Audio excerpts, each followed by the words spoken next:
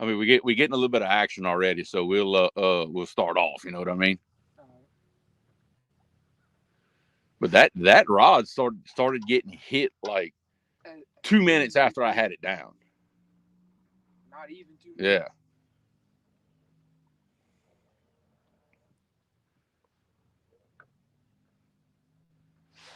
Yeah. Yeah, it's not quite 9 o'clock, but we decided to go live anyway. We already starting to get some action on the rods, so we figured we'd go ahead and go live. I'm getting a little antsy, I suppose. I see Mike Sampson, Brian B, Quiet Man Curtis. What's going on? Good morning, everybody. Yeah, we jumped the gun on our scheduled time. The rods are starting to move around already, so I didn't want to miss any good action. So we gonna see what we can do right here. Big Bill, what's happening? Good morning. Good morning. We are in the same spot that last time that I fished live. That big confluence of the outflow channel from the Mississippi. Atchafalaya is this way, and the Red River is right here behind me. So we're literally fishing three rivers right now. High Tower 89. Yeah, I can imagine. I bet them frozen lakes are frustrating. Very, very, very frustrating. For those of y'all that want to go fishing. Luckily, it don't get that cold around here to freeze everything over, thankfully, because I would go crazy.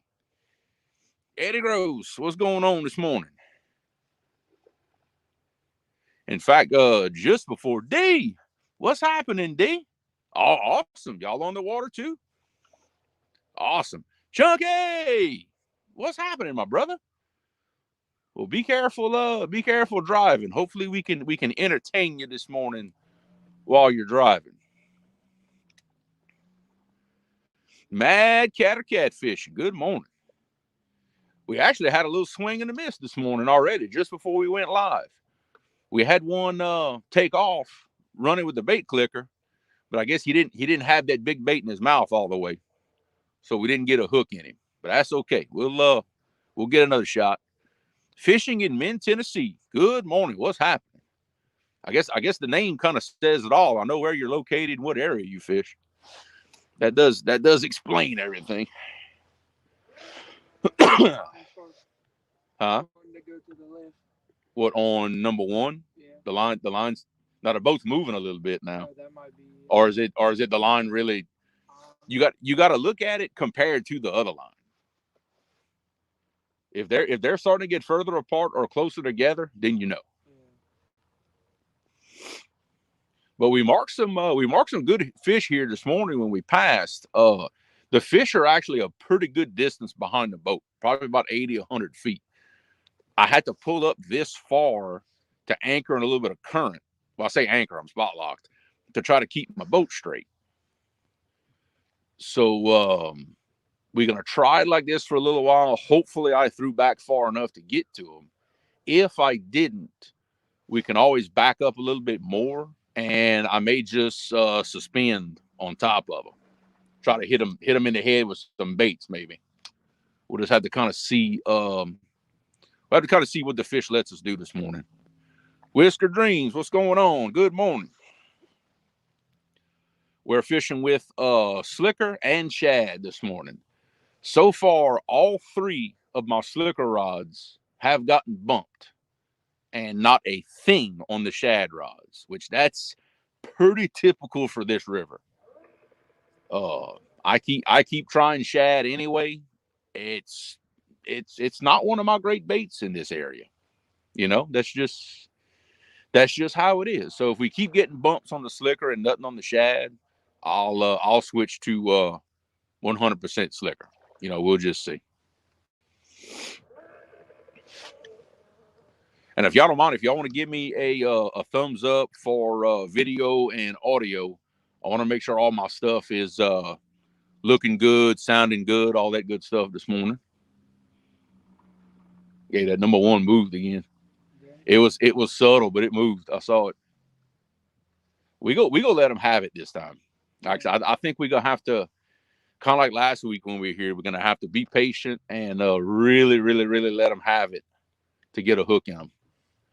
Because I had two of them that I had to let it run quite a bit before I could finally, okay, thumbs up, everything's cool. All right, appreciate y'all. That handsome fella there that the camera's on the back of the boat, that's my son Gabe. Been a while since he's been out fishing with me.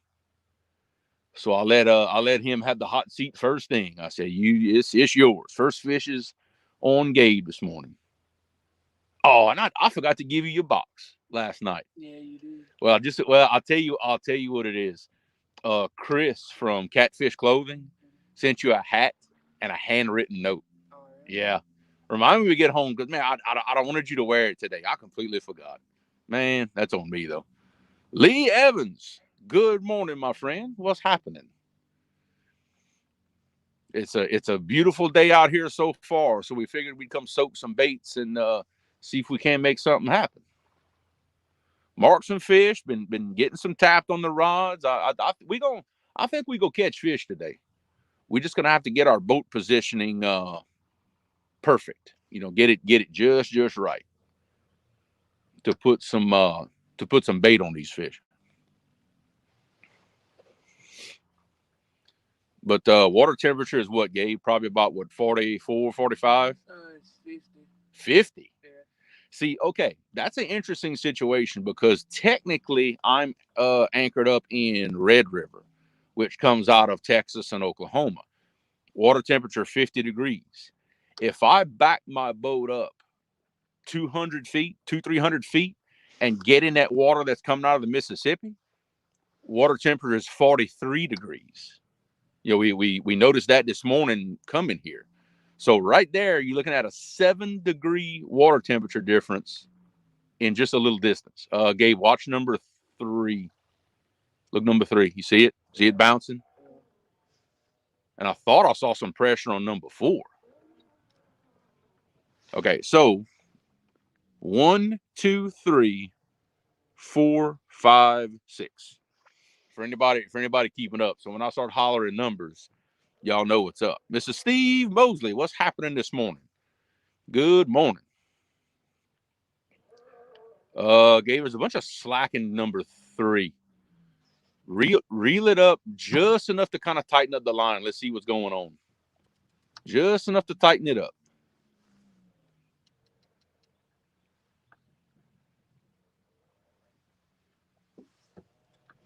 It's if you see slacking the line again, we might want to check that out because every now and then at this spot, the fish want to run straight to the back of the boat. So we'll have to keep our eye on that. Fishing Local 252. Good morning. Yeah, we definitely have some action this morning. It's slow, it's subtle. I think it's gonna be one of them days we're just gonna have to really baby them a little bit to get a hook in them. But that's winter fishing for you. That's sometimes that's what you have to do. But we definitely have some action on 2 rods for sure, possibly 3. I've seen some times where you got literally 20 minutes of kind of babying them and letting them have it a little bit before you can really get them. So we'll see what kind of mood they're in today. Yeah, Gabe, look at it. Just slowly going down. Look at it. Let it go down. Really let them have it. Yeah, it's gonna. And that's this rod right here, that Uncle Lou's rod. I don't know if y'all can see it, but the tip is just it almost looks like a yellowcat bite. Flathead for everybody else. That's kind of how it's acting, even though I know better. I know that's not what it is, but that's what it's looking like. Downtown Ernie Brown. Good morning. What's going on, Mr. Ernie? We'll try our best to put some fish in the boat for y'all today. But they are biting slow. Look, Gabe, look at it. Look, it's just real slow. It just pulls. He puts a little weight on it. Hey, that one's got a bait clicker too. Yeah, You always got it on. yeah, yeah. Turn the bait clicker on that one too.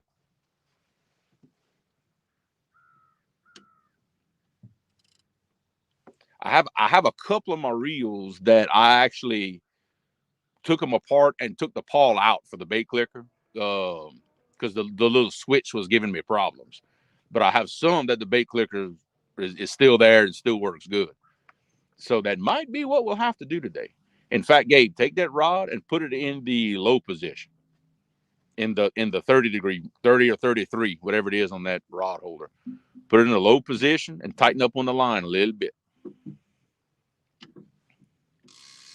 There you go. Waiting on ice to melt. Man, I'm so glad we don't deal with that. I couldn't deal with all these frozen lakes and all that stuff that y'all deal with. There's just no way. That'll drive me crazy.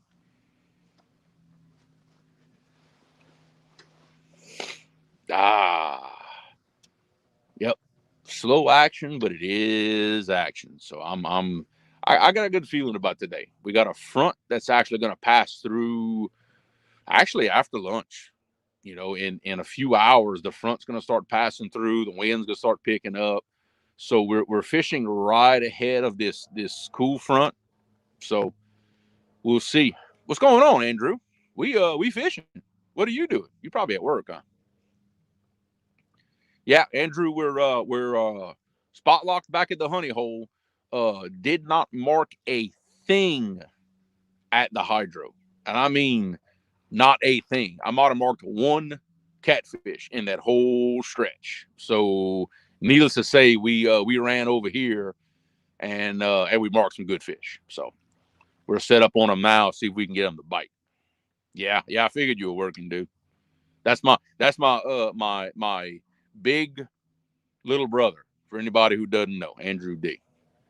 In fact, he fished Winter Blues with me, if y'all remember, in the same spot actually. We were a little further back. We were like in that current scene back there. See a lot of boats on trucks. The auxiliary structure is flowing a little bit, not much. Low seal is completely like nothing coming out of the low seal. The hydro was humping this morning. It was probably good 6 mile an hour current coming out the hydro. So that's what we got. Mr. Ray Smith and 351 Cleveland. Good morning, fellas. Thank y'all for hanging out on. I mean, for us, it's a beautiful morning. I don't know about everybody else, but it sure is. It sure is pretty here. It's pretty. It's quiet. It's very peaceful out here. Hopefully the silence is broken by a either a screaming bait clicker or some screaming drag. That'd be pretty awesome this morning. But we'll just have to see how that does for us. Like I said, we'll give this boat position probably a good another 20-30 minutes. Let some of these fish give them a chance to do something. And if they do not want to cooperate, I'm going to try backing the boat up and getting closer to them. I have a feeling that I might not be quite close enough from where I marked the fish at because they were out there a pretty good distance. That may require doing some suspending for them. I'll have to see. No, Andrew, the red is a little dirty. It's not bad. It's actually a little cleaner than last time I was here. It's just very, very, very, very little current. I'm gonna say, I don't know. I don't think it's 1 mile an hour. I don't think it's even that fast. Just barely keeping the boat straight. Uh, so yeah, we're just gonna have to think about boat positioning if I can't do what I want. We'll see.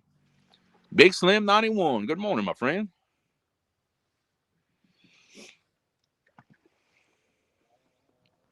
Yeah, the outflow is flowing, you know, about what we're used to seeing. I'll put it like that. The outflow's probably got a good, I don't know what you think, Gabe, about 4 mile an hour current. Probably. Probably, yeah, it's got a good 4 mile an hour current in it. It's making a really nice current seam out there. I have a feeling we're going to end up kind of going out there a little bit and having to suspend on them. I have a feeling. We'll see. Mark, what's going on, my friend? Comment ça va, Des Martin?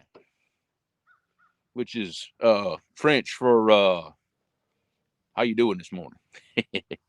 I got to throw a little bit at y'all. Mike Doucette, what's going on, bro? It's if my memory serves, it's been a little while since I've seen you in a chat. I think you're, if I remember right, you're local to me, not too far from me. Correct me if I'm wrong. With a name like Doucette, you can't be very far from me.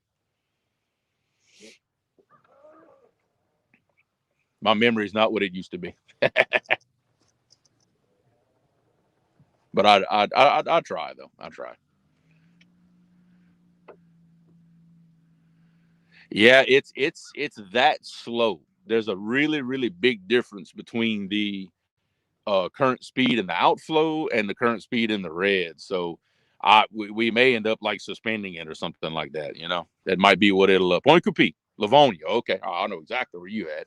You're downriver from me. Oh yeah, Bub, I know exactly where you at. About an hour from me then. I thought so.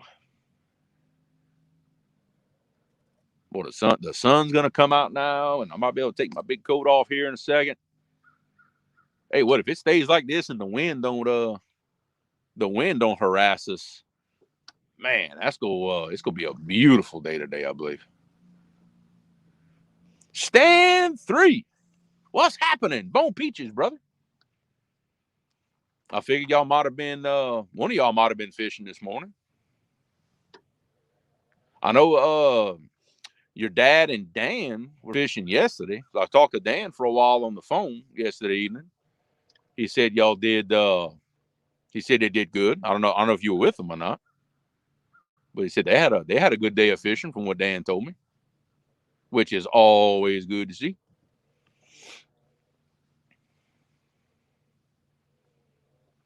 Yeah, we're fishing on behalf of Team Better Cheddar this morning. Even though I don't have any Better Cheddars in the boat, we are fishing for Team Better Cheddar. So I'm still staying neutral. I can't pick between y'all. That's too hard. I just can't do that. There's too many good friends on both sides. I got to stay out of that one. Team, there you go, Mark. That's even better. Team Bacon. I like that even better.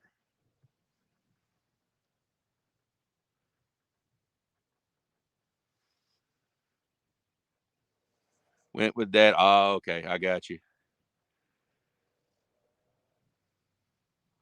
Let's see. Wait. Comment moved on me. Oh, okay. You went with Dan. Okay, we did. He just said he went with Stan. He didn't specify which Stan. Yeah, that's what Dan said. He said y'all gonna get an awesome video out of that. Y'all, from what he was telling me on the weights and everything, y'all had a really good day. Mr. Carl Dunn, good videos on Facebook. Catch some in Mississippi around Geismar, and the chief of police of Baker. Carl Dunn, that sounds very familiar. I don't know if I'm not friends with him on Facebook. Sounds very familiar, but yeah, that's a stretch of the Mississippi I wouldn't mind getting into. There's a lot of water that I haven't been in yet, to be honest. I fish, kind of the little local area to me. Probably, I'm gonna say a 20-mile radius of Simsport. That's about as far as I've gone so far. So I'm definitely looking to broaden my horizons, if you know what I mean. Go see and fish new places. But it's that comfort factor. You know, it's I don't know about everybody else, but I almost always skunk when I go to new water for the first time. It takes me a little while to learn the area and find the fish. So I'm always hesitant to go to new areas because I know I can go in my old spots and catch fish. It's tough sometimes. Yeah. I'll if I don't have him on Facebook already, I'll definitely hit him up on Facebook. And yeah, definitely. If he can point me in the direction, maybe make that new water fishing a little easier. That would help me out a lot. Guarantee you. Warrior Hearts Fishing. Good morning. Yeah, we jumped the gun on our 9 o'clock live. I decided to go live at like, I don't know, 8:30, 20 minutes to 9. We had some rods moving around. The second I hit the live button, huh? Did it?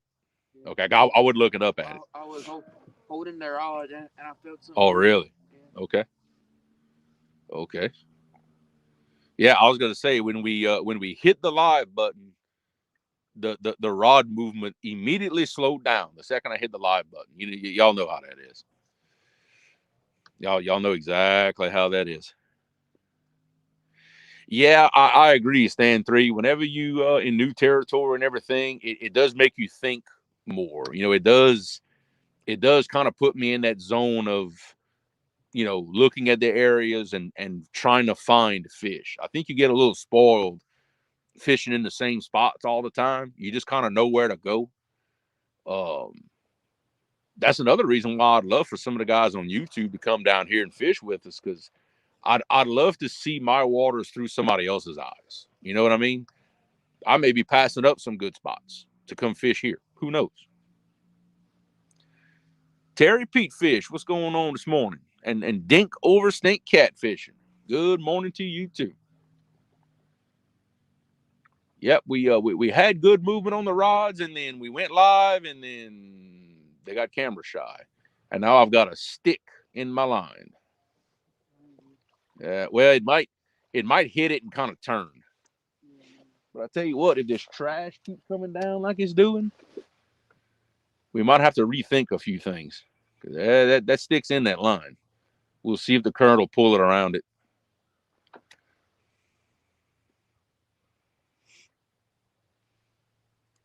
Yeah, and look, I'm like that too. I want to go catch. It's tough to just go somewhere new you've never been. But hey, you got to do it sometimes.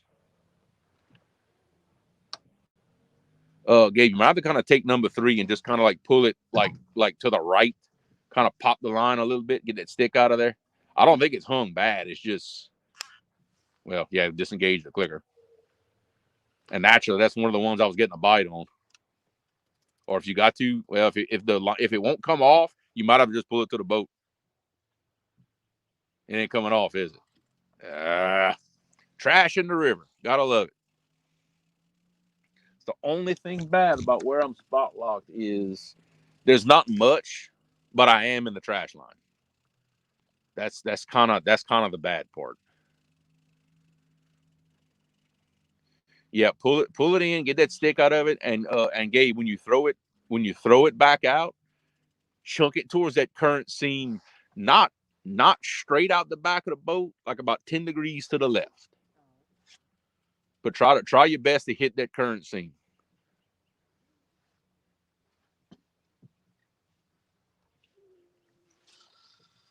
Oh yeah. Oh, beautiful. That's exactly where I wanted it. Beautiful. Beautiful cast. Gabe knows what's up with those big reels. Let's see. Wait. I gotta highlight that one. I got to. That's a good one. Sit in the boat and try to remember what open water feels like. Well, nothing else, Mark. You can fish vicariously through us, because we definitely got open water. Ain't no doubt about that. That was funny though. Hey, Gabe hit exactly where I told him to hit. He knows. Same thing, Gabe. Low position and put the bait clicker on. If they want to hit it, let's give them an opportunity. I ain't gonna lie. I'm starting to like hearing that bait clicker singing. I ain't gonna lie. I don't get in the habit of doing that because I anchor up so much. But hearing that bait clicker going off at one run is pretty cool. 11 degrees. Holy Shasta. Yeah, that's no, that ain't happening. It's probably, I don't know what, Gabe, very upper 40s or low 50s right now. Probably just judging by the number 5, Gabe. You just bumped it again. I don't think that was your chair that did that. It the chair doesn't make the tip bend. But shad, dude, the shad hadn't got touched. No, shad has not gotten touched. But the 3 rods with the slicker on them have all had bumps at some point. Yeah, but that's like barely double digits. Like barely. I don't 11 degrees. I don't know about all that. I mean, I don't normally I say I don't mind the cold weather, but that's not cold weather. That's nope weather. That's what that is. Ay, ay, ay. Okay. Yeah, if y'all can, I don't know if y'all can hear it on camera or maybe see it every now and then, but there's some big fish that splash in the top out here. They're Asian carp, and they are everywhere out here. And no, we are not going to snag one for bait. I ain't messing with that today. Look, Gabe. I said snagging, and he turned around and he looked at me. Maybe if the catfishing gets dull, we might break out the snagging rod, but we ain't we ain't gonna do all that. Come on, rods, we gotta have something happen here. I said the second I hit the button to go live, everything slowed down. I'm telling you, these fish are camera shy. I'm convinced. These fish are definitely camera shy.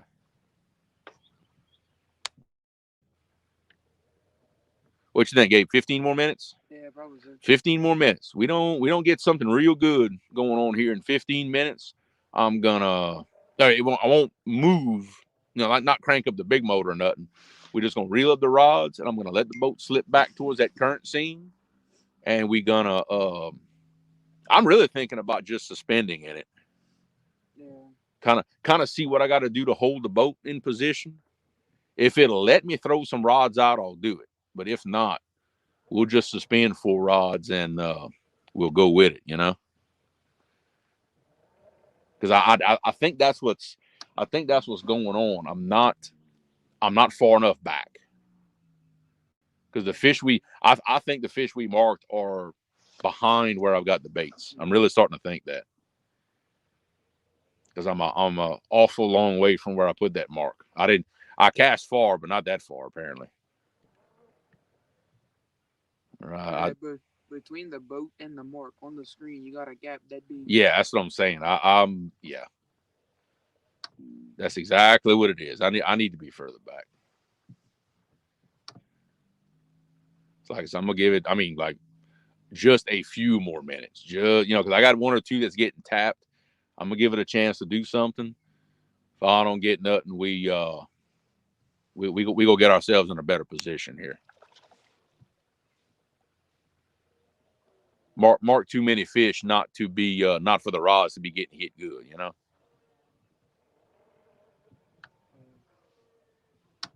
Besides, the boat's starting to move more and more, because I think I'm losing my current that's holding my boat straight. So that's another reason why I'm gonna probably slip it back some.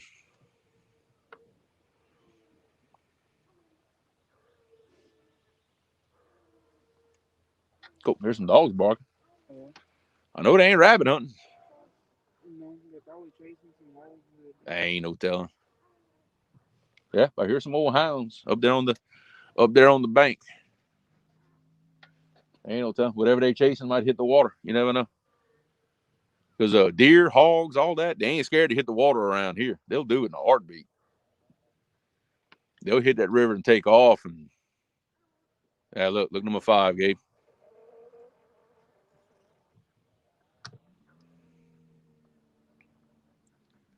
See, 1, 3, and 5 have slicker on them.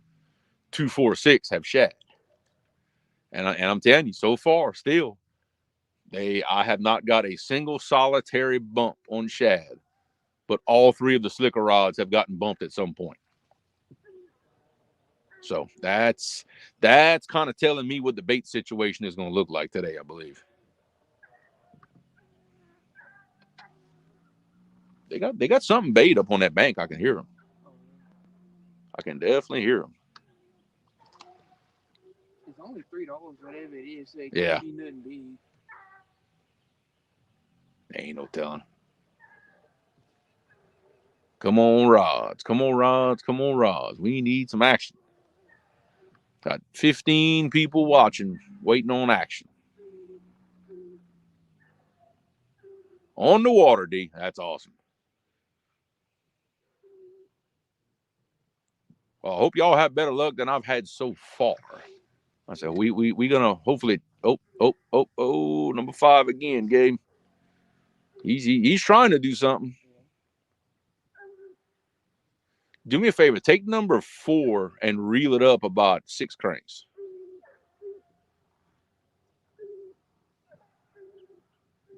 Okay, kind of get it out of the way of the other one. That way, if that fish decides he wants to go sideways, hopefully he don't take off and get in that line. Yeah, we go give him about 5 minutes to commit. If he don't want to commit to it, then apparently he ain't big enough to worry about. And we gonna move on.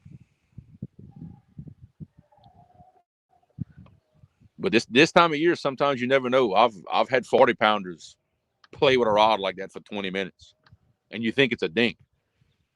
Then all of a sudden you finally get him and reel down on him, and you realize it's a big fish. I've had it happen more than once. You just never know sometimes.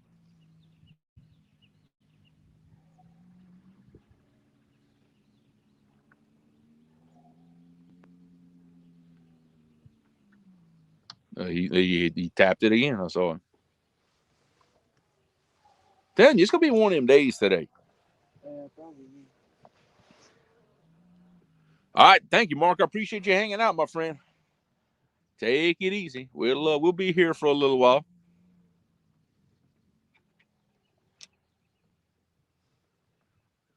So sometimes I forget. I get so wrapped up in looking at the rods and seeing what's going on. I forget we're still live. 31 degrees, but feels like 25. Ugh. That's not. At least it's not 11. That could always be worse.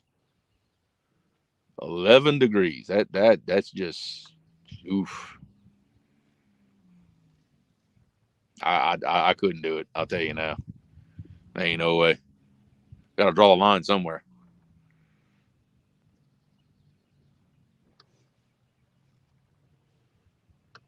Yeah, boy, he bumped it that couple of times, and that's about it, huh?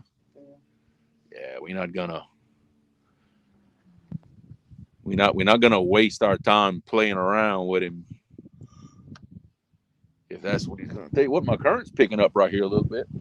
Not a lot, but it's picking up a little bit.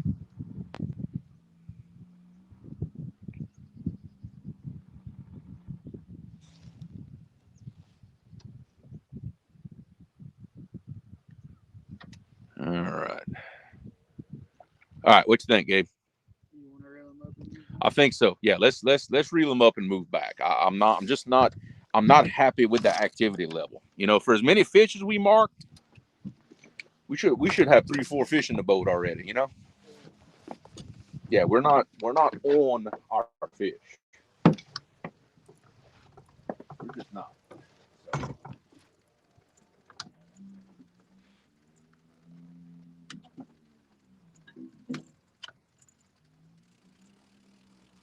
So don't be surprised you reel one in and figure out there's a fish on it. Yeah, probably. Don't be surprised.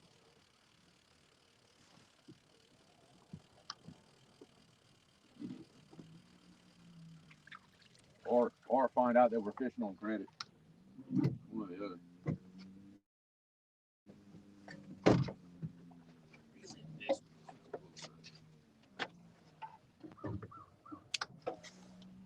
The big quicker don't.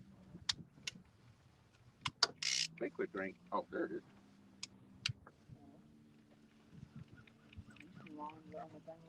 Are they? Okay, we'll just hang on.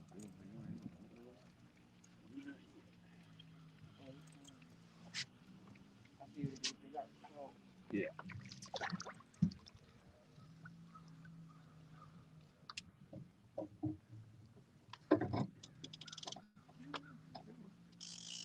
Well, I'm thinking it wouldn't do it right.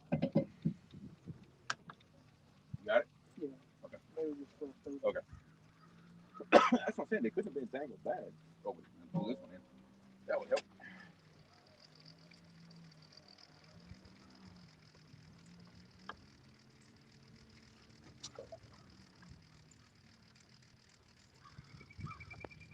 Hey, well, we had a lot of line out in that deep water. Hey.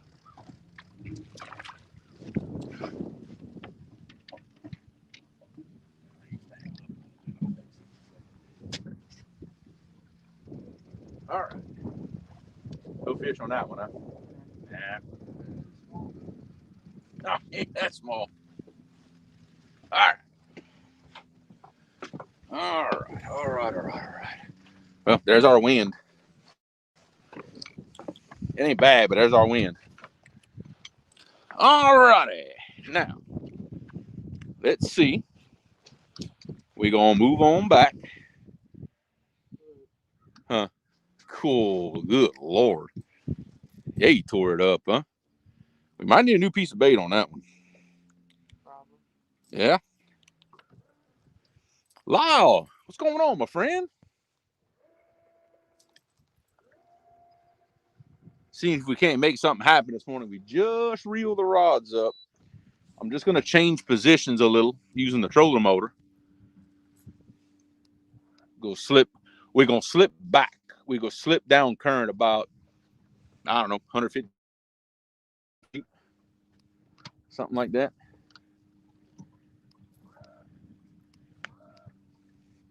Hey, Gabe, look on the graph. Tell me where I'm at on my my mark. If I'm heading towards it's that little flag. Go left a good bit. Left a good bit? Yeah. You just about even with it, but make a hard left. Oh, so it's over here. Right. Like, okay. Like pretty much on the edge of the current scene. Like, right where I'm going now? Go right just a little bit and out. Like right here, kind of? Yeah, you should be starting to get over it now. Okay. All right, well, I'll tell you what, I'm going to go ahead and get right here. Let me see what's going to happen with boat positioning. We marking anything on sonar? A little bit, not much. Okay. But they're right here, though. Yeah, you right over the How about flag. now? No, not yet.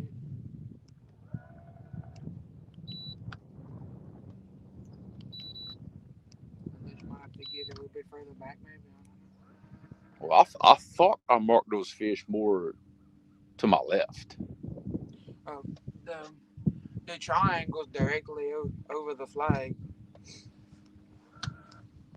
Okay. Let me get like kind of out here a little bit.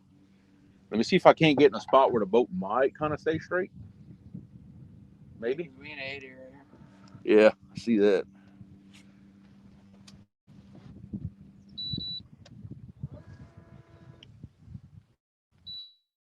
Let me just spot lock us. Let me see what's going to happen. Yeah, let me see how it's going to go with this. Let me make that look at the graph. We're right on top of the flag.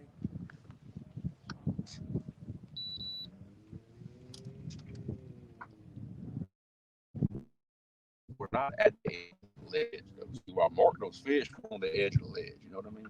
Yeah.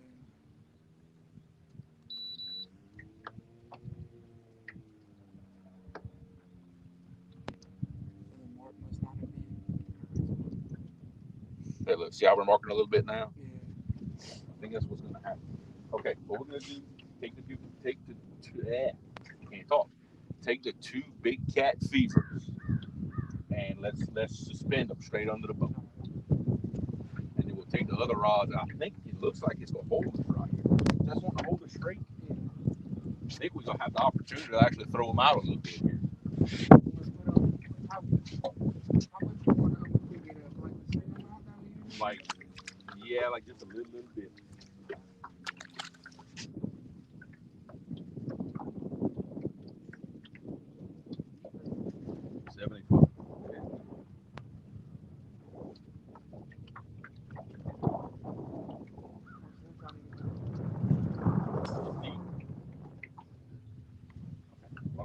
take these rods, I'm gonna throw them out the top up. You know what I mean? I'm gonna leave the shad on for the time being.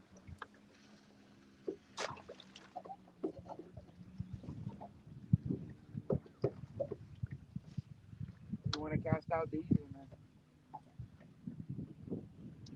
What I'm gonna do? Take that elite and cast it out like a short distance, like I do. And then take chunk.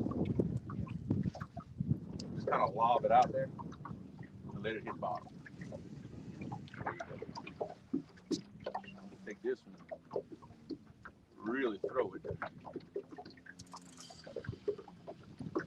of right in the current. Yeah. Now cast out this one kind of straight out where they're on.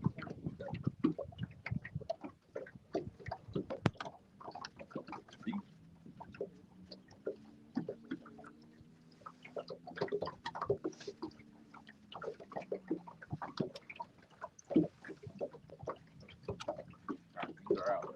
I just take that Uncle Luke and throw it that way, like straight down the shaft block. And don't be afraid to kind of haul it out there. Like, ain't no time to haul it.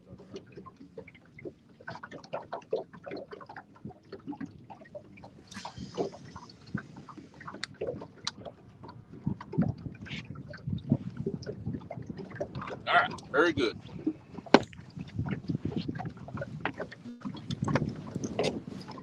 All right.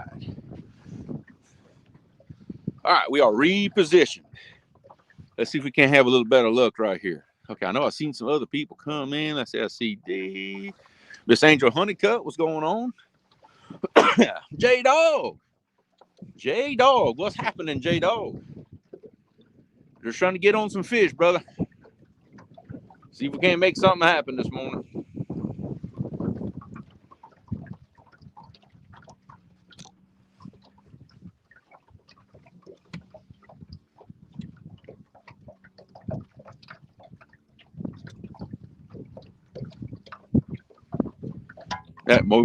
We marked some fish.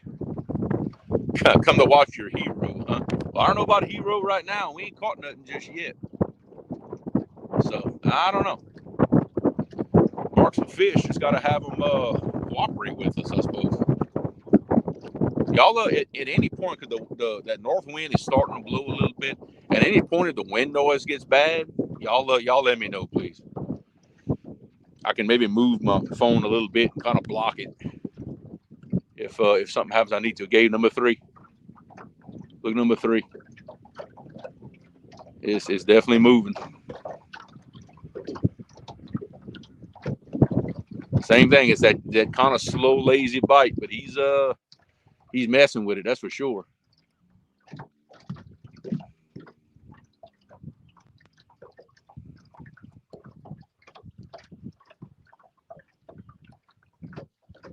Look, see how he's got like some steady pressure on it. Just let him. We're gonna have to let him have it. You know what I mean? We're gonna have to really just let him have it. They gonna have to fold them rods over or something. We had a swing and a miss just before we went live. I ain't missing another one. We gonna make sure they got it. That line's moving around. I know that. Now that also could be the current doing that, because we're kind of in that eddy, so the lines could do some real funny stuff. Like number 2, that blue cat rod, it's doing all kinds of crazy stuff. Yeah, but I'm not gonna, like I said, I ain't gonna do nothing crazy with it just yet.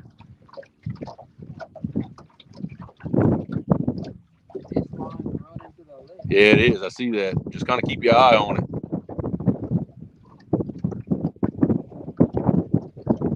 But like I said, the currents do weird things right here.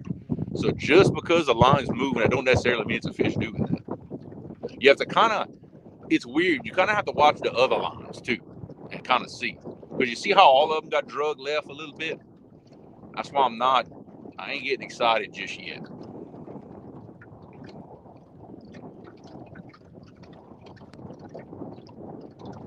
At least it's holding us pretty good though. At least that.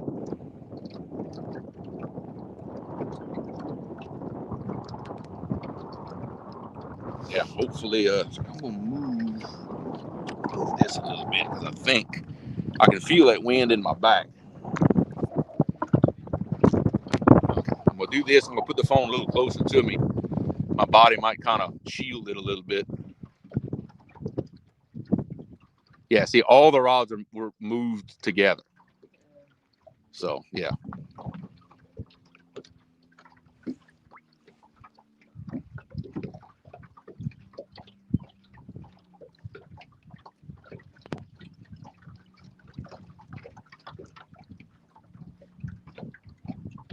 Do me a favor. Take number 2 and just take up a little bit of slack. Because that thing is doing funny. Like more funny than the other rods are doing. Okay, that's good. Just leave it be.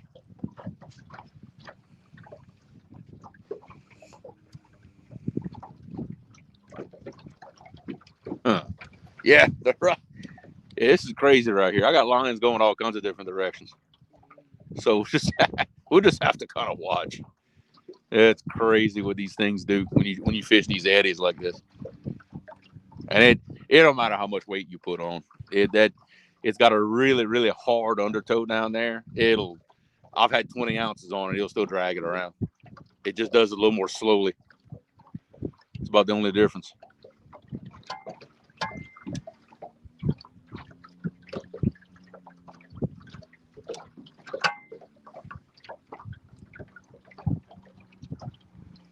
All right, come on, rods. We marked fish, and did we change the bait on that one that was all tore up? Why didn't we? That ain't good. Which rod was that?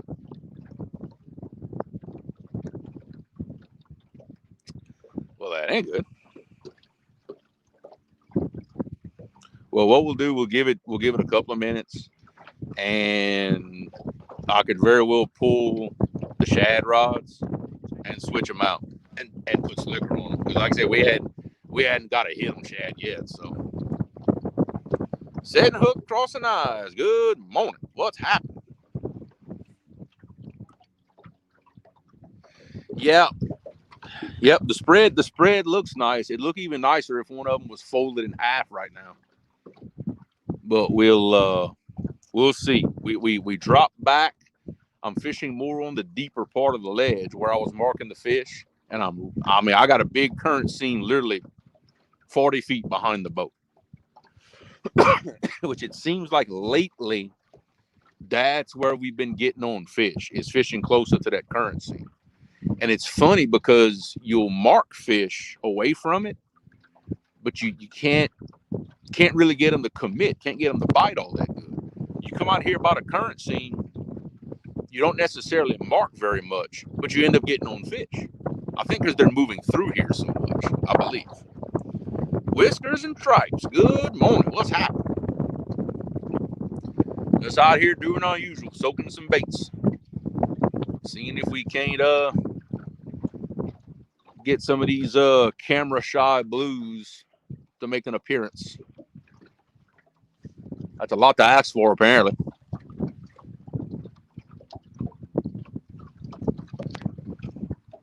Yeah, I've got 2 rods suspended, like number 1 and number 6.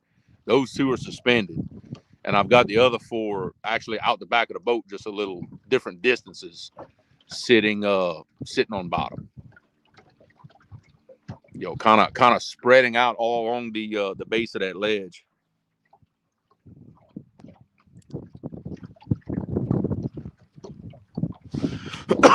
Oh yeah, ran hoop nets 30. Oh yeah, talking about the size of the fish. Oh yeah. I mean they've got monsters in this river. There's no doubt about it. I mean I've seen them. We've all, those of us that live here, we've all seen them at one point or another.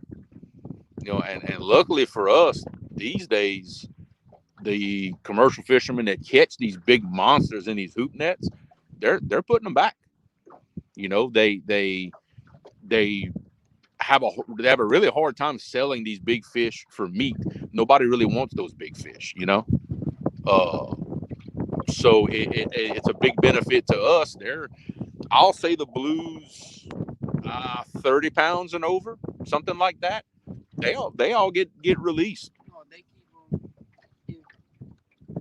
if they above 15 or 20, they throw them back. Really, really. That's what he told me and Pope the other day. Oh, okay. Oh, you see, it is even smaller. Now, see, a while back he had told me that it was like 30 pounds, but shoot, they going down even more.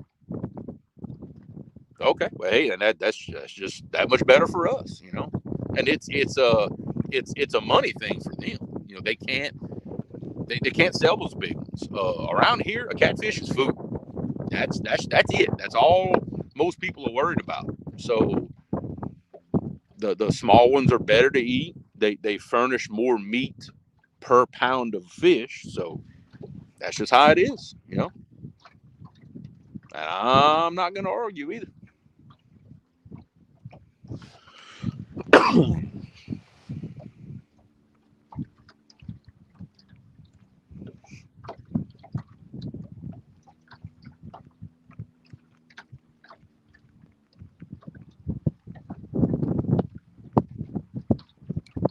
Hey, Gabe, I don't know what happened, but we didn't help ourselves coming out here. I thought we did, but we did not.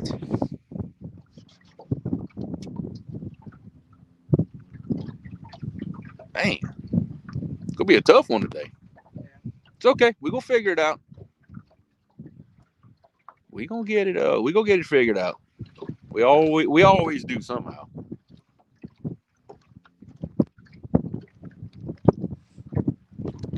I'll tell you what, that current scene moved closer to us. You notice that? It's 20 feet behind the boat now. In fact, I think it's taking some of the lines and doing some weird stuff. I don't see anything potentially getting tangled. Got shad in the car. Better go get. Oh boy, yeah, you better go get that out. Because man, a couple of times I've accidentally left bait in my little bait ice chest all week, and man, open that thing the next weekend. Oh wow, it'll cross your eyes. Fishing Local 336. What's happening, my friend? Thanks for coming hang out with us here on this Saturday morning.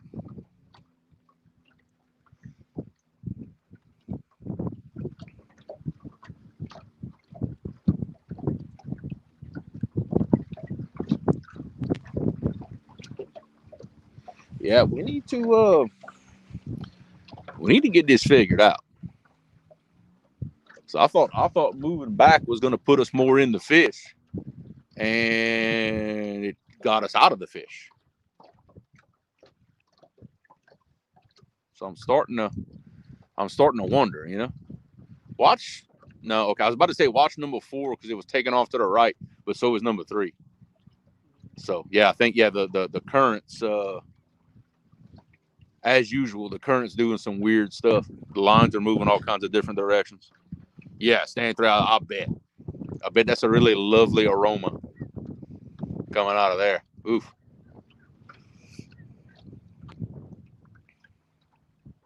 Yeah, my record is leaving some slicker in my ice chest for 2 weeks. That's the worst I've ever done, and it was pretty terrible. Not gonna lie, it was pretty doggone terrible. Man, that got rough.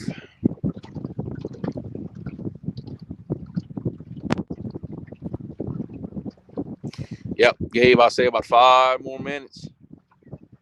They don't get hit, we gonna make an adjustment. I don't know quite what we're gonna adjust to, but we're definitely gonna make an adjustment. I'm thinking about pulling back forward. You know, pull back forward up in the Red River just a little bit, because when I marked those fish, they were real tight to the base of that ledge. I'm starting to think that we moved too far. I think we moved behind them. I'm starting to think that's what I did. I slipped back too far. So what we'll do, we'll move up a little bit, and I want to mark them again.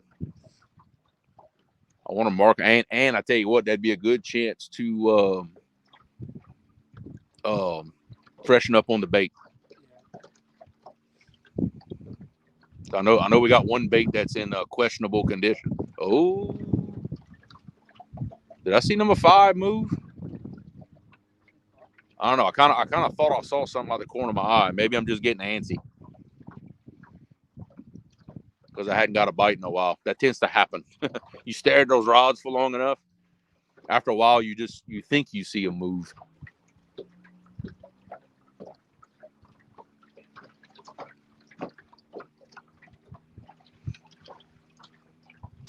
No, but we hadn't got a bite since we got here, huh? Yes, I don't like that. I don't like how at least we were getting a couple of bites, and now we moved out here and lost it completely. I do not like that. So we're gonna adjust. We're gonna get it figured out.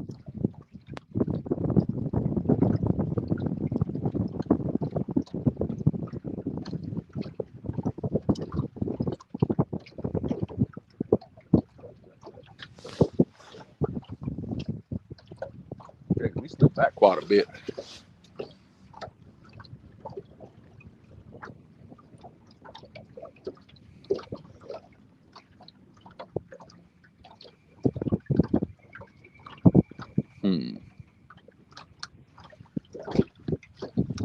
Our currents have changed a little bit too.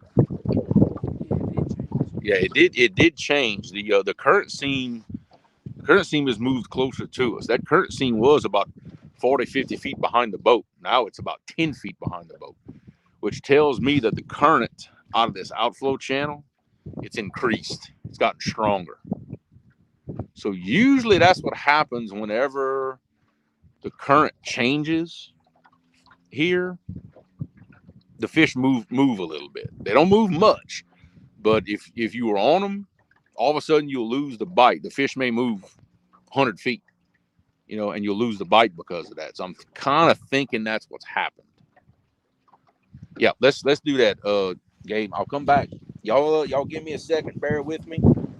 Let's reel up the rods, and while I'm moving us around, you get us some bait good.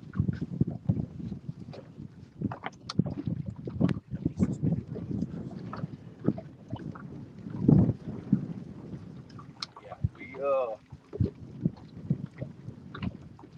lost the bite. I don't like it. You want new bait I want the shad. I'll tell you what I'm thinking. I want the shad.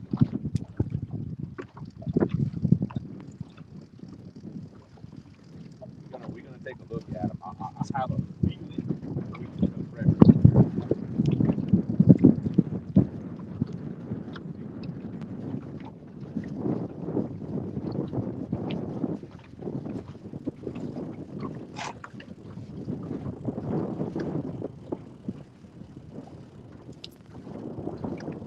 Like that shad.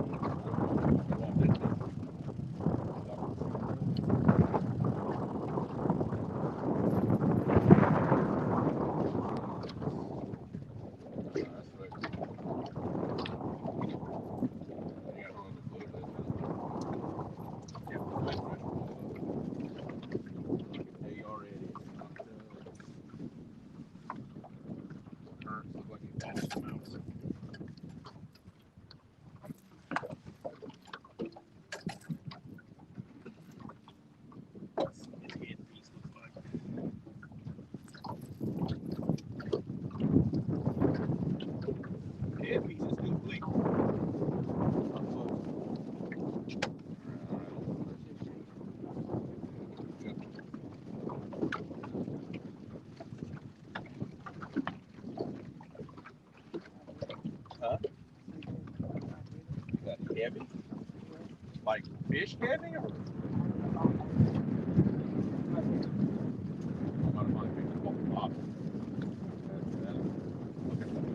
All right.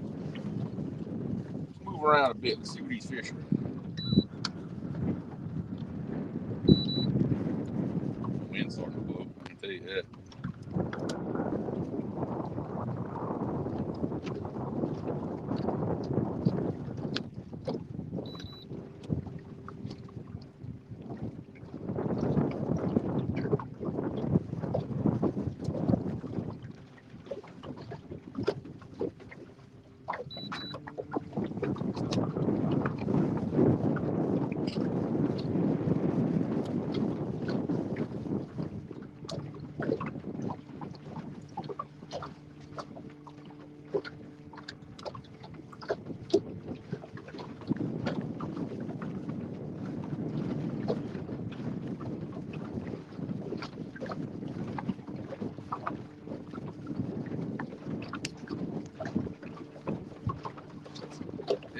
see. Let's find us some fish. Oh. Hey, thank you.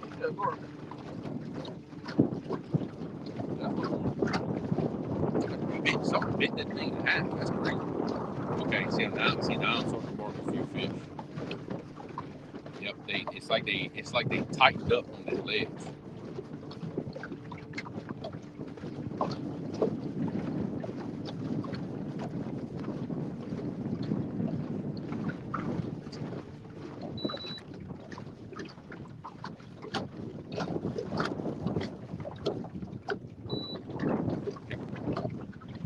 And this spot here.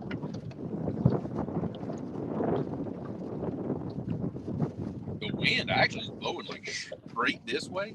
It might actually kind of help us keep moving. All right, let's get some bait cooked. Let's say all slick. We ain't messing with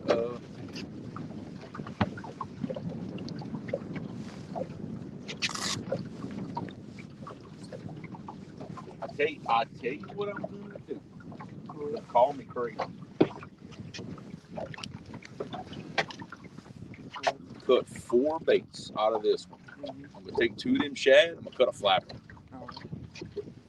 Call me crazy, but I have had luck with those flappers with those shad, especially when the bite kind of slow. I've had okay luck.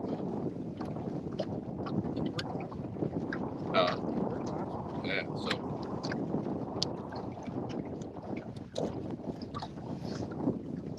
Jump your tail out.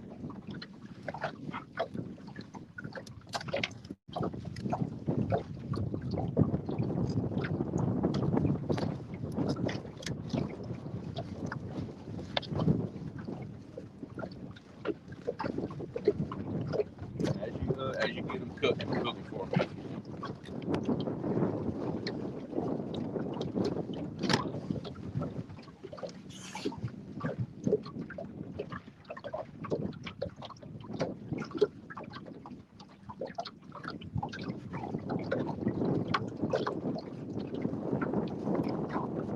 Yep, now the wind's gonna blow.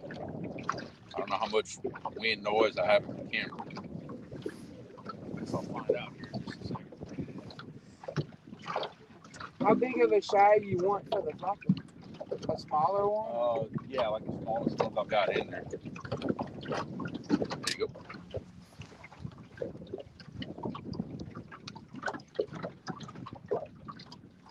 Using some pretty decent sized baits today.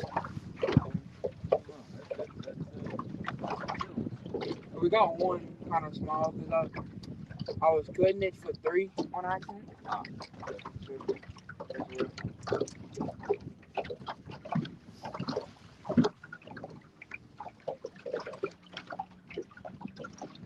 That way we'll have a variety of sizes, so we can say we did that on purpose.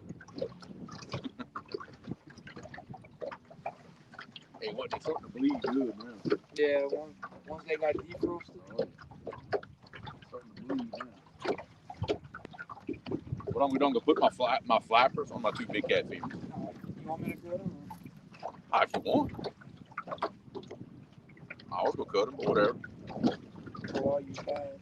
Yeah. I'll get these thrown out.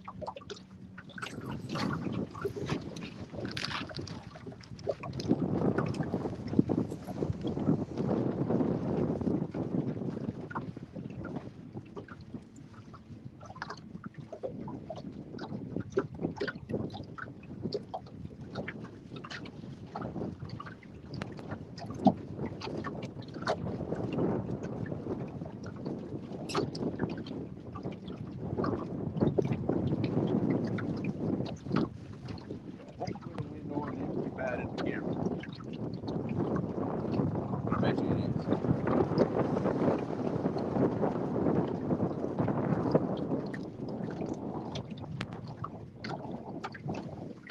They got the 3 days?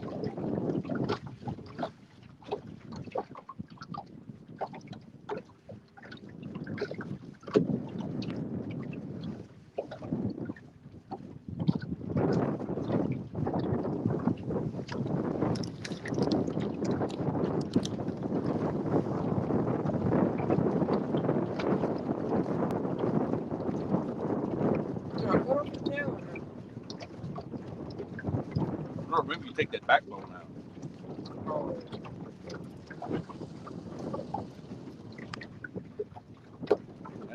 That's gonna eliminate bait.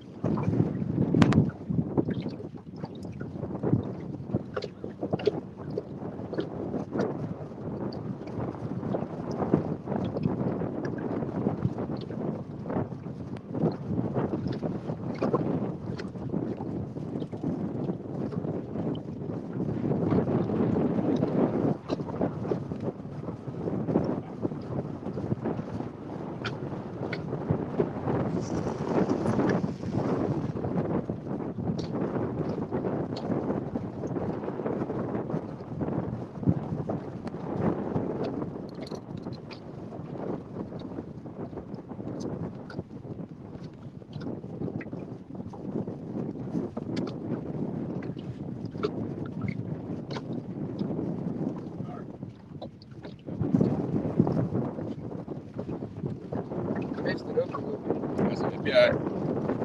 If it's a little ugly, it might be even better. Yeah, the wind's blowing. Oh, so much for it not blowing hard till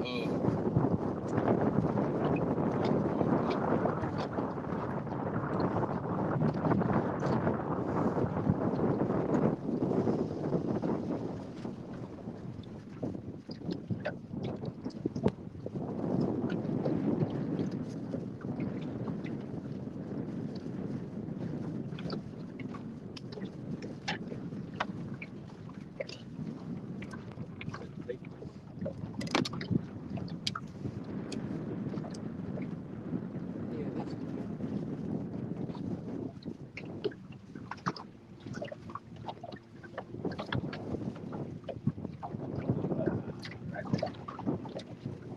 Look.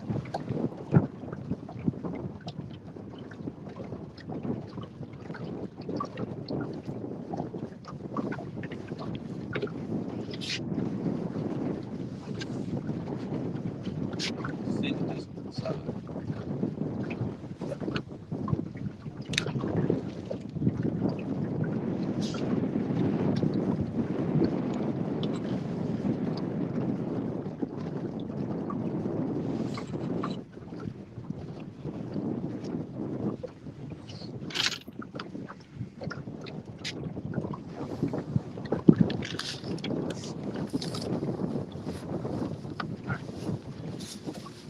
All right, we're good to go. We fishing.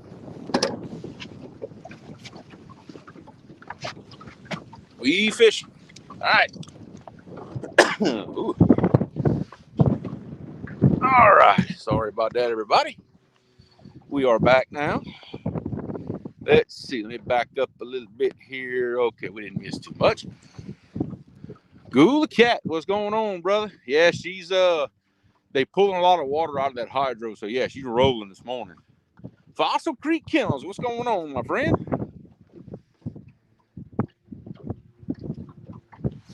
Yeah, y'all let me know about the wind noise. Like I said, that north wind is starting to blow and it's right in my back. Say hopefully I'm kind of blocking the camera a little bit. Kind of keep some of the wind off of it. Yeah, we repositioned a little bit. kind of marked a few more fish, and I think I'm in a little better position now. David Smith, so far the fish count is a big old goose egg.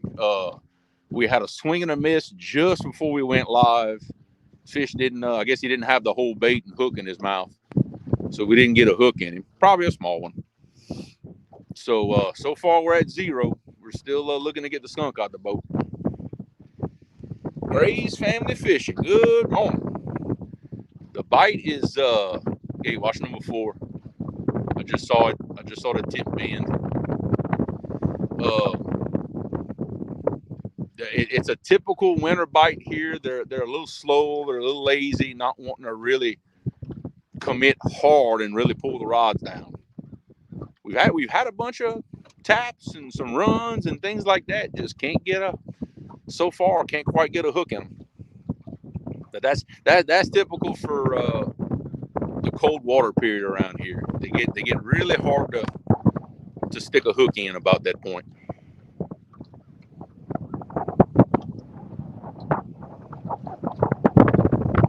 So hopefully we'll have one that commits here. Has, what is going on? Has, we out here soaking baits. See if we can't make something happen. We're in a good spot. We marked some fish. Got some good bait. Just gotta have them cooperate. That's all. Got to have them cooperate. Like I say, hopefully my body's kind of blocking the wind from the phone a little bit, because it is blowing. We got a hard north wind, and that's coming right over the nose of the boat. Probably not. Probably not. Simply because I don't think I'm in the mood to go home and clean fish. About that. So I think they're gonna all get released today. Nobody's coming home with us today.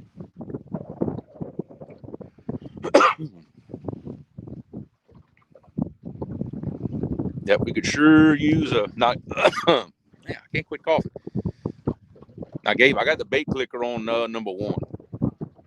So if one decides he wants that big old flapper, you'll know about it. Cause he will sure take off. I'd love to hear that bait clicker screaming. That's pretty cool. I'm starting to like that. Yeah, we heard it. I should have let him run more. I should have let him run a bit more before telling you to engage. I got antsy. I definitely got antsy. It happens. What happens? You don't get for a bite for a while. you get antsy.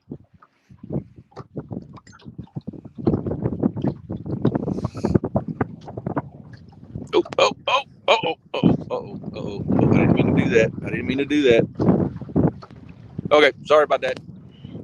Yeah, sorry about that. Big fingers, small buttons. I hit the wrong button. Sorry about that.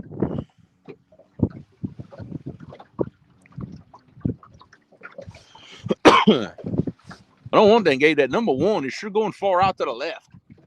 Of course, I say sometimes the current kind of does that too. But if it's a fish, you'll let us know.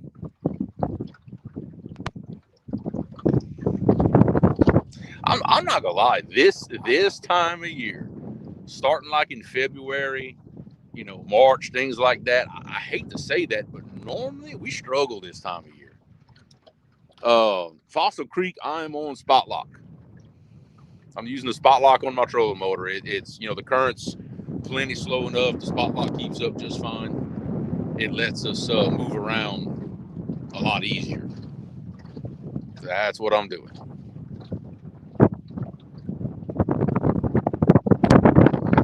Yeah, this time of year is not my best time of year. It's really not. We always, for whatever reason, we always struggle a little bit.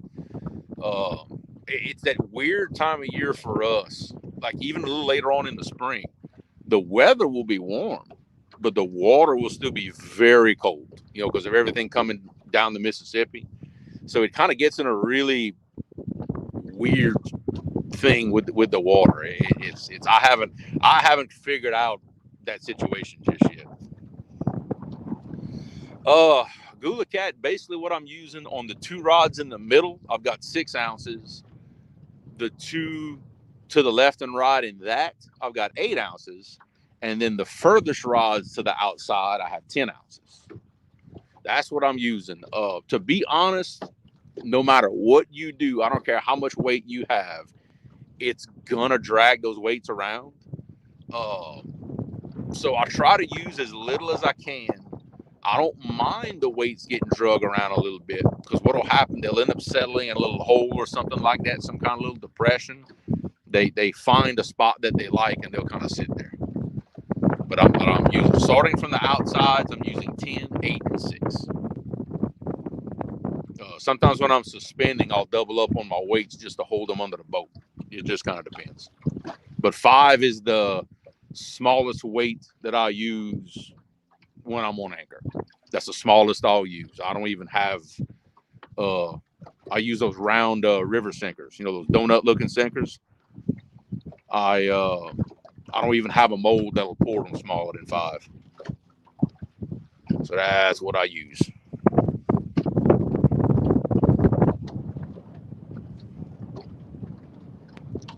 And the boat's gonna start going sideways. No, maybe not. Okay, no, we're good. We're good.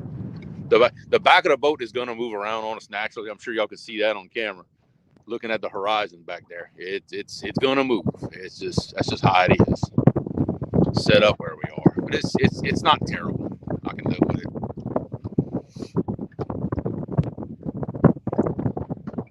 Come on, fish. I said we gonna give this a little time. If something happens, we don't get nothing here again. We'll make a little move.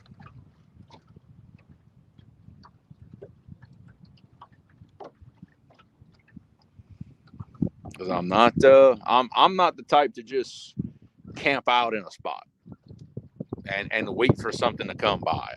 That's what I got a boat for. I've got the capability of moving around and finding fish. That's pretty much what I'm gonna do. I'm gonna find them. I got a stick in my line on number 1, but it's not interfering with anything, so I'll just leave it for the time being. Little Luck Outdoors. Good morning. Thanks for hopping in with us and watching our rods not do a thing.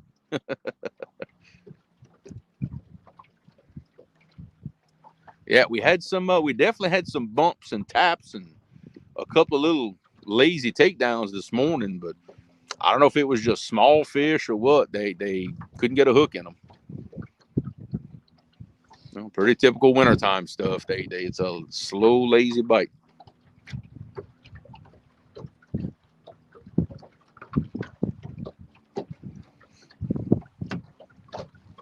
And we got a front that's trying to come through. It may be coming through a little earlier than what I expected, and it very well could shut them down. It wouldn't really be the first time. It might shut them down. I don't know. But we got some good bait in their faces, so if they still want to eat, sure got the opportunity.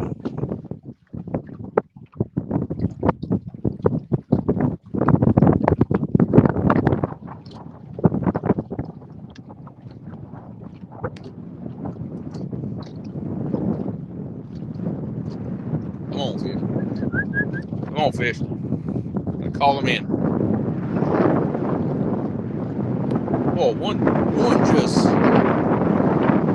just hammer down takedown would make this all worth it. You know what I mean? I mean, just get hammered. Now the boat's gonna go the other way now. Yeah, this current's hard to it's hard to keep the boat still the way this is set up. It's gonna move around. Let's see. Well, I'm gonna highlight that. Now, Dora said the blue cats are being caught in Lake Pontchartrain. No, actually, no. Lake Pontchartrain is it's brackish water. It's not salt water, but it is brackish. But those blue cats they'll handle that brackish water no problem. They actually catch a lot of big blues like down in Bayou Manchac and everything, where it's extremely brackish. The blues don't have an issue with that. You'd be surprised. We'll actually get even as far north as we are up the river.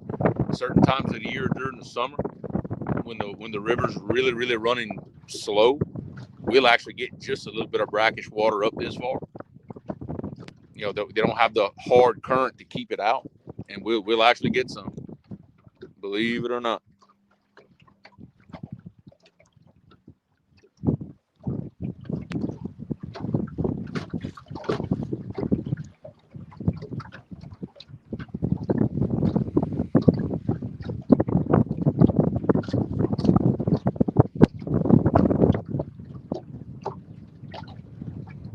rods ain't moved, huh? Man, what is going on? I see we had a little bite first thing when we got here. Had some rods moving around, but boy, they ain't moving now. Jesus.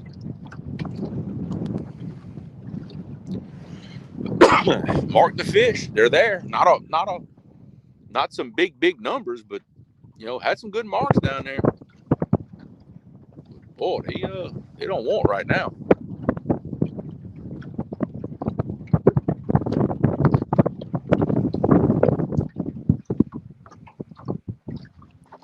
Gabe, I'm kind of already starting to think and plan out what the next move might be.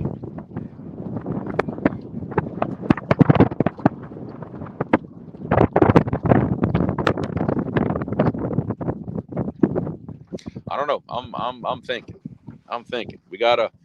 I hate to already plan the next move this close in. We hadn't been here a long time, but still, I wanna have something planned out.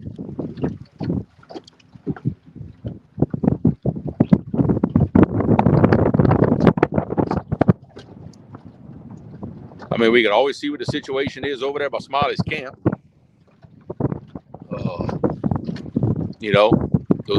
These fish may have moved down just a little bit. I don't know. Crappie day fish on. Crappie day fish on. Sorry about that. What's going on this morning, brother? Yeah, we facing a tough bite right now. They not very active. I said this front coming through may have turned them off a little bit, but we gonna still we gonna still grind and see if we can make something happen though.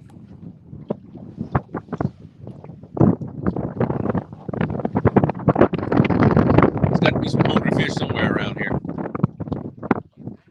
I'd find it hard to believe that nothing wants to bite this one. I refuse to believe that. I think we just got to find the ones that want to eat. Like I said, we'll give this a little while longer. 15, 20 minutes. If we don't get a hit, we're gonna reel up. We're gonna crank up the motor. We're gonna do a little looking with the sonar and see if we can find some fish. We are not admitting defeat.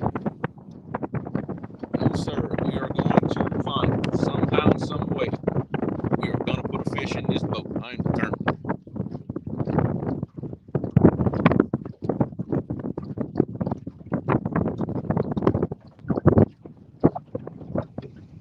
We're going to make something happen. Don't worry. I gotta put Gabe on a fish. It's just all there is to it.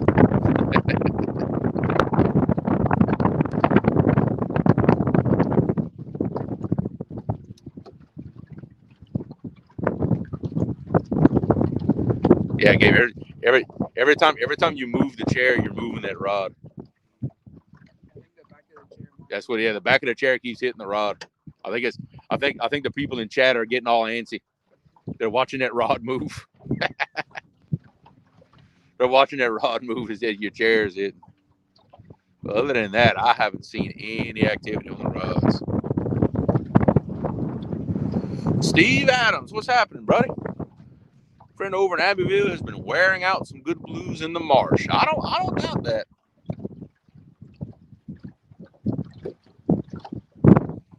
Yeah, those blues over there in that brackish water, they got some good ones out there.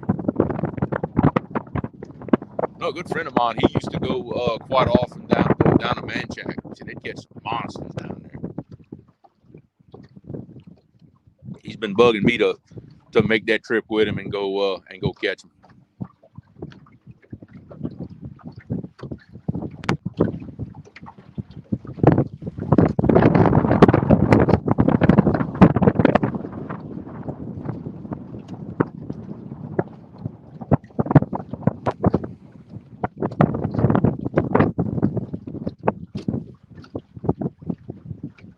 Oh, Gabe, number 4. That wasn't you that did that. Yep, that wasn't you that did that one.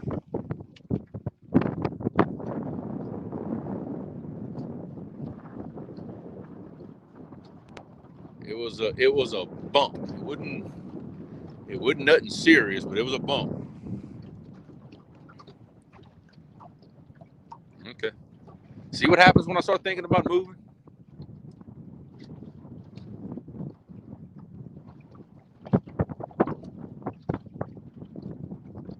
Which with the boat moving around like it's doing, it's a little bit hard to keep track sometimes.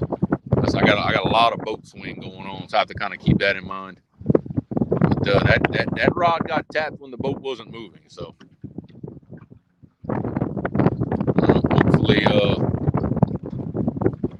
hopefully he'll commit to it. That'd be nice right about now. Get the skunk out of this boat. We can't have a skunk with all these people watching. Come on now. Can't have that happen. Come on, fish. Somebody down there got to be hungry.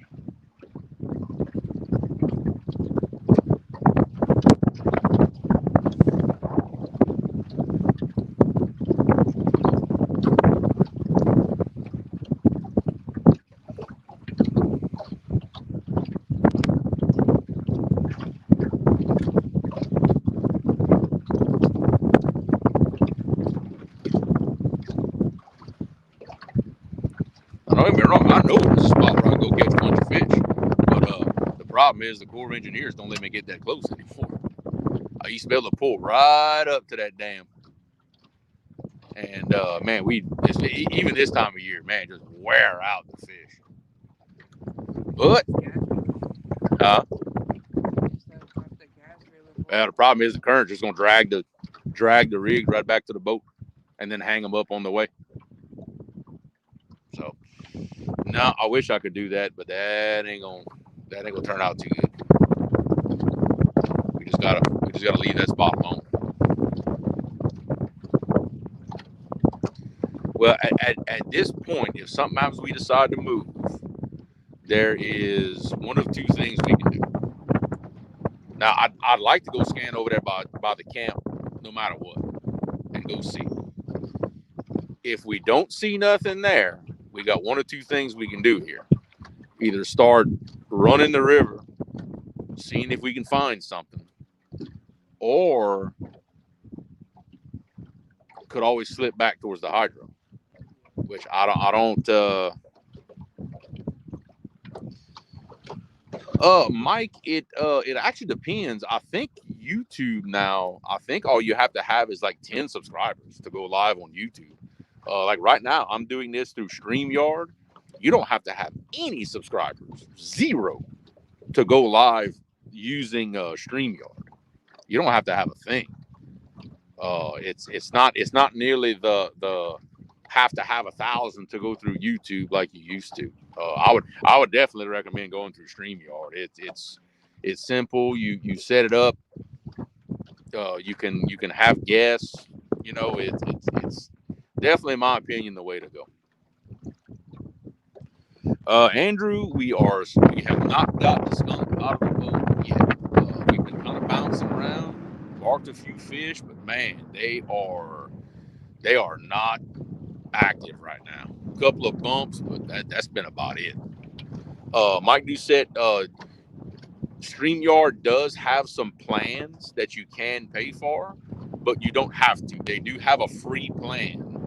And I think there's like a certain number of hours that you have every month to go live. And I forget what that number is. Somebody else may want to help me out on that one. I don't even remember. But I use the free plan. You know, I don't have the paid version. I think the big difference is with the paid version, you have unlimited hours that you can go live. And I think with the paid version, you can have more guests on your stream than with the free version. I can have guests. I'm just limited to the number, which I don't do that very much. You know, so the free versions for the time being fine with me. And they also have an app you can download called Streamlabs. I don't think you can have guests on Streamlabs, but Streamlabs is free. No limit to the hours every month. And I've used Streamlabs a few times before, and I like it because you can actually adjust the quality of your stream. That way, if you're in a place that the signal is a little bit sketchy, you can actually dial down the quality of your stream, and it won't be so jumpy with your phone signal. So, a couple for you to look at. A couple of options.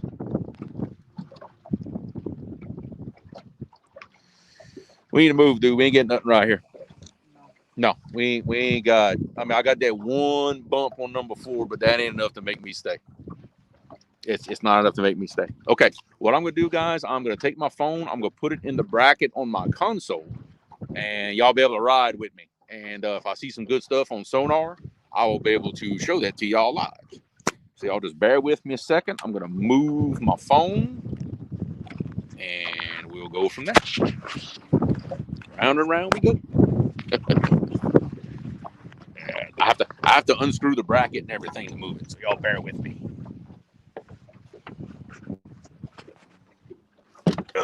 Oh, let's see. Pick this thing up.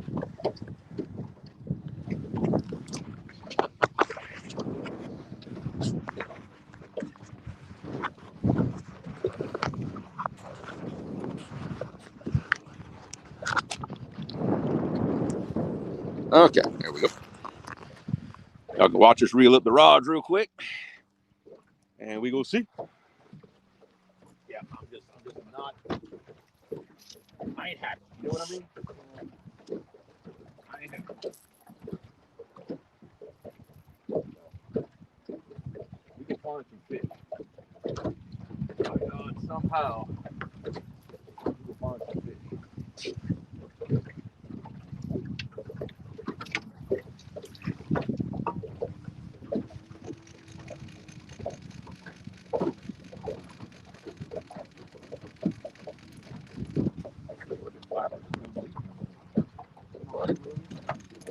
Well, that's good in the cold water, the bait flat. You don't have to switch to it. Yeah, because it's like the blood and everything sticks, so you don't see caught. The meat holds the blood, I guess.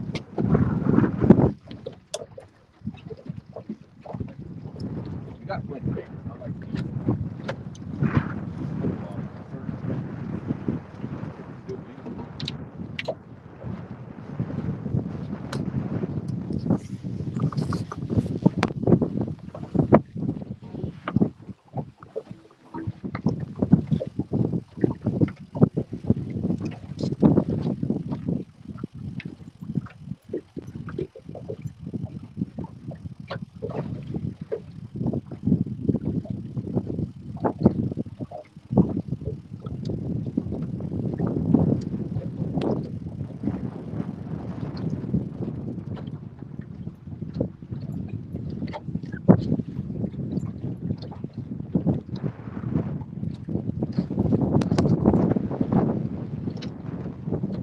All right, here we go. All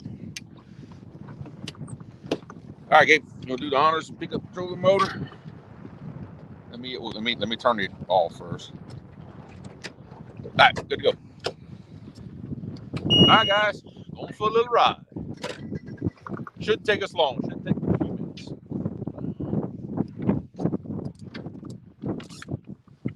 We're gonna find some fish.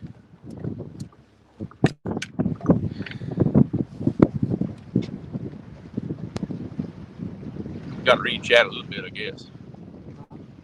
20. Sorry. Okay.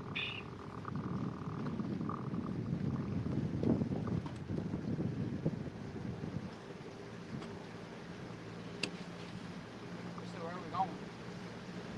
Well, I think I'm gonna do what I said I was gonna do. I'm gonna go over there by Smiley's camp.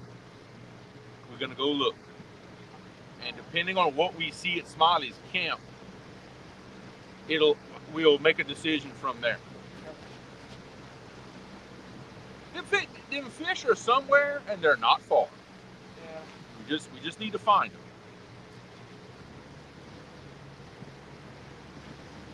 Whew, hey, what? Both don't like being in that current. They here somewhere.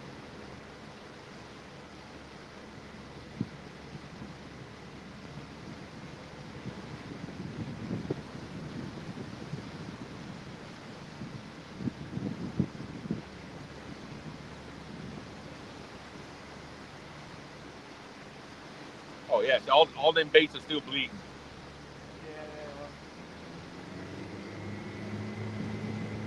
Yeah. Dave, do me a favor. While you're sitting right there, put the bait in the ice chest, and you can throw them backbones away. I don't wanna lose our bait. You know what I mean?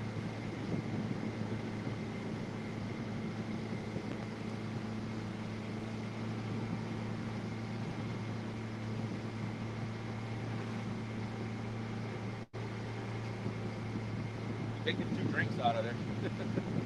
I don't want shad and slicker on those drinks.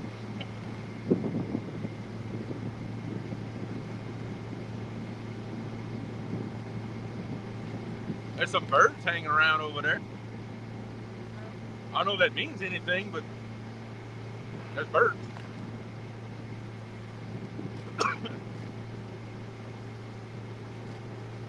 Go ahead and dump them out the bag.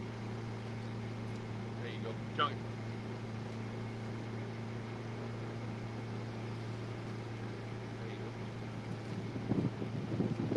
There you go. Yeah, we opened them. They ain't no good, so just soon get rid of it.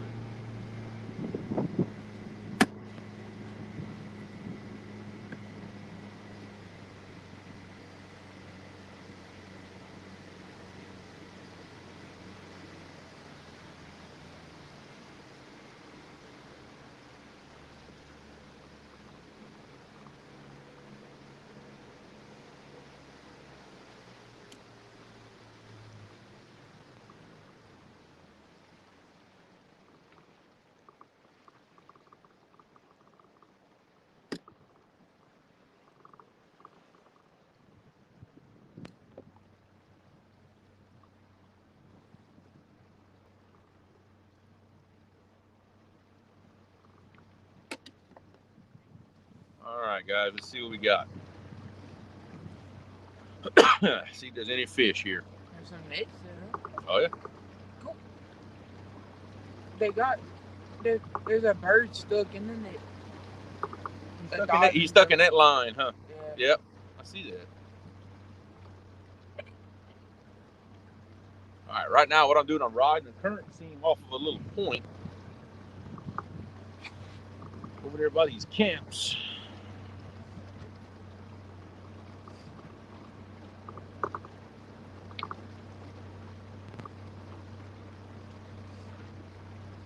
Oof, you would.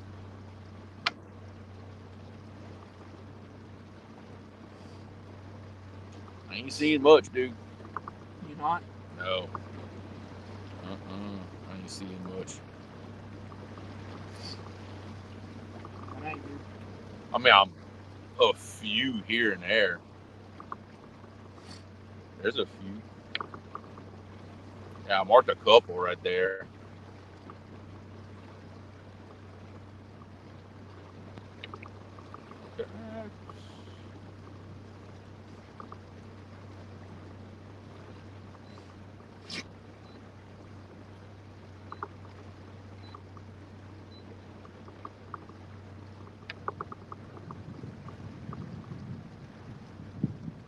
I don't know how hard it would be to set up on them, but I marked a few. I seen, you know, it wasn't a tremendous amount, Yeah. but I did mark a few. It might be worth throwing some bait at them, you know. But it's a matter of keeping the boat straight. That's the problem. Yeah, I don't know. It might have to suspend right there. Yeah, maybe. Maybe. I don't know.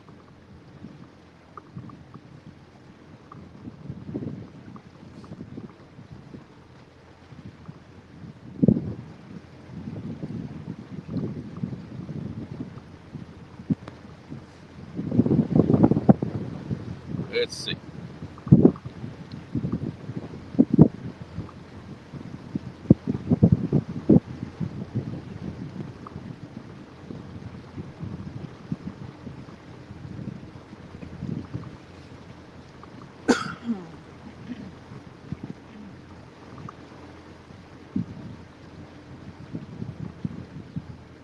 I think I'm close enough to the current seam here.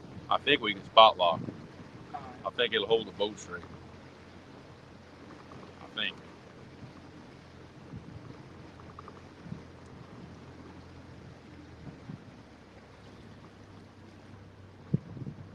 Yeah, go ahead and get ready on the trolling motor, bro. Let's see what we can do.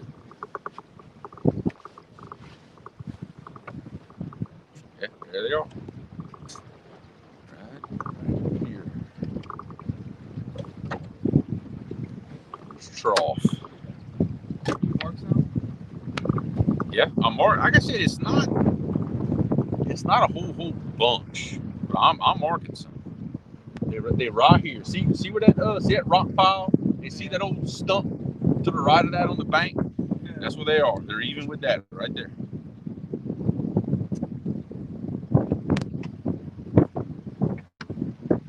I even marked some coming at the top of the hump right here.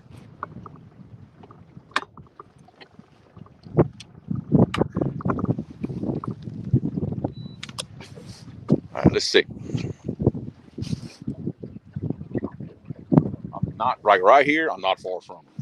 Yeah, you right there. Shouldn't have to throw like way back to get to it. You know what I mean?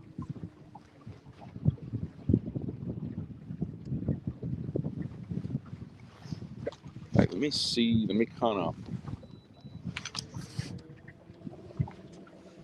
of jockey the boat around a little bit. Let's see if we can't get the boat in a straight position, which I think I got it right here.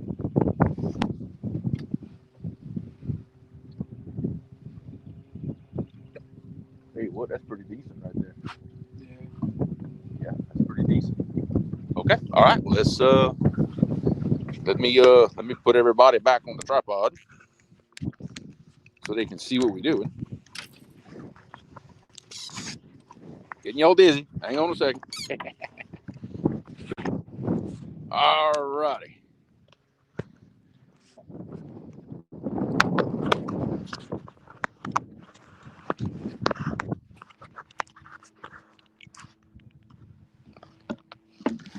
All right. Gabe, you want to put them? Oh, wait. I'm sorry. I had it facing the wrong way. There we go. That's better. All right. You want to put them back on the. Spend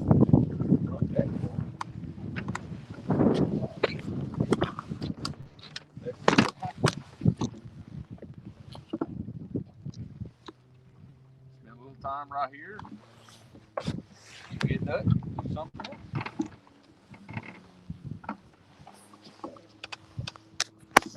I think determination is going to be the key today. Right. Epic calls this catfish by attrition. So I'm pretty sure that's exactly what it's going to take to get on fish today. The weekend angler said bone peaches. Hey, Josh Dunnigan, what's happening, brother?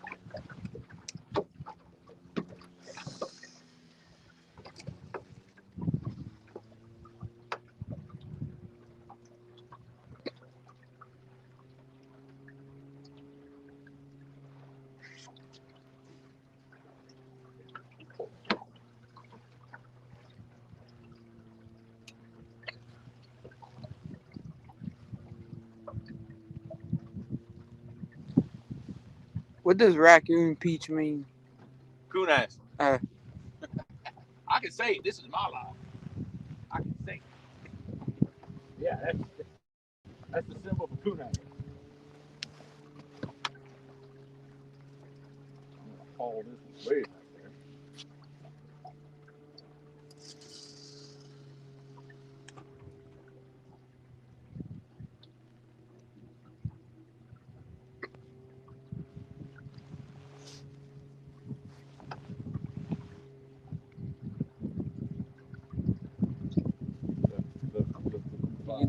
is it getting tapped?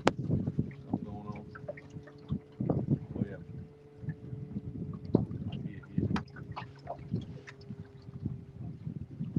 How many you marked? I marked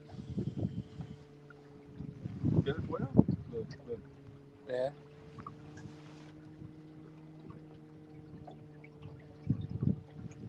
And look, 6 too. They're all moving. 6 is getting tapped pretty good. It makes me wonder if it's not something with the current. I don't know. We might be on the fish. Let's see.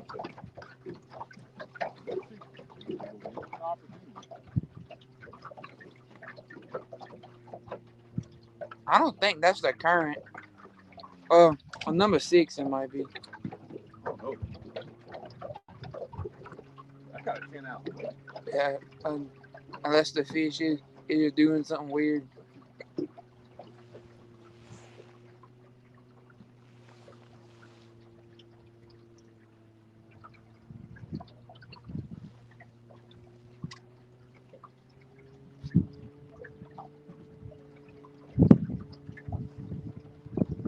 Sometimes you just never know. You know what I mean? Yeah, it's weird.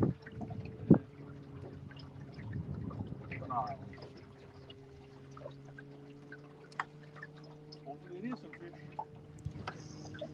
I guess we're gonna find out.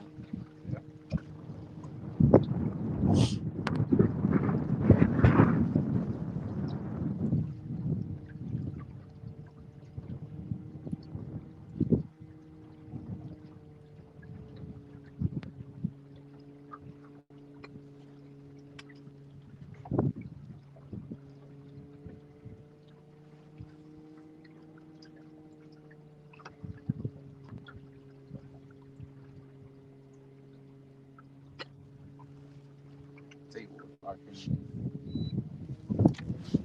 Oh, oh.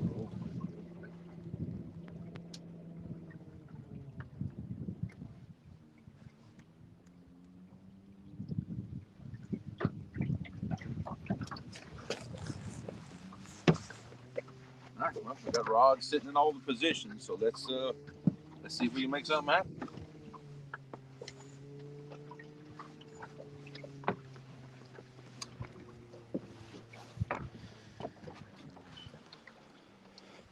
All righty, we are back. Let's see, kind of adjust my little deal here. There we go. Now y'all got a good view. Oh, Josh, absolutely, that's a compliment. You better believe it.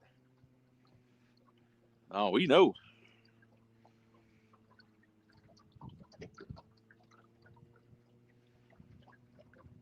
Yeah, I marked a little pile of fish kind of in one of those humps that are right here. They were kind of tucked behind it just a little bit. So I kind of got the rods bombed out there in all kinds of different positions. See if we can't get it figured out where they're at.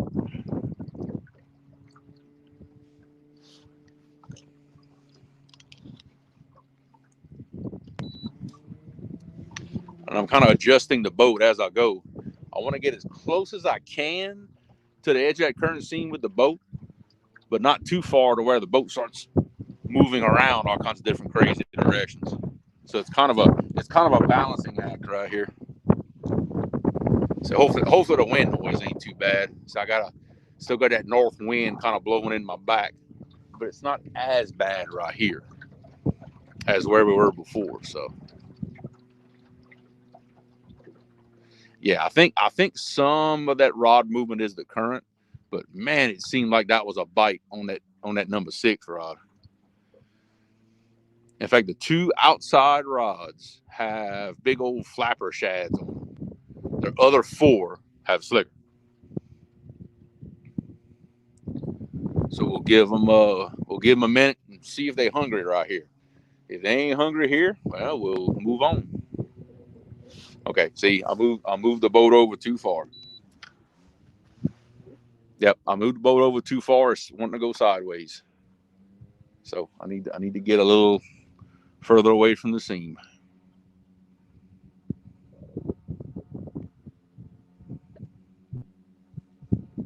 Okay, do me a favor. Take the big motor and turn it just a little bit to help kind of kick the back of the boat out just a hair. There you go. Right there. That's good. That's good. That ought to do it.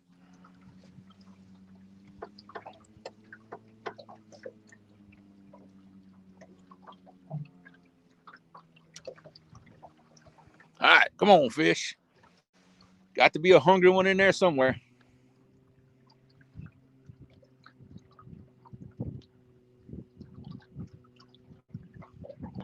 Muddy water bait and tackle.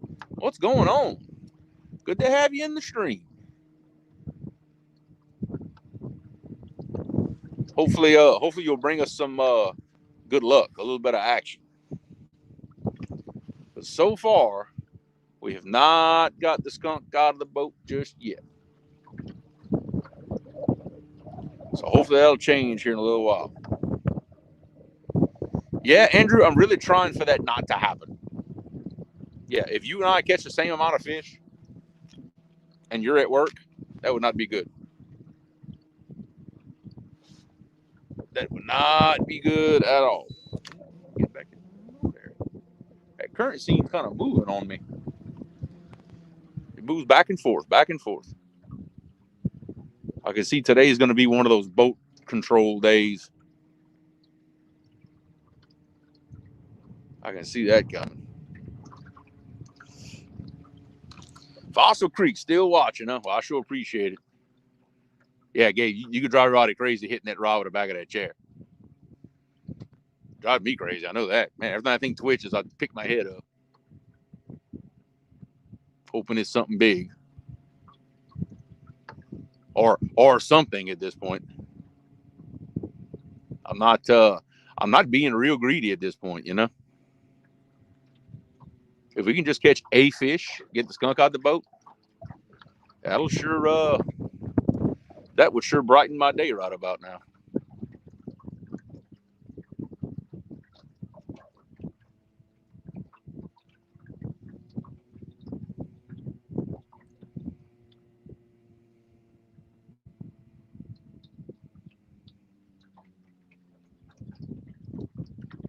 Yeah, see, I think I'm staring at the rods too much.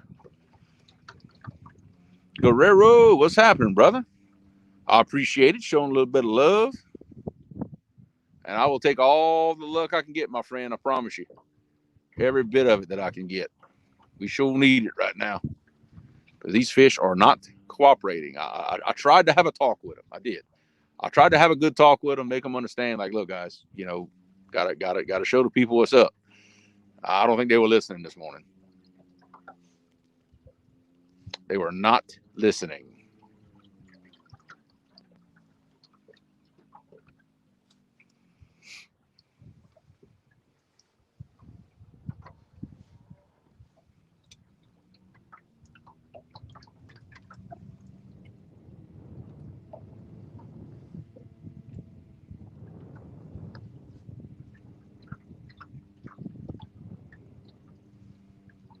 Come on, rods.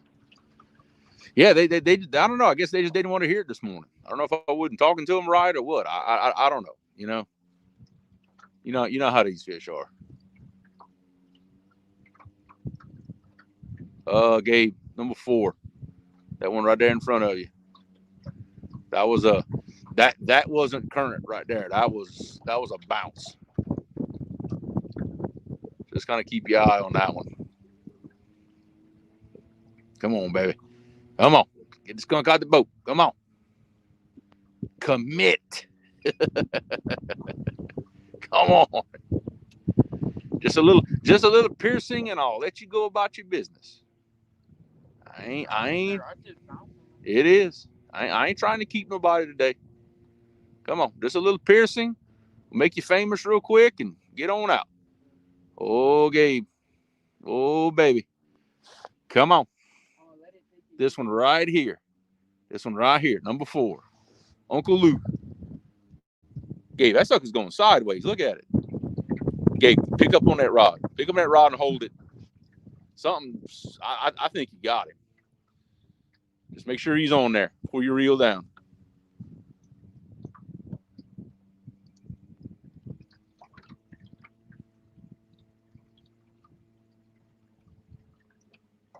Is he on there?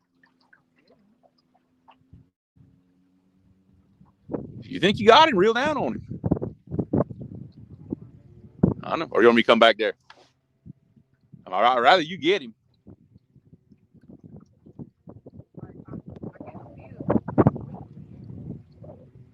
Just hang on. Look, put some slack in the line. See if he'll take up the slack.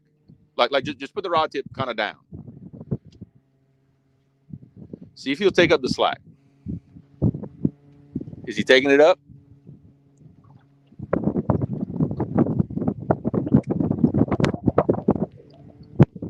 You know, put it back in the holder. If you're not sure, put it back in the holder. He was on there. See how they be in the day? But see that rod's way over to the side now. See?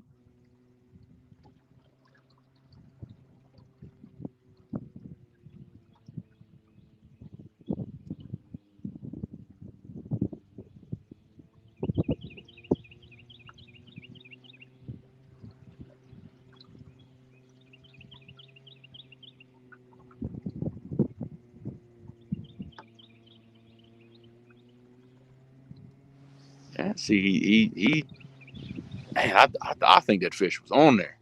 I could feel it like whenever I went to like pick it up, I could feel the weight from him, but he wasn't doing nothing. Like he was just sitting there with it. Yeah, but they had a couple of them that did that to me. It's like they wouldn't. It's like they look. Number one's getting hit. Saw it.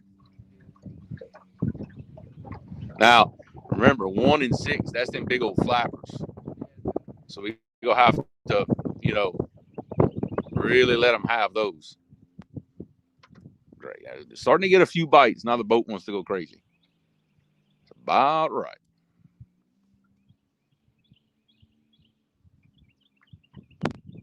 Come on, boat, cooperate with me. Please. Not asking for much. Just quit swinging around.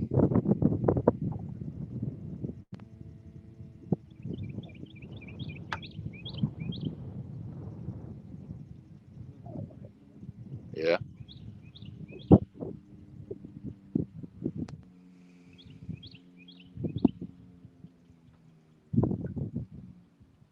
You know, that's the first hit on shad that we've had out here.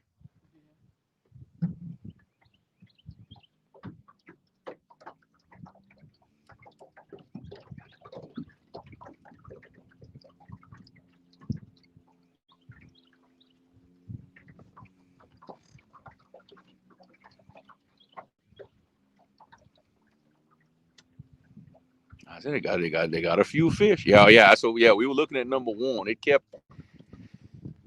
kept tapping and dancing around, but he's not committing to it.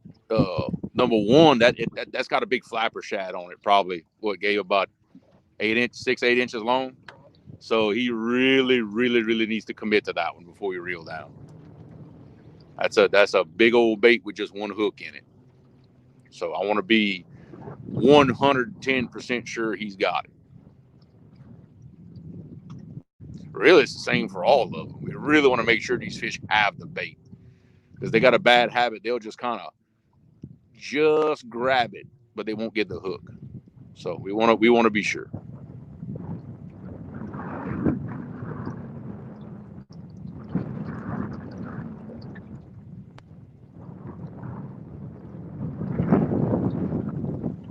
See, it's the same thing like over there. We got fish messing with them, but boy, they don't want to commit.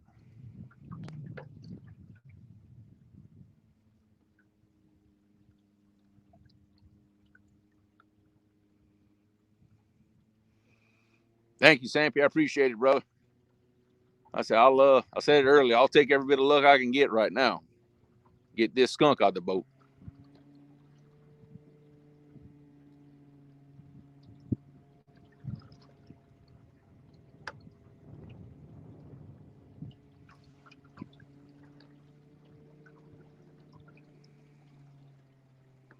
I see number 1's still getting dinked here and there. I thought I saw another rod move a second ago, but I don't know. I might be just getting antsy.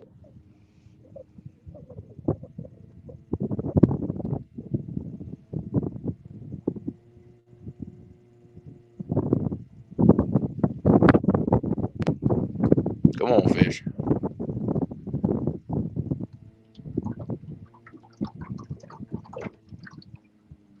Look, see, look, Ford's doing it again now. See, because that it had a bunch of slack in it a second ago.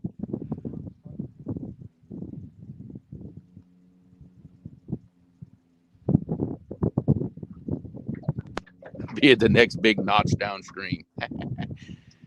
If they keep dinking with me like this and don't want to commit, that's probably about what I'm gonna do. Move on to the next big bank cut in.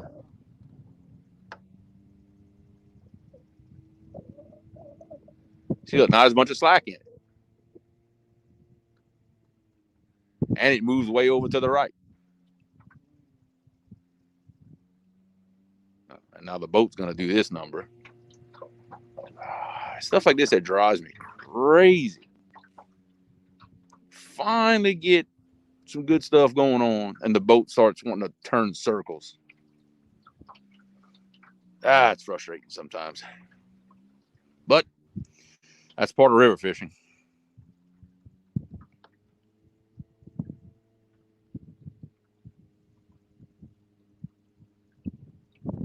Yeah, I ain't gonna sit here and let them play with them all day.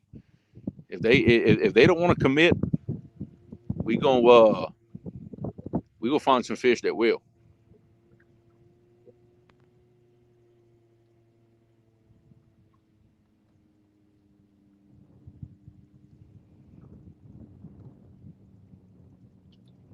I just want one of them rods to just hammer down, you know. Look, number three. Number three, just look. That's some a little more aggressive taps right there.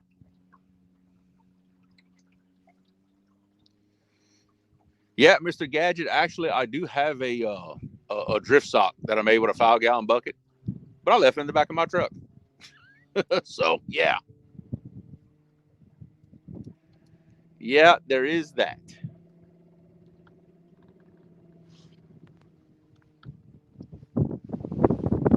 Well, what it is right here, the current seam actually moves in and out, according to the bank. The current seam doesn't stay in one spot real steady. So that's part of the issue that I'm having right here with controlling my boat. But I know that about this spot. You know, it's a keeping a boat straight in this spot is very difficult. I've always known that every time I fish at this spot. But when I mark fish, I usually catch good fish here, so I kind of deal with it, I guess, as best I can. Stonefly, good morning, brother. Now that wind's kicking a little bit. Like I said, y'all let me know if the wind noise kind of gets bad. Y'all let me know, and I can move the phone around and try to handle it as best I can. Yeah, you want to watch number three. That he's getting mad at it. That's a pretty steady tap on that thing.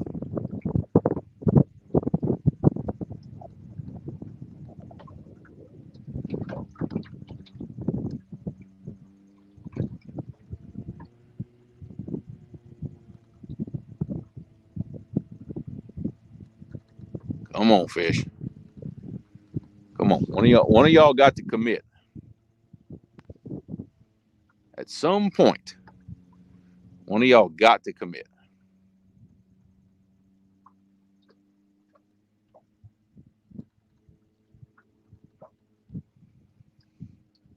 That's what they do. They bounce it, then they just stop. But he stopped with a little bend on the rod, so it kind of makes you wonder. But we missed one like that earlier today. See, so I'm hesitant to just start reeling down every time they do that, because I said we missed one doing the same thing.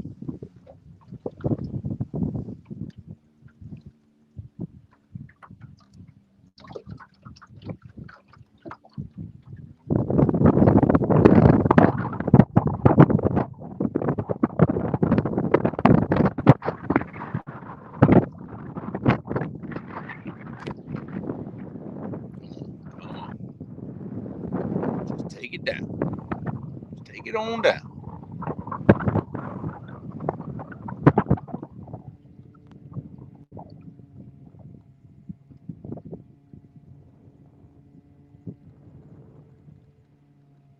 No, see, quit messing with it.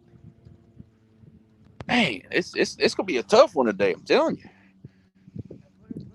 Down East Tackle, what's happening? What's going on, Lynn?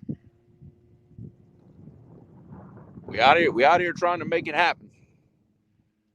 But the fish are not cooperating. Boy, they'll tap it and pull it and do this and do that. And after a while, they just stop. I don't know what's going on.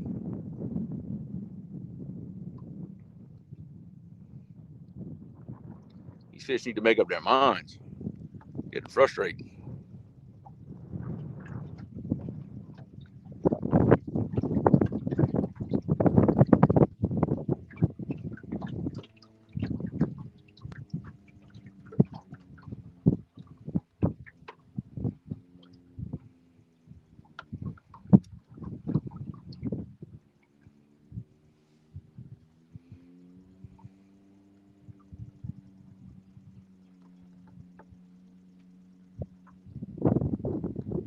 Come on. Bait. Right now, I have on my outside rods, number 1 and number 6. I cut some flappers with some decent sized shad, probably about 8 inches long, and the 4 rods in the middle, I have cut slicker, skipjack. So that's what we've got for bait. Usually year round, slicker is king out here. You know, I catch more fish on slicker than I do everything else combined. I'm throwing some shad out there for 2 reasons. One, I'm gonna throw it out still. I catch a few fish on it, not many, but we try. And 2, my slicker supply in my freezer is not what I would like it to be. So I'm kind of, trying to be conservative on my bait supply until we can catch some more later on this spring and put them up. So that's where we're at on bait. Yellow raincoats. Don't make fun of the way I talk, Steve. Come on now. we called everything by a different name. Y'all know that. Y'all been hearing me talk long enough. Y'all know that by now. Hey, look, he done cranked up on number 3 again. I seen it bounce a couple times.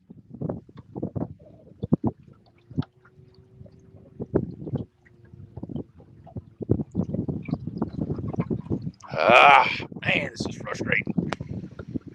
I said I ain't gonna play around with them all day. I mean, I'm gonna give them Gabe, about 15, 20 more minutes to commit. If they don't want to commit, we're gonna move on. I'll move on somewhere else and see if we can't find some that are a little more active. I mean, I ain't gonna sit there and let them dink me all day. We go find active fish. If we got to be mobile to do it, then so be it. But we go find active fish.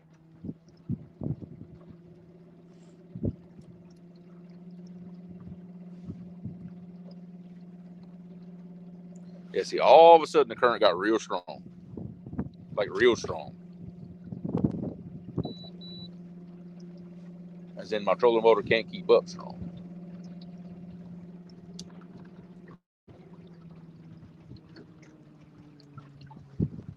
So watch, I'm going to move it a little bit.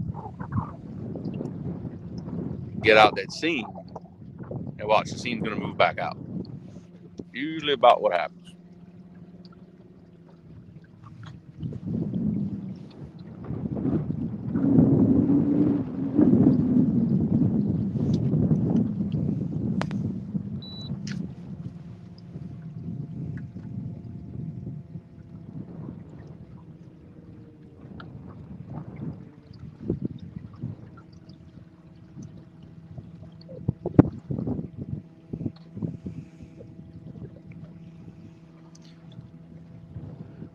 No, not close to that wood pile.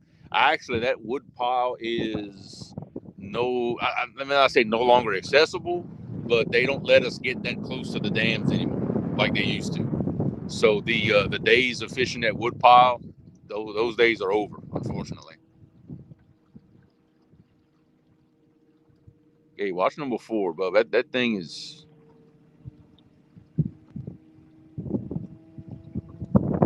See, he was tapping on it, then the boat moved. It's like it messes with him when it does that, you know.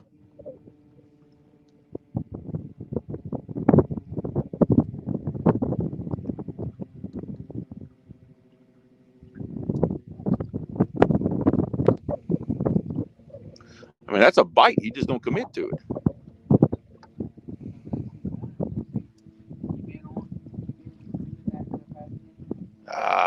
I don't know.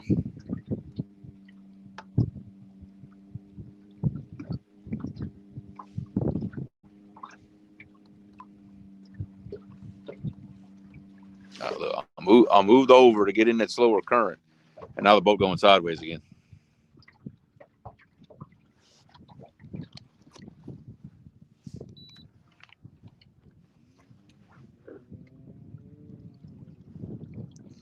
Yeah, Steve. Actually, we do a lot of that. You know, we'll hop down, and even if it's a small cut in, if it's got a little current seam with a hole, we'll fish it. We do that rather a lot. But to be honest, in this river, there's no such thing as a small cut in. The current's usually so fast. If it makes a cut in, it makes a big one. You know, there's hardly ever. I've really never seen, let's say, a small one like you're talking about. They just they're big here, especially with those sandy banks. It eats it out real easy. Yeah, Uncle Jeep, we actually hit 1K subscribers a while back, right after the Winter Blues tournament, actually. So we're real thankful for that. I think I checked it yesterday. I'm actually at 1,050. So we've been holding strong on 1K for a while. Uh, Basically just looking to get my watch hours to the 4,000 mark, and that'll finish me out. Like that's kind of some of my reasoning for doing a lot of live fishing lately. It helps out a lot with the watch hours. So, and it seems that's what's popular. You know, everybody loves live fishing. I do. I love watching live fishing. So that's what we've been doing.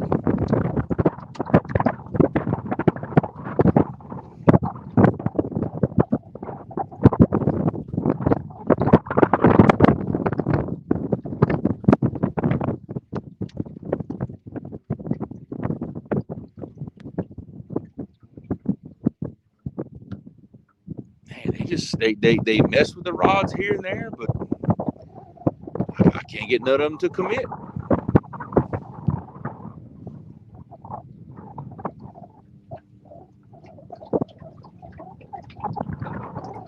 Like I'm telling you, that number 4, it's almost always moving.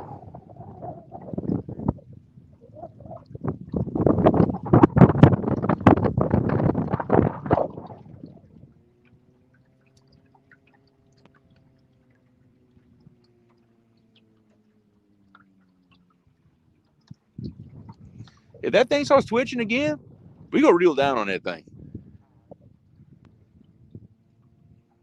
I mean, look, he's either there or he ain't. You know.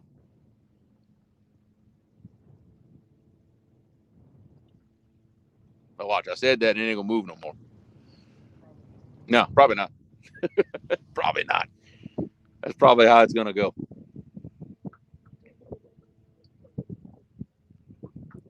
Whenever we do reel up from this spot, I'm real curious to look at the baits and see how tore up they are.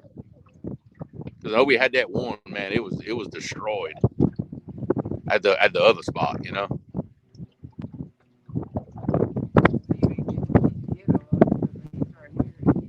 Oh yeah, they're getting hit way more out here than at the other spot. But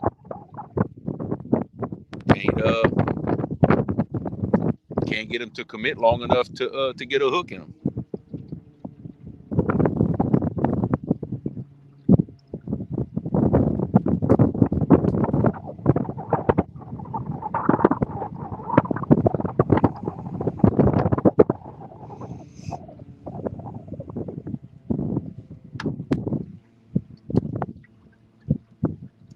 See, what we're fishing right here, guys, is we're in this big current seam here, and they got some big humps along the bottom. That's what we're fishing. Wind noise is kind of bad. Okay, that's what I was kind of waiting on somebody to tell me something.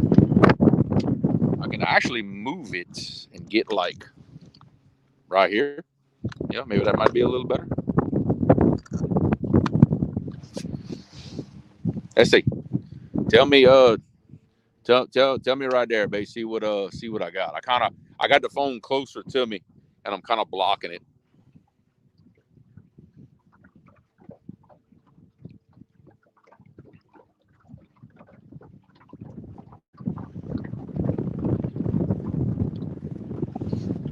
Yeah, that's got to be maybe a little bit better.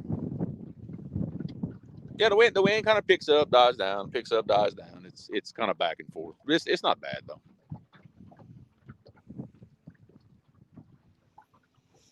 What's going on, Jody? Yeah, much better. Yeah, I moved it over, and I'm blocking it with basically myself. I'm good for something, babe. See, Jody, we trying to let the good times roll. We having fun, but I'd have much more fun if these fish would commit and take one of these rods down. Because man, they are just they're nipping and biting and pull a little bit on it and let it go. It's crazy. Even with the bait clickers on some of those rods, they I don't know, they ain't want to commit to it. It's gonna be one of those days. It's gonna be tough.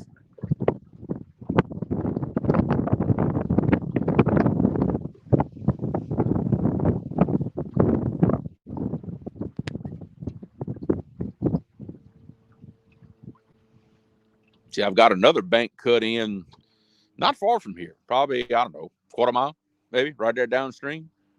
Got another one down there. I can go check it out. I actually have some old wood structure on the other side of the river, which would be a little bit on the slow side of the river. Actually, the current's not as strong over there, so I'm kind of debating between those two spots. Yeah, that's Fossil Creek exactly. I'm thinking out loud as to what my next move is gonna be. But these here, I don't know if it's some little dinks or what, but boy, they sure don't want to commit. John Henderson, what's going on, man? From South Carolina. I don't think I remember seeing your name in the stream. So if you're new here, welcome. I sure appreciate it. We're grinding. We're trying to make something happen for y'all. It ain't gonna be easy, but we're trying. So, Gabe, what you think? Maybe go check. I mean, the end of Martin Bay is right there. Maybe go check the end of Martin Bay, and if we don't see nothing there, you know how right across the end of Sugar Mill Chute comes out, and they always have them old kind of log piles. Could go check that out. What you think? So I'm about tired of messing with these right here. Yeah, they ain't doing nothing. Okay, all right. So what we're gonna do? We're gonna pick up the rods. I'm actually gonna mute the mic so the wind noise don't blow y'all out. So if y'all want to hang with me for just a second, we're gonna make a little move, and I'll take y'all for another ride.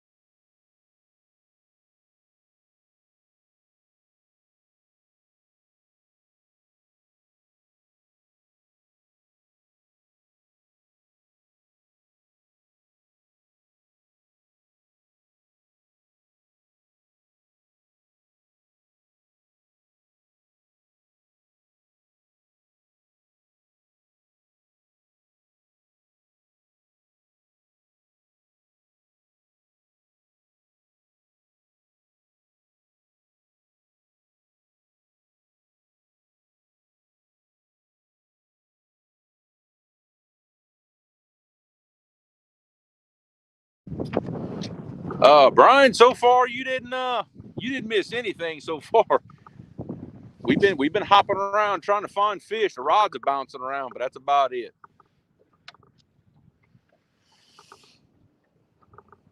Yeah, we're gonna make us a little move.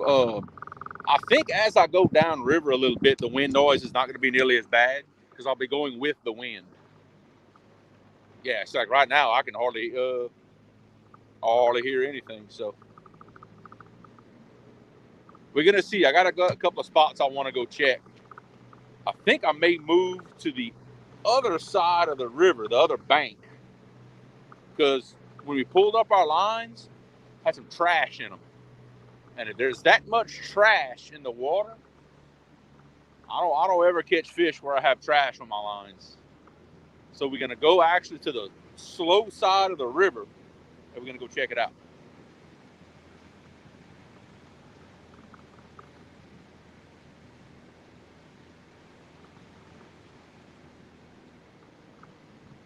In fact, y'all give me just a second. I'm gonna mute the mic and the camera. I'll be right back.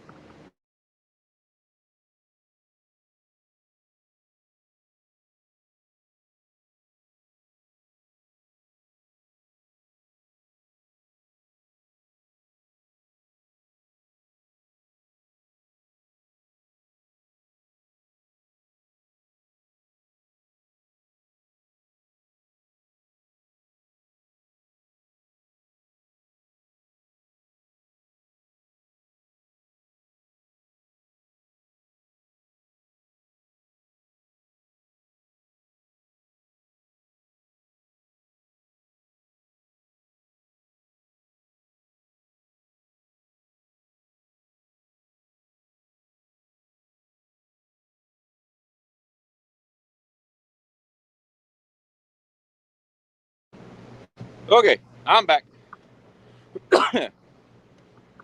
You doing any good, Brian? James Outlaw, what's going on, man?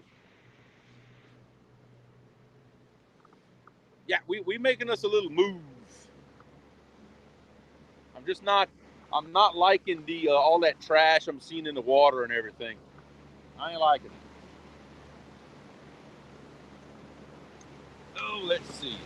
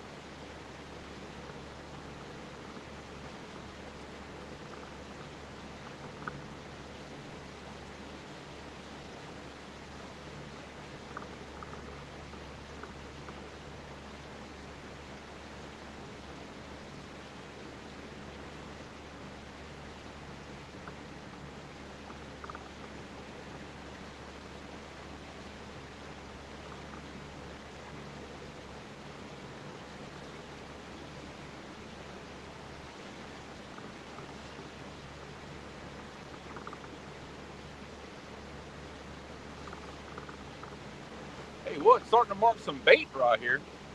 What kind of bait? Probably, it's most likely some shad. You have your net? Uh huh. You have your got yet? No, no. But what I'm saying is, if I'm marking bait in here, then there's a possibility we might have some catfish in here with them. That's a good sign. Got a lot of wood structure here, like on this bank over here to my side. Yeah, we have A lot of wood, old trees, things like that.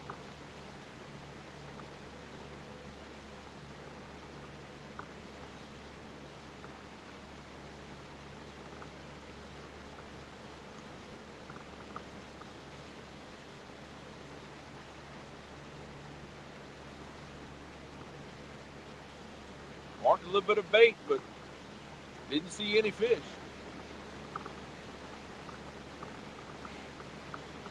Like I'm looking at my side scan and my sonar.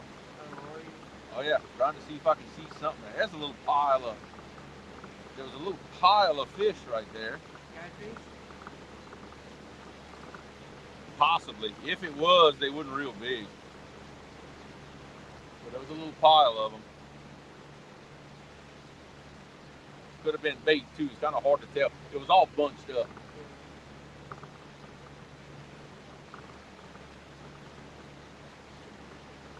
I'm seeing bait, but not seeing anything else.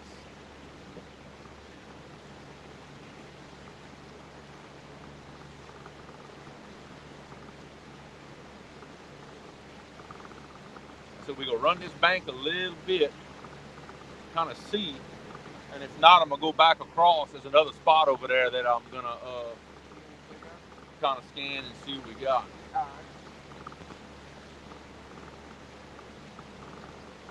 Yeah, I'm just not seeing anything along this bank. I'm just not. I don't know what the deal is. All right, it's more of a fly day spot. I think. Well, the fish are scattered through there, That's what's bad. They're scattered.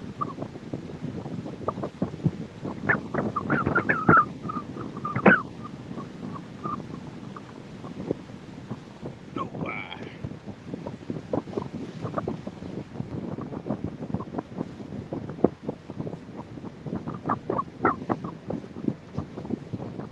I'm gonna mute y'all. Well, I think we're okay with the wind noise. Got a big bank cut in right here in front of me. I want to go. I want to go check it and kind of see what's going on.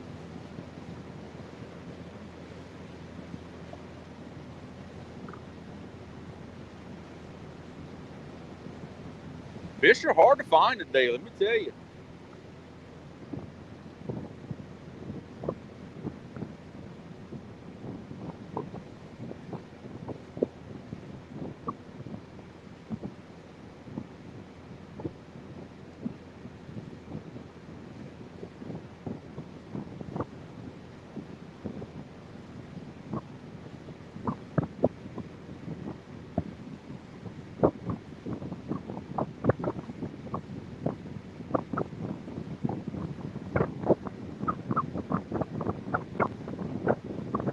Hi, Jody.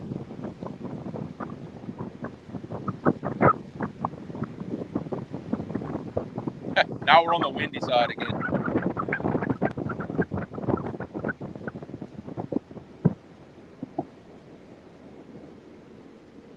All right. Let's see what this big bank cut in's got for us.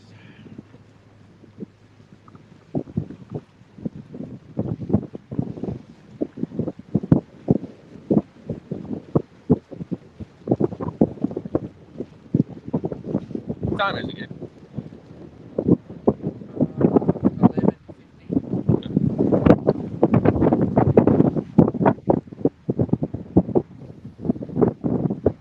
See baits.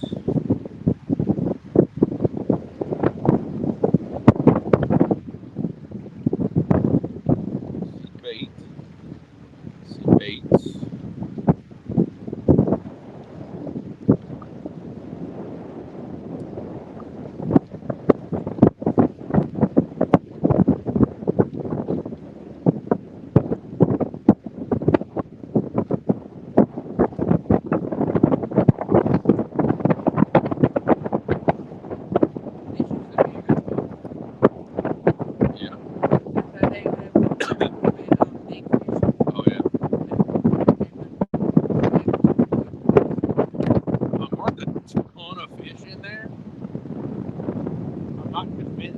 catfish.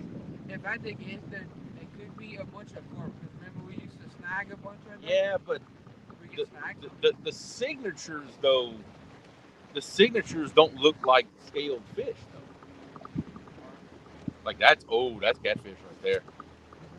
Yeah. I think there's Asian carp. I think there's catfish below. Well, we can anchor up one. I think so. I think we're gonna give this a shot. James, no, actually, I'm not on the Mississippi. I'm on the Atchafalaya River, which the Mississippi dumps water into this. But I'm actually on the Atchafalaya today. Too windy for to be on the Mississippi today. I promise. That'd have been a pretty sketchy situation. As soon as I get the boat settled and we get the rods baited and thrown out, I'm gonna put the phone back in the front, close to me. That way, I'll block the wind for y'all.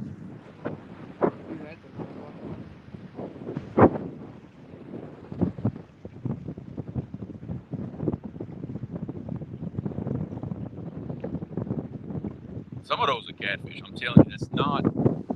Yeah, the one. Yeah. See, there's I don't know what all that is. There's catfish mixed in there. See, like this. See this signature? That's an Asian carp because there's too much yellow in it. But you see some of these that are blue, like a blue ring. There's red and like one little yellow speck in the middle. Yeah. That's catfish. All right, get the trolling motor, bro.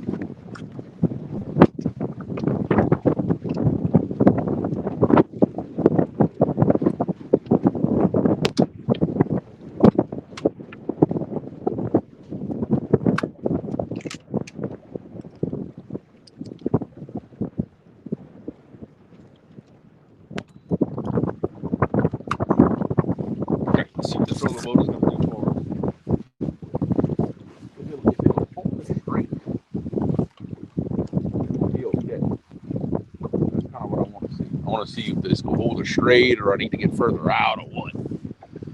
So you want any shot?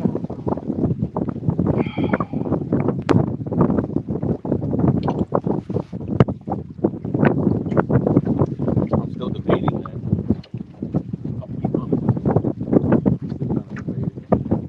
Why don't we do 4 slicker and 2 shad? Because I can make 4 baits out of one slicker. Yeah, I think so. I think that's a good idea. Okay, well, you want cut baits for the shad, or you want a flop? Let's go ahead and cut them.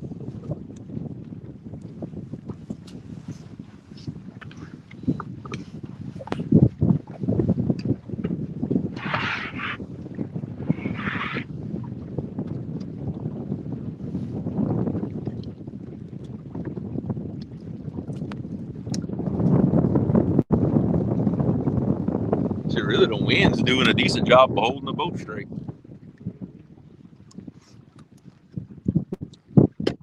Believe it or not, I'm still looking at it to see. I think the boat's going to hold. I think. Yeah, I think the boat's going to hold pretty. I think we can work with this. Go. Big one. They all that size? Okay. Well, yeah, cut me 2 pieces of bait out of that. I ain't gonna use the whole thing. Well, no.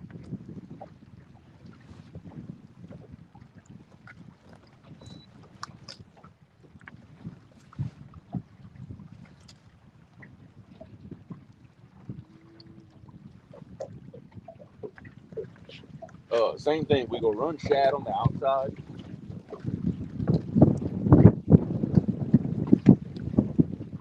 That's the one thing I don't like about shad. What's that? Is that they're so thick and it makes the baits real long. Oh yeah. Well, see what you can do in a case like that. Sometimes you cut the gut pocket out. You want me to cut it up? No, go ahead and leave it. I think we'll be okay.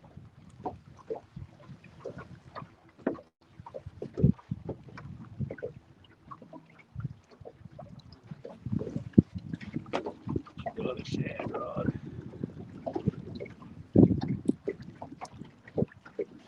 Okay, here you go. Like there's fish like right below the boat right now. Yeah. Yeah. Maybe drop a couple baits. I'm gonna drop this one.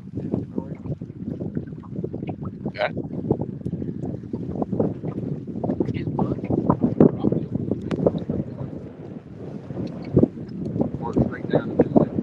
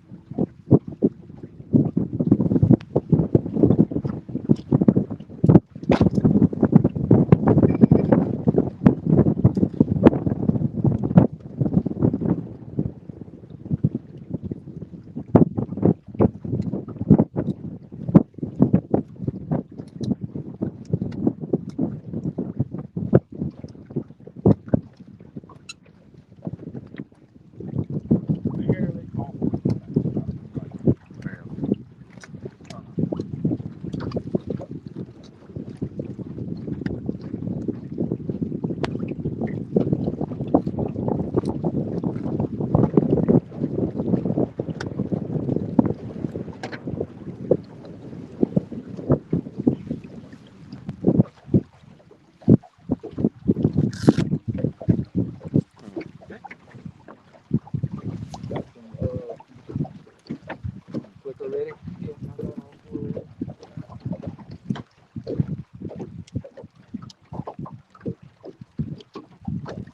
Careful with the hook. All right.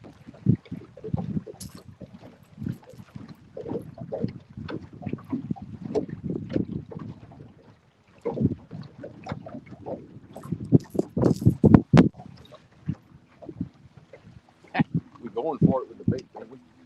Well, I grabbed one kind of big. It's only good 4 baits I have.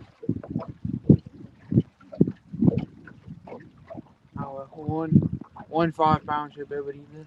Oh, yeah. If they wouldn't be persnickety like they're being. Yeah. That's okay. The next one's a little bit bigger. So Next one, what? a little bit bigger. Oh, dang. Really? Yeah.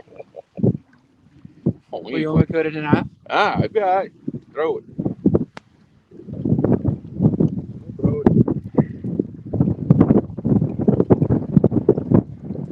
I'm really used to cutting small baits. Yeah, I know, right? I'm the same way. I don't do the small bait very much.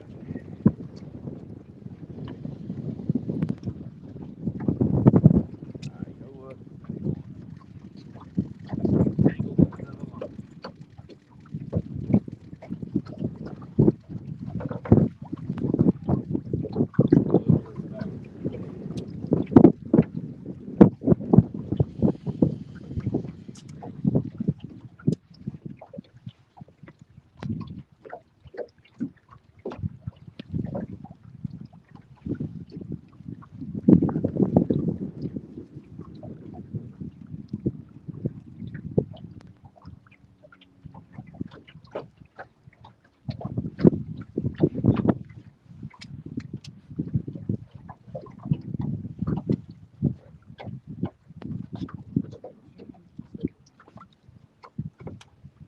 Did you unmute the live? Yeah, I'm pretty sure I did. Let's see. Yeah, it's unmuted. Watch out. What size hook is on the other one? Bigger hook.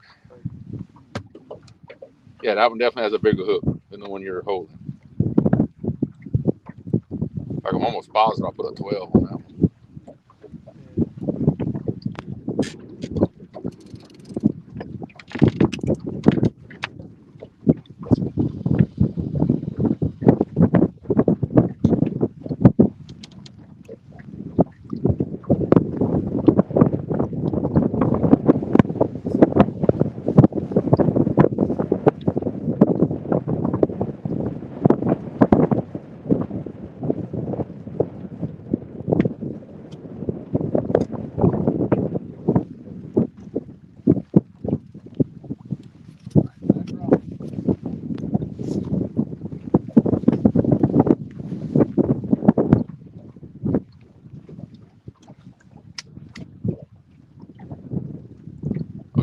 big head on that one.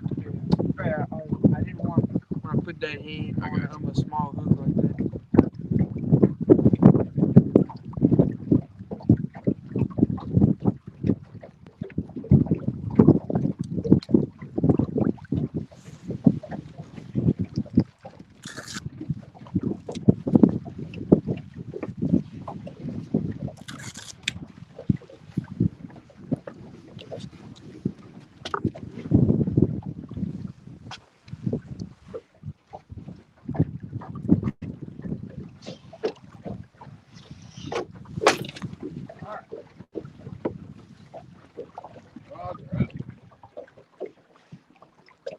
See if we can accomplish anything.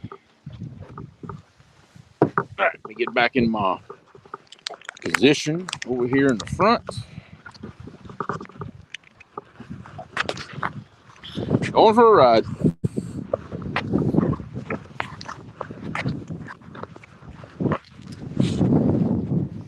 What tripod go to? There it is. Oh,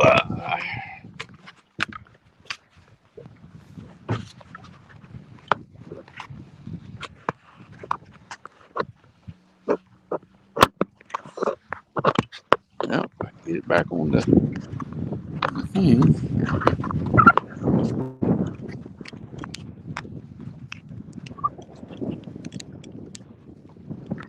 All righty. What's going on, Shannon? I see you in there. Just trying to get my camera set up. Oh, it's a little windy. We are dealing with it as best we can. That's all right. Oh, gotta get my stuff. Yeah, there's a sandbar back there because of the scour hole that the river dug right here. So, all right, cool. Gotta move stuff around. Y'all give me a second. Jeremy's turning my cats. What's going on, man? Michael Murillo. Like I said, my girl Shanna in the house. Appreciate it. Gumbo Attitude. What's up, brother? All right, let's see. Let me do a little motion right here with the camera. Y'all bear with me.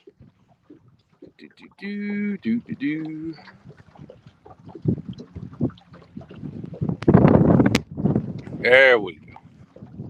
All right, now back to the action view right there.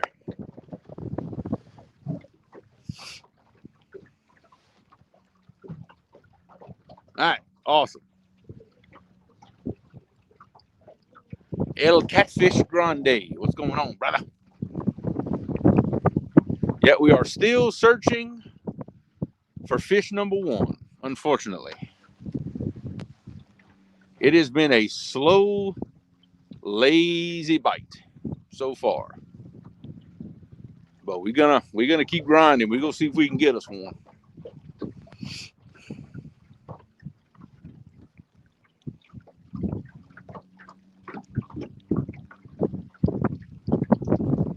Oh, okay. Oh, number two. He got hit too. Oh yeah. Yeah, we kind of threw some big baits on this one. It's like normally people have trouble with the bite, they downsize their baits. Yeah, apparently not us. Yeah, he's still messing with it. Yeah, so for those that didn't catch me earlier, rod 1, 2, 3, 4, 5, 6, just like that, from left to right.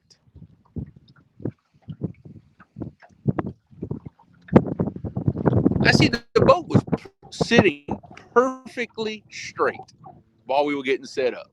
The minute I got my rods where I want them, the boats are swinging back and forth. Never fails. The craziest thing.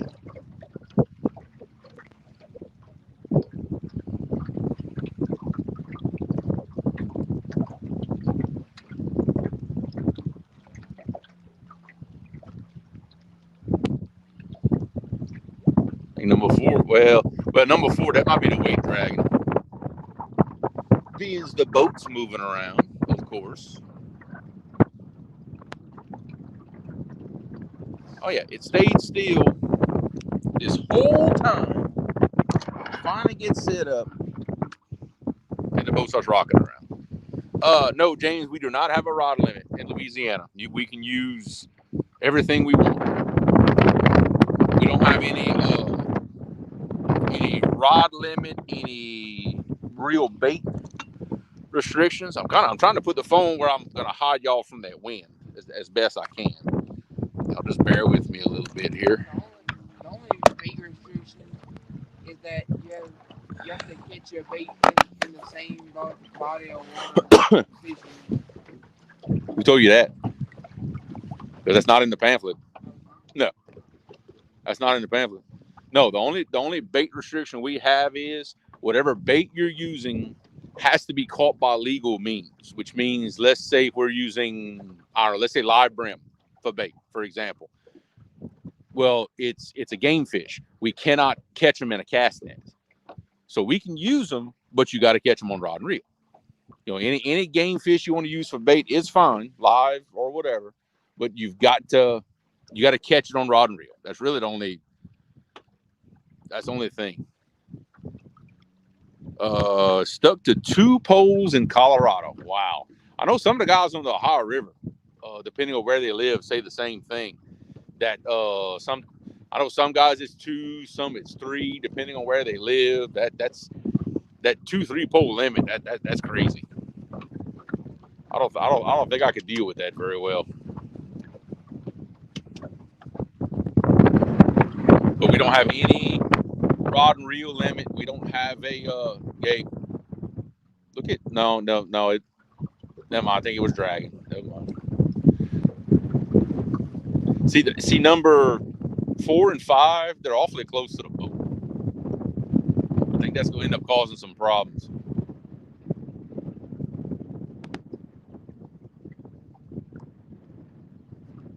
Look, Gabe, leave number 4 where it's at. I want you to take number 5, and I want you to haul that thing out the back of the boat as far as you can.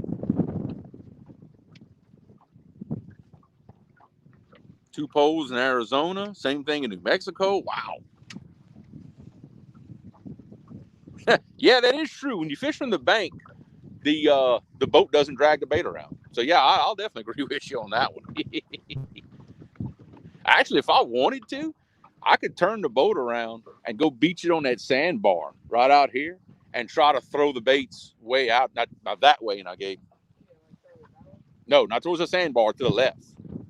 Like, yeah, yeah. There you go. There you go.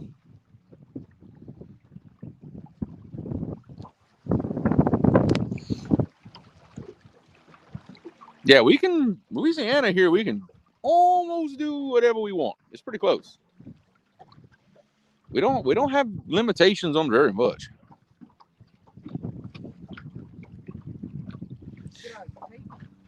Huh? Yeah, yeah, yeah. Because if they keep doing what they're doing,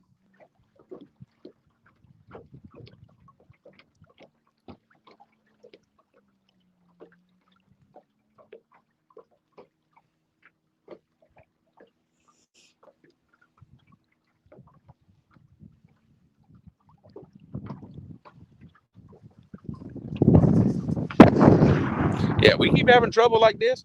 I'm going to beach the boat on that sandbar, and we just gonna yeet those things out in the current. I'm not far from doing that.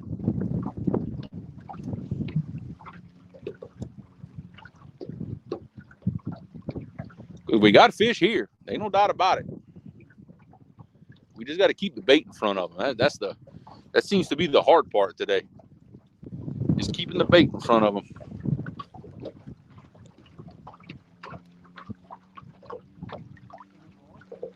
Huh?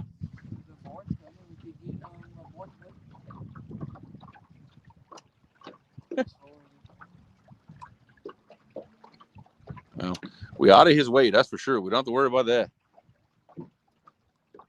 Come on, fish.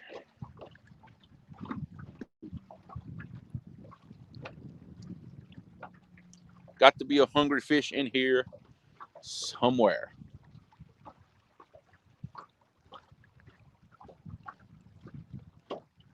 Yeah, you keep hitting that rod with the chair, bro. You, Lord have mercy.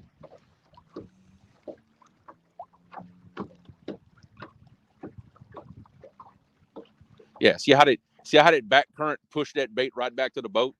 That's why I wanted you to throw it more to the left. Hopefully to get it in the current and kind of keep it out. Yeah, we got that back current that's pushing back. But you never know. Maybe that's where the fish are at.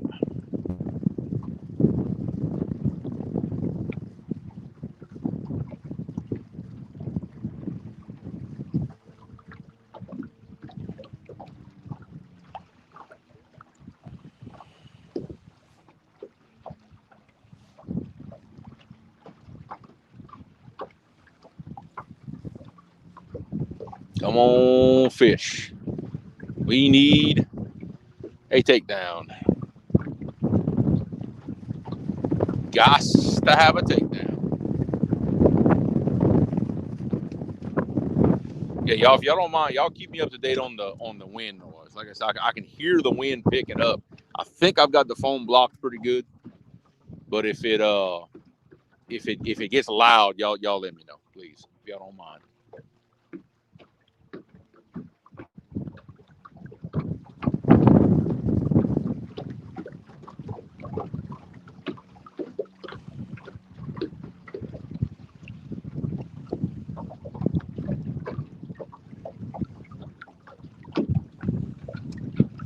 Fishing with the squirrel. What's happening, man?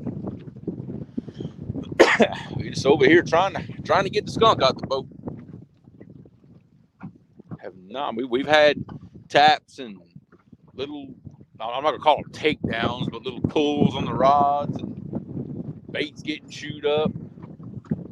Just can't seem to get a hook in one. We keep trying.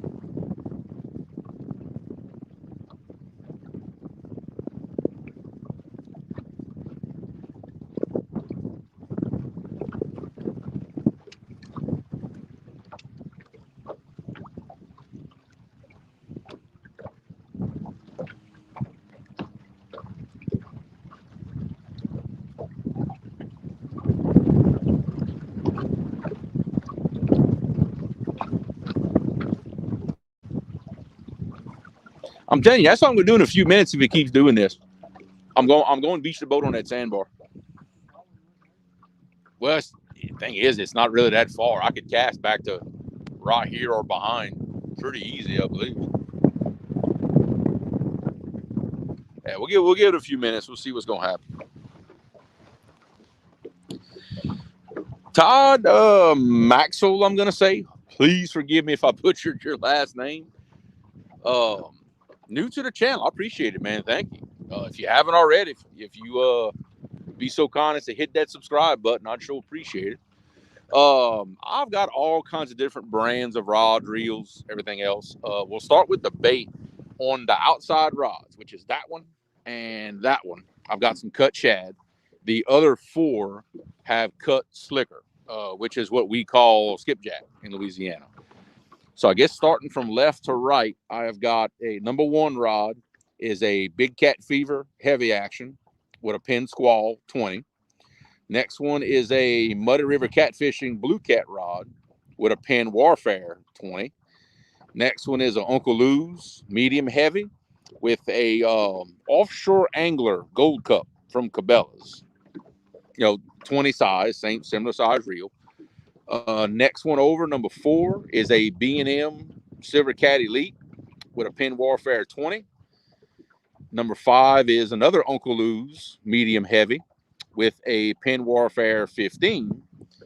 And number 6 is another Big Cat Fever heavy action with a Penn Squall 20. On the squalls, I use 50-pound Andy Monster mono.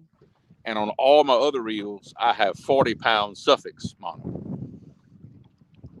So that's basically the rods you'll see me using most days. I do have a few other rods and reels that I use from time to time, depending on what the situation calls for.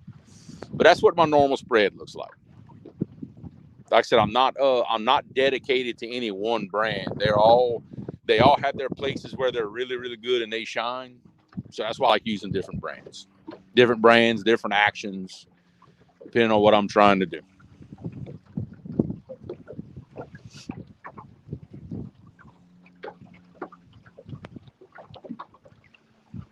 And I'm using anywhere between 6 and 10 ounces of lead, depending on okay, watch number 2, Buff. It just got bumped again. A little lazy little bump.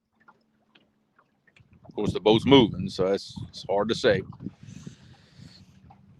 Yeah, but anywhere between 6 and 10 ounces of lead, depending on the exact positioning of the rod. The further you go outside to the edges of the boat, the heavier the lead gets.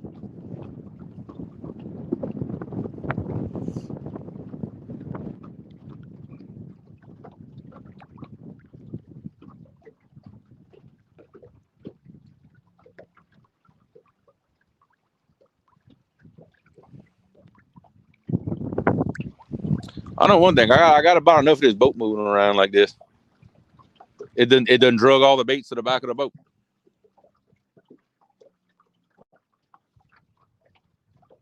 Tell you the truth.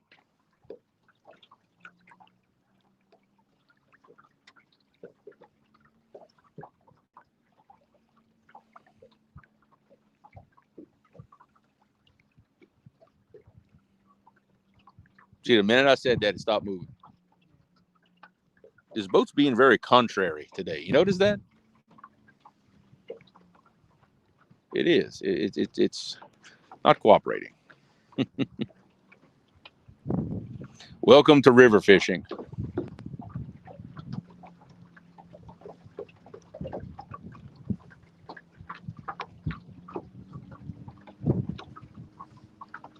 Now, I'll tell you what I could do too. I could get over some more, like get over a little more in that faster current. But the thing is, that's where that trash was at. Exactly.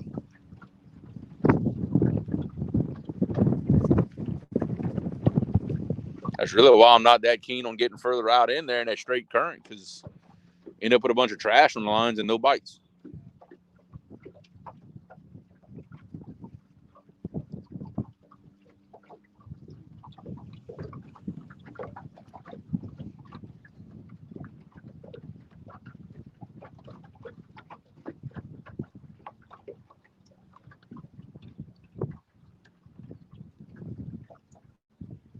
Yep, I was hoping some of them fish down there would be hungry.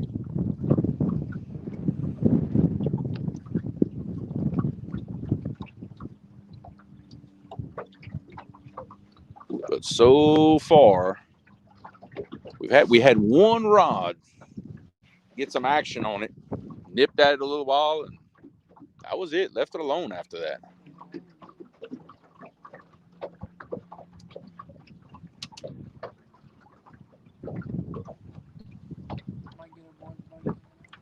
That barge is still coming. I mean, he's coming down river. Yeah, I'm Foster Creek. I'm thinking about it really hard. I keep looking at the casting distance, because it's probably from where I'm sitting. That yeah, sandbar's 200 feet. Oh, Gabe. Oh, number 6 just got hit hard. You see, every time I think about moving, yeah, number 6 just got hit good. Well, it's been dancing around a little bit, but it got hit pretty good right there. Yeah, because it's been hanging pretty straight down this whole time. So if you see it doing something real funny, well, you know.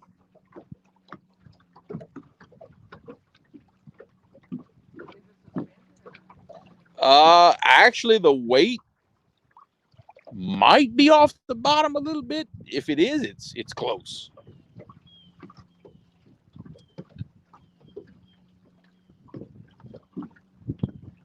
Look, there he goes again.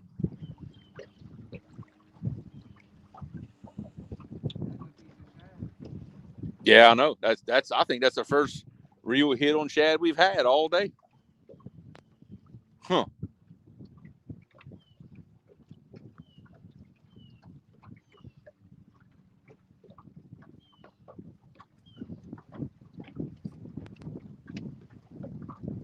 But that's been the story. That's been the story all day. They'll hit it, tap it. I mean, we've had some that hit it and tapped it for 30 minutes, but not commit to it, not just take it and take the rod down. I don't know. It's been a very strange day. Number 2 just got tapped. That wouldn't the weight getting drugged. That was a hit. Like I say, it wasn't a big hit, but it was a hit. That same thing we've been having all day. Just tap, but don't want to commit.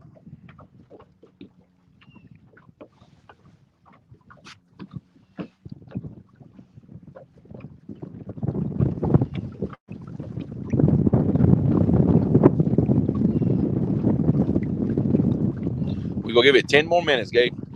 10 more minutes, then I'm hitting the sandbar. And we gonna spread them out and haul them out there.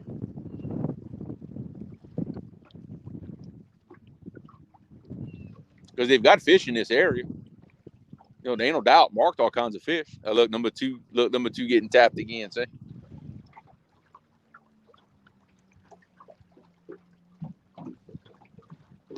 That one never came back on number 6, did he?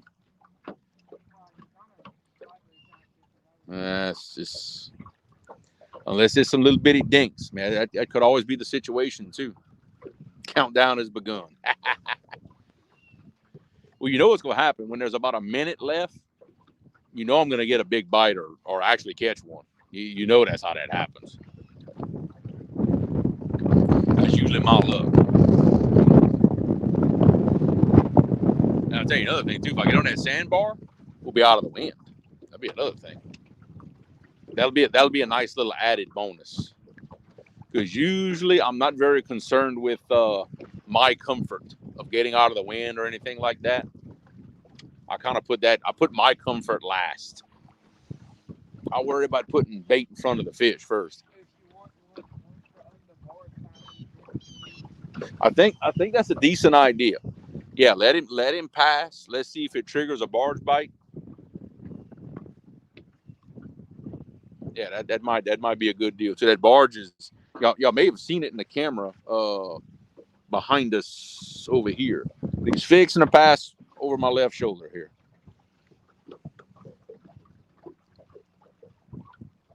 Yeah, maybe that barge will get one to commit. Look, number 2 still getting messed with.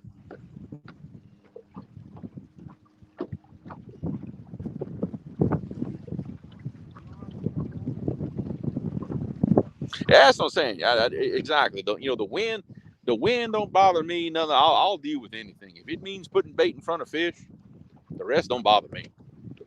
Now, wind noise in the camera when you're trying to do a live, well, that's a different story.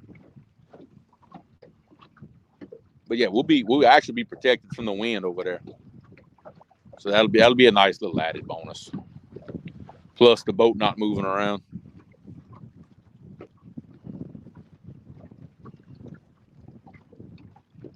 Come on, just take it down. Come on, let's go. Take it down.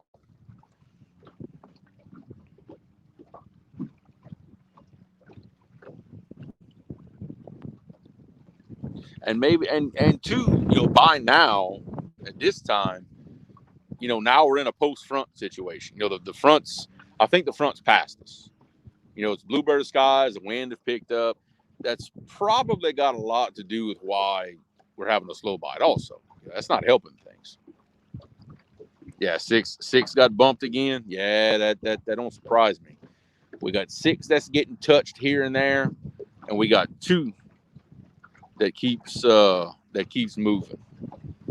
So we're thinking maybe that barge passing might force something to happen.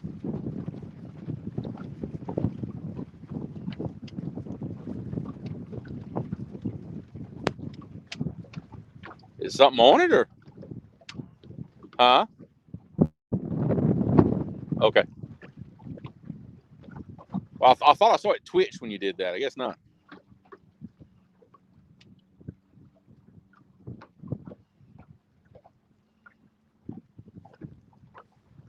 Oh, he's moving slow. Yeah, he's going slow. He's slowing himself down. He's not even going as fast as the current is. He's probably gonna turn up in I guess.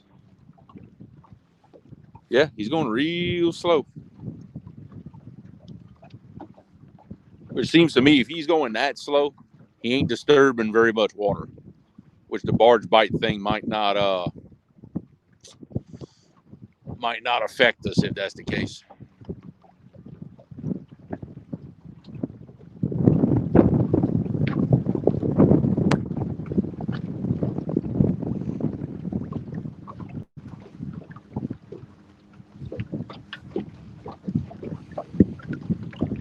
I'm still kind of giving that one on number 2 a chance to do something, to commit, but he just taps it every now and then. It's about all he does.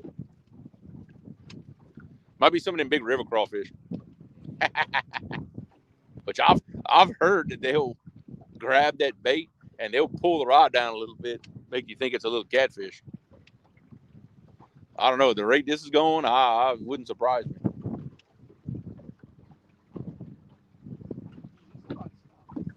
I know. It's pretty close, isn't it?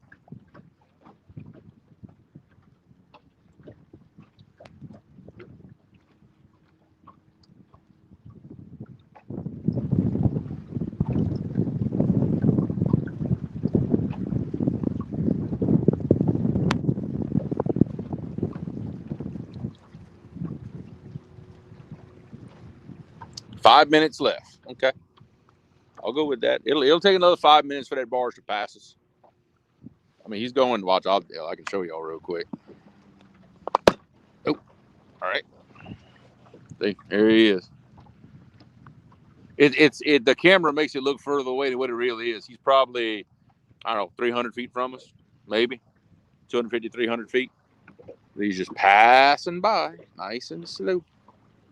Let's see, turn to where y'all can see all the rods. There we go.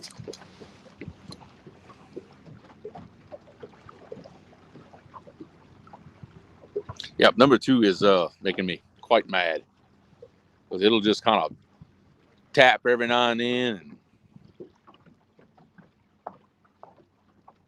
usually a good fish, 15 or over, yeah, they'll tap it a couple times like that, but after a few minutes, they'll go ahead and run off with that bait. The fact that they've been tapping that long and not committing to it, it's not a good sign.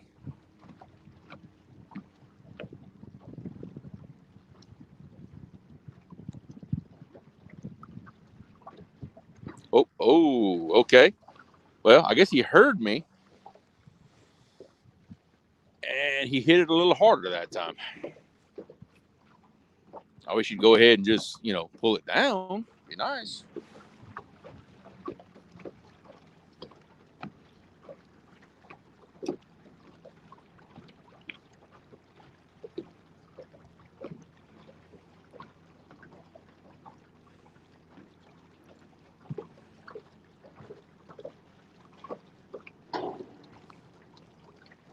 Yep, they're going awfully slow.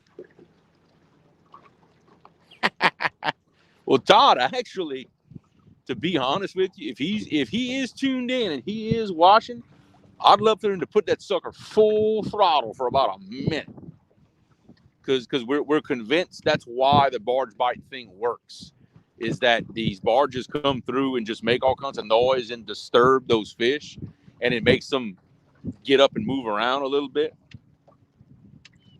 That's what we're thinking. So he's passing. In fact, he's pretty much idling by us. I wish he'd gun that thing to full throttle. Danny Stone, what's happening, brother? Unfortunately, the skunk is still in the boat. Unfortunately, we've been getting tapped and dinked around and this and that. Have not got one in the boat yet. It has been a struggle. We're still trying. No, still ain't got one, James. They just, I don't know what the deal is today. They just not cooperating. Alvin Lewis, what's happening, brother?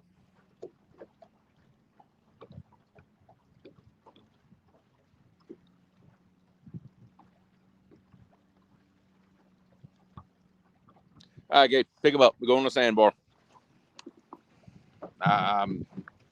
We got it. We got to do something. All right, y'all just hang out a bit. We gonna get everything adjusted. Be back with y'all in a minute.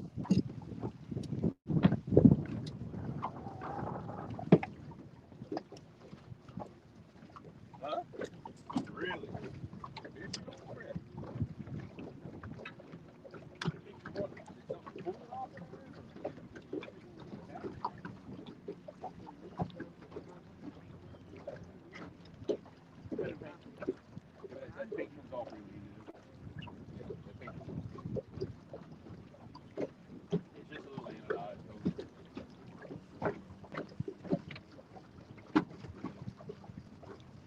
I was thinking maybe he'd be on there when I reel down,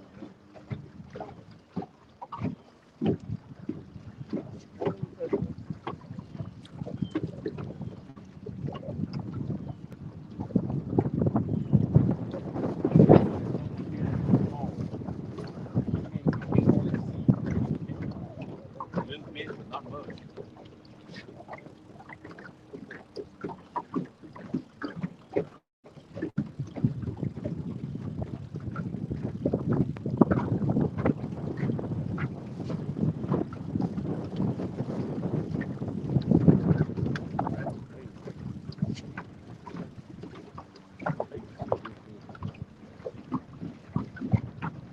Huh?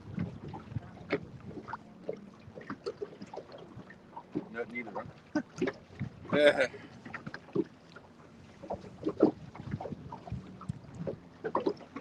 I see there's a ton of fish below us. Yeah, that's got to be 84.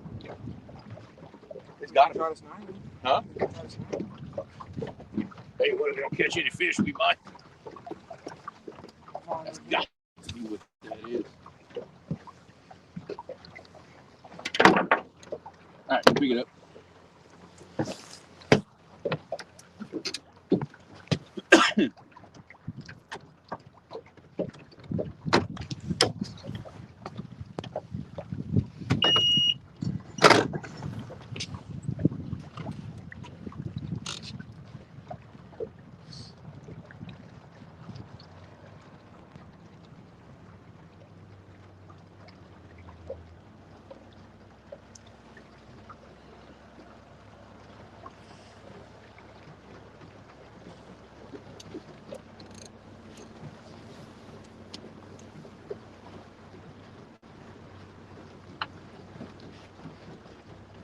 There's a bunch of bait back up in here. Really? Yeah.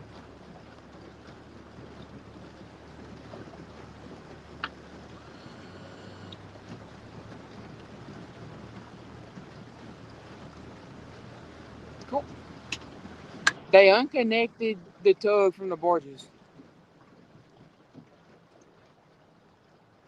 On purpose? I guess. Interesting.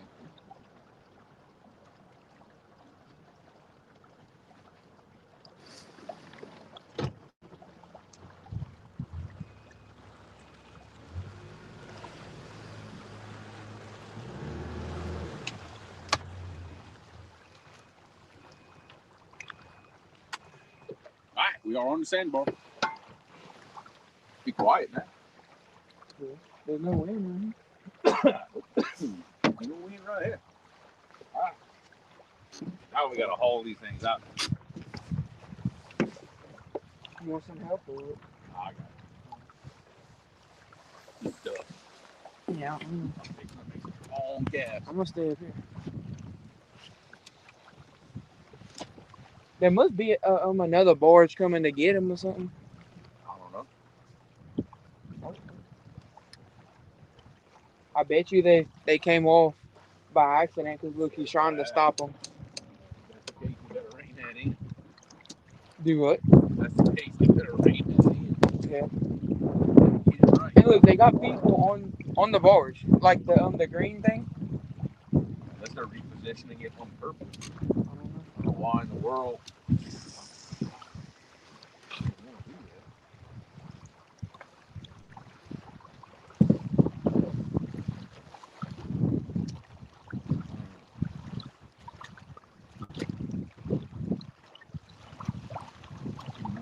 be a bait for this one. Oh, yeah. Well, I tell you what, just hold off. I might catch this side. Okay. I don't know if I can even put fish out here. The way it's set up, I don't know.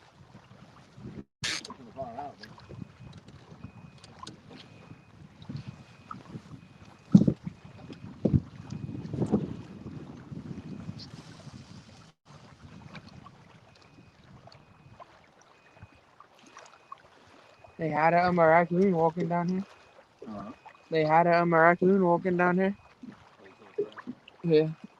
Yeah, they got a thing of tracks coming down to the water and then going back up.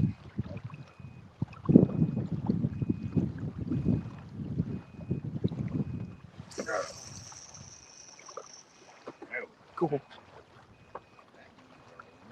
You cast it out half the reel.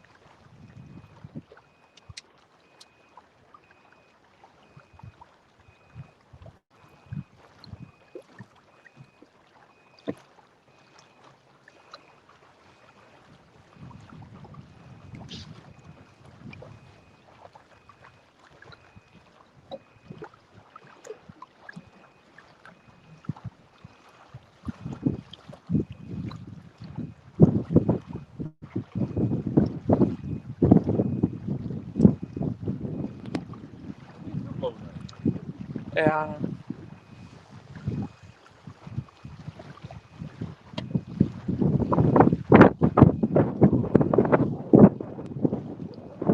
I think it got worse. I think it got worse.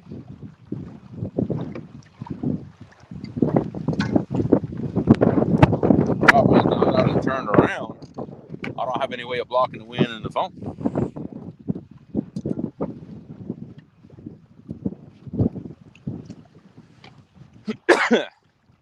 Hey, look, contrary to popular belief, we do not catch fish every time we go out. I would love for that to be the case, but in reality, we don't catch fish every time we go. I mean, hey, I skunk just like everybody else. I don't skunk all that often, but I do. Yeah, y'all let me know again about the wind noise. Like I said, hopefully it ain't bad. Now that I've turned the boat around, the wind's blowing right into the phone now, and I don't have any way of blocking. Thought we were getting out the wind coming right here, but I was wrong. Very wrong.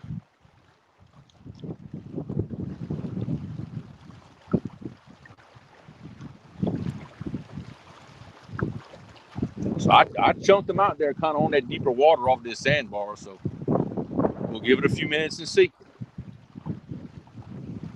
If Gabe would quit bumping the rods and making my heart skip a beat.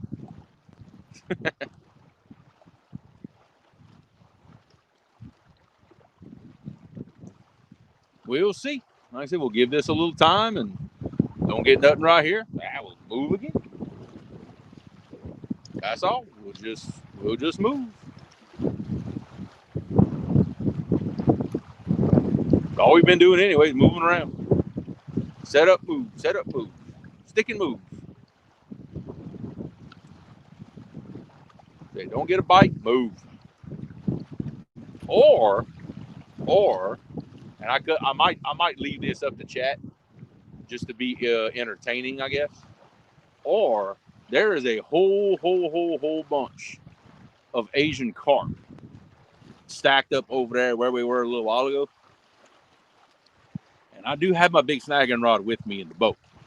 Could always snag an Asian carp live on camera for y'all to see. I'll leave that up to y'all.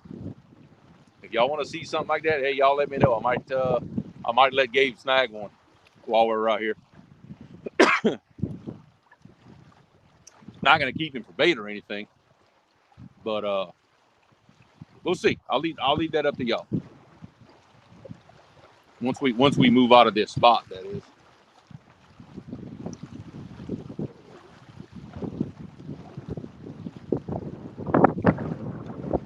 Is it me or did the wind actually turn a little bit? Yeah, the wind turned. This is crazy.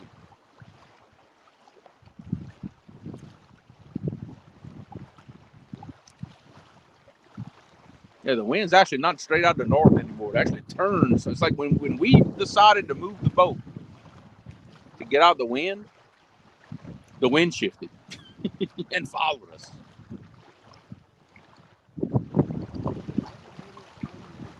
I can't hear you, Gabe. You can never get it how you want. Oh, I know. It never happens. Got one vote from Danny Stone that says snag one. Well, I know that's what's down there. I recognize the signatures. Oh, that's what that is. In fact, the Asian carp snagging video that I have on the channel, this is where it was filmed, right here. It was filmed right in this very spot. They always stack up right here. This is just about a guaranteed way of catching one. It's coming in this spot. Ah, really? Hey, you don't get a vote. You're in the boat with me.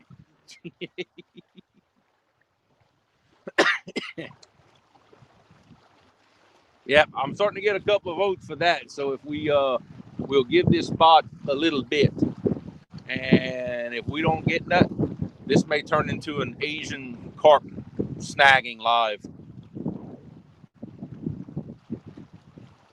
I'm not gonna count that for getting the skunk out the boat, but hey, hey, Gabe, if you can manage to catch a small Asian carp, cut it up for bait. But we never snag small ones. You notice that? We usually get those monsters. Oh yeah. We usually get those massive ones. Well, I think the small ones is hard for the group to get into. I guess. I don't know. I ain't never caught an Asian carp less than what? 30 inches?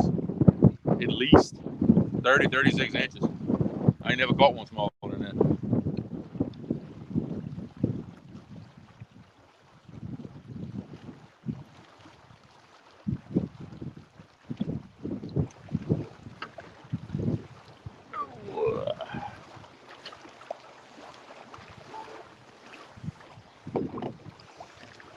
Up if I turn my external battery on.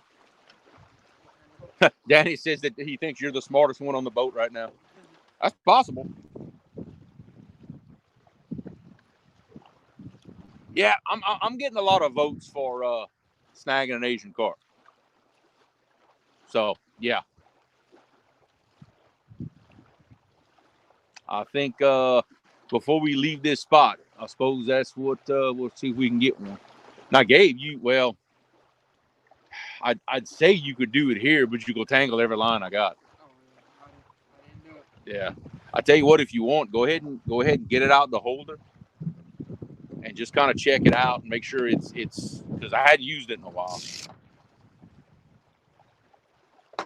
Now, hey, it's got 2 hooks on it now. Yeah, that's a double rig. So ain't no excuses for not getting one.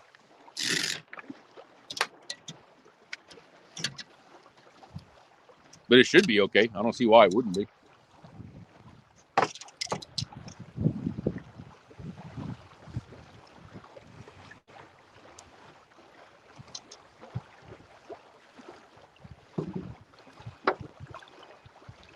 Fish finder's going crazy because it's in 2 feet of water off the back of that sandbar. They don't like that very much.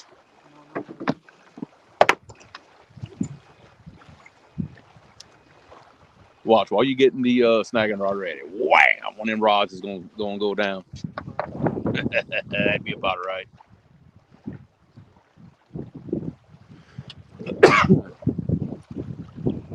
So it looks like some kind of way we're going to put a fish in the boat. It may be by questionable means, but I'll put a fish in the boat. Now, I will say this. We live in Louisiana. Snagging is not only perfectly legal, but for these Asian carp, it's encouraged. Because we have a problem with them down here, just like everybody else does. And yeah, they need to go. In fact, I'll go ahead and say a disclaimer now.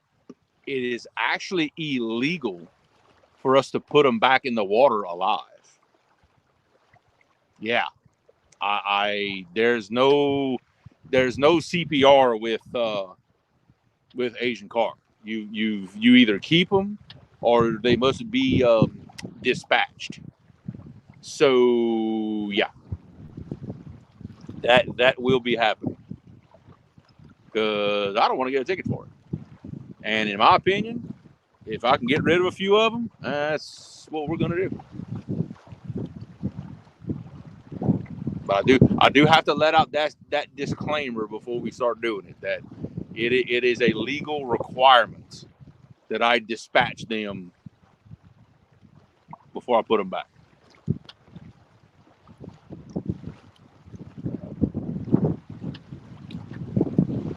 Yeah, very much invasive species, very much so.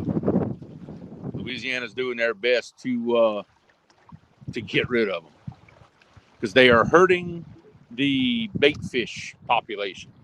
And if you hurt the bait fish population, well, then you hurt the everything else population. And that's why they're invasive.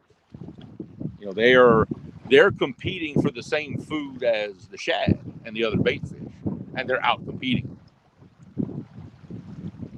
That's why they are dangerous and hurt the populations on these rivers. Yeah, like I said, all down here in the Mississippi. Like I said, we're fishing. You know, it's called the Atchafalaya River, which takes some water from the Mississippi and sends it to the Gulf. Andrew, no fish, bumped, tapped. That's it. Yeah, I hear about the tilapia in Florida. I believe it is. Correct me if I'm wrong. That they've just about taken over there. You know, same way these carp are doing here. Wild. What's the matter? Tangled? You got it?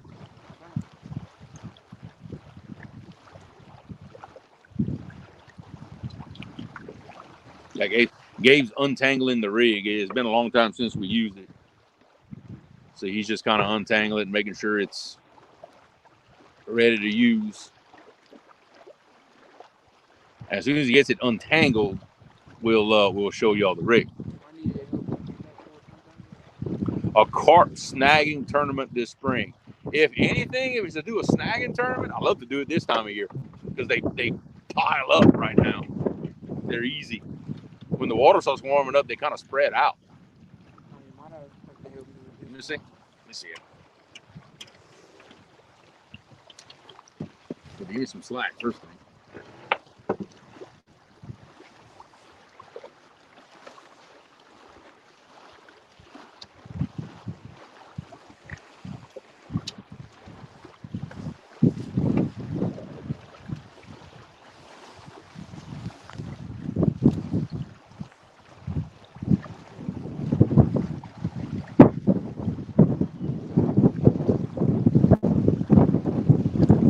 Let's see. This thing is definitely all tangled up. Yeah, I think some of the untangling you did, I think it hurt you more than helped you. Yeah, because I can tell where this line is twisted up. Yeah, because it was tangled around the hook and then tangled by the swivel. Yeah.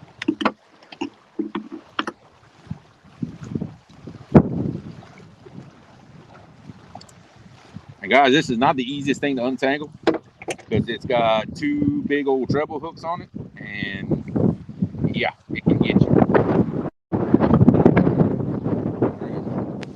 Now remember, one of these needs to be kind of wrapped like this, to where it pulls in line. Wait, no, I'm sorry, I did it backwards. Yeah, the bottom one's right here. Yeah. This, like that. 500 pounds. Wow. I've heard that Asian carp is good eating. I've heard that. I have just not had the gumption to actually try it. I'll be honest with you. All right, Gabe. We ain't getting nothing right here, though. I think it's about that time. All right, guys. Y'all give me a second. We gonna reel up these rods, and we gonna see if we can get us an old carp.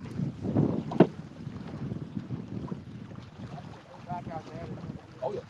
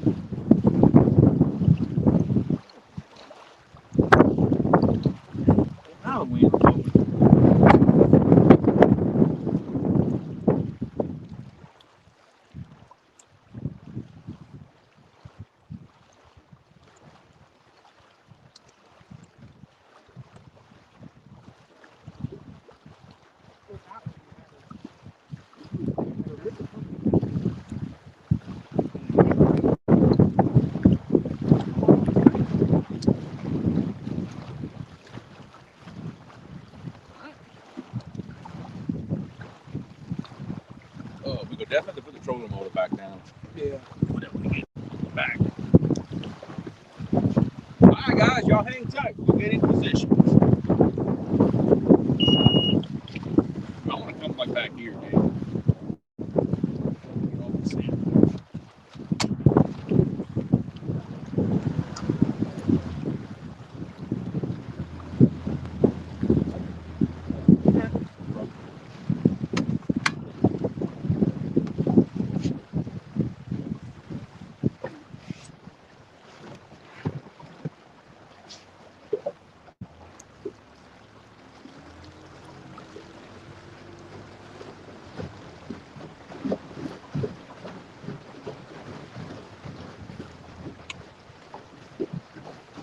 I can tell you now, we were all over it. What, the cart? Yeah. We let the trolling motor down.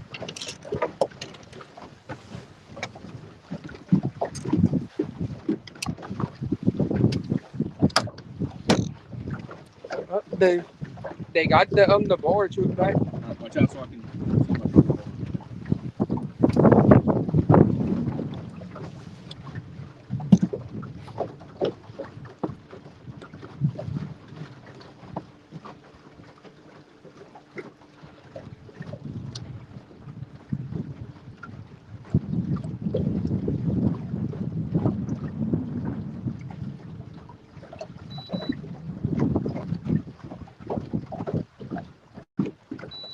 All right, basically it's solid marks under the boat. So just throw any direction. Yeah, that's what I would do. I would throw, remember how I taught you to throw towards the main channel Yeah. and bring it back to us? Danny's Stone said he wants to talk you into a carp snagging show next weekend. All right, I'm going to spot lock. I'm going to actually bring the phone back here and sit on this seat back here and let you do your thing.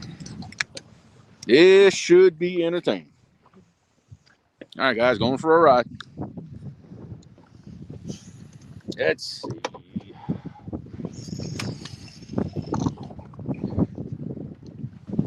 All righty.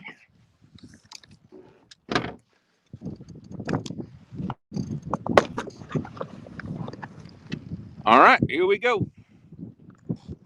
Gabe is snagged.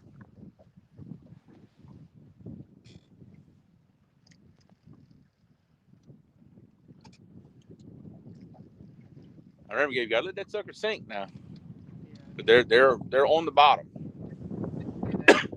Huh? Oh yeah, I'm telling you, they're on the bottom. I wouldn't. He's throwing way too far out.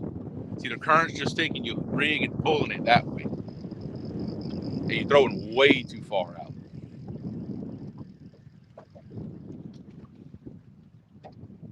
Like I'm telling you, you could just about, like say, now let it sink. Yeah, let it sink all the way to the bottom.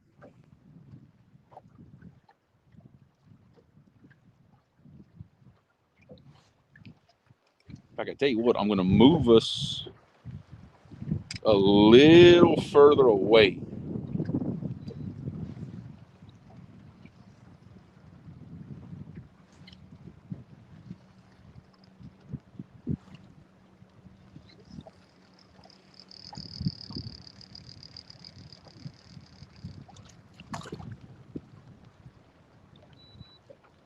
There you go.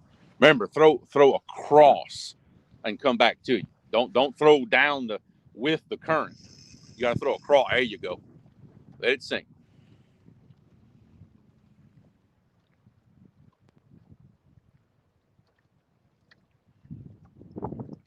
You throw about to the current seam.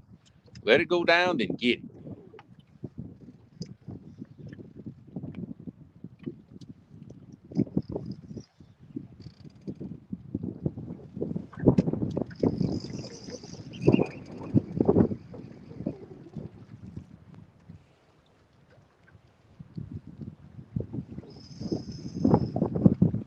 See, now you're not throwing far enough. Remember, I backed up about 40 feet. Remember, throw straight to the current seam. Let it sink.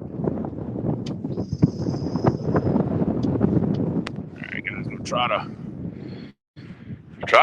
guard that mic as best I can.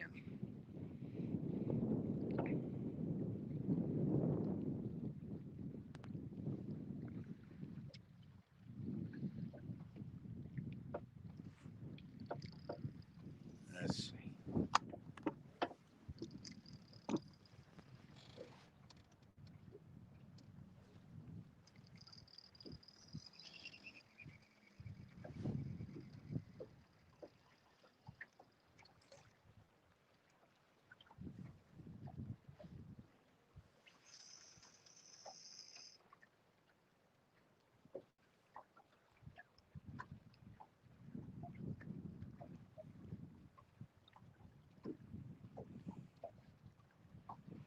Fishing in freedom. What's happening? We switched gears a little bit. We marked a tremendous amount of Asian carp. Oh, you got one? You still got? Or you got off? Ah. See, you stuck him. You notice how you stuck him right at the end of your pull? That's yeah. Okay. Yeah, and we marked a tremendous amount of Asian carp in here. So we decided we would try to snag one or two before we moved on to a different spot. Gabe's been itching to do this for quite a while. So, but the setup, it's a 10-foot Daiwa surf rod, and I've got another Penn Warfare on it, a 20, running some 65-pound Berkeley Trilene braid, and then on the double hook rig, it's a double treble hook rig, 10-aught treble hooks. I've got some 150-pound mono.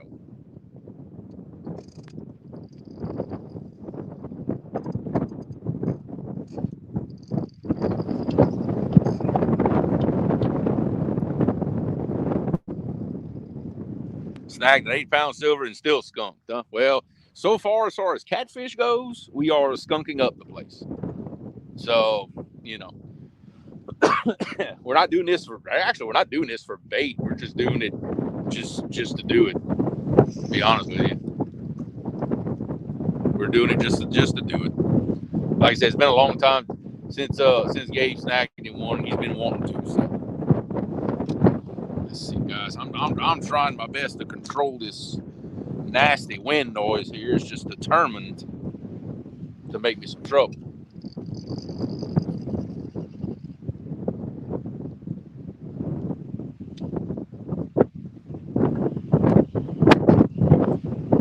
That wind is starting to blow. I mean, blowing right in our face. They said the wind was supposed to get up to like 16, 17 miles an hour today. I guess that's exactly what's happening. It's starting to blow pretty good.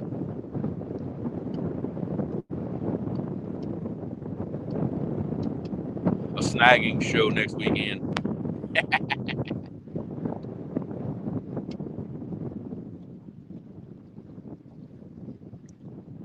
I said I'll be honest, I don't come out specifically to snag. I used to a long time ago. But we'll do it maybe to catch bait here and there. Like I said, this is just kind of a have a little bit of fun just to break up the monotony a little bit.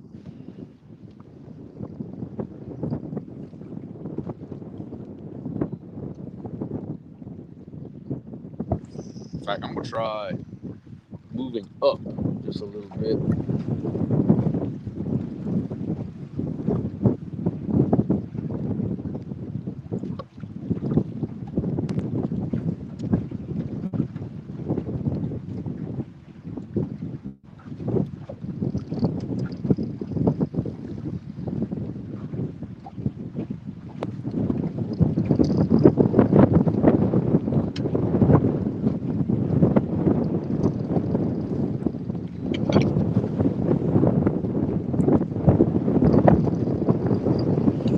Yeah, you might want to try throwing back here a little bit.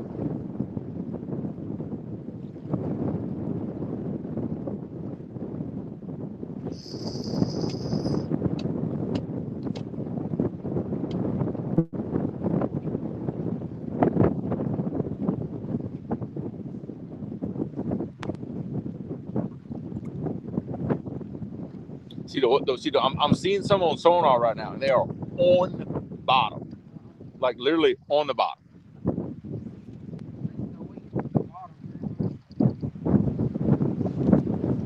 I think you might be better off coming right here behind me, and dropping that thing, like throwing it kind of behind the boat.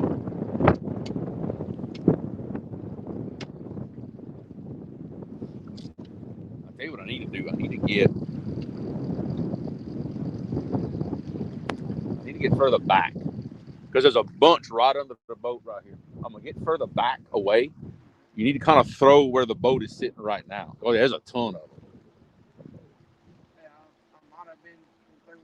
Yeah, let me back up. Got out the wind. It's a good sign. Like if you get kind of in the middle. Yeah. Oh yeah, there's a bunch under the boat.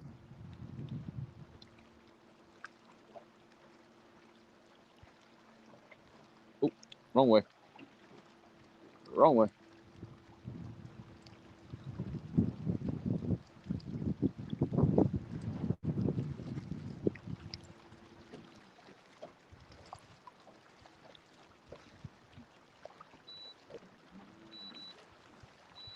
All right, there you go. Now throw back across to where we were. Let's see. Move the camera just a bit.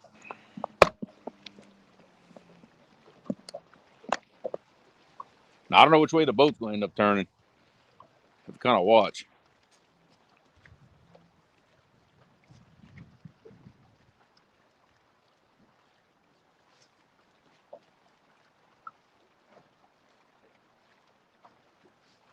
Wow, actually, they're in too deep of water. Actually, they're in about 40 feet of water. And even if I had it with me, my cast net ain't gonna catch them suckers in 40 foot of water.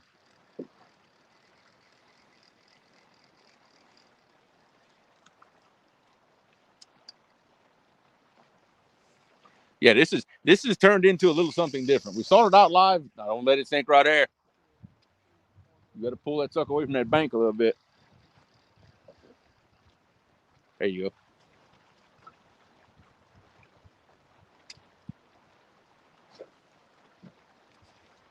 Gabe stuck one a little while ago, but he stuck it right at the end of the pull, and it didn't bury the hook. Like I said, that skin is so tough on these things.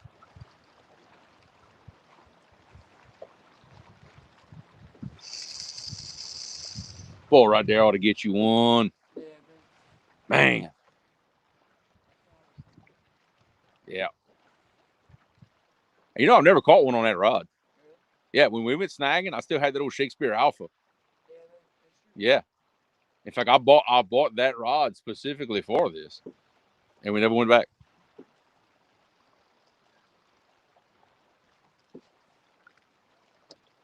Just make sure you're letting it sink between pulls. Let it. I'm telling you, they were on the bottom. You got to let it sink between pulls.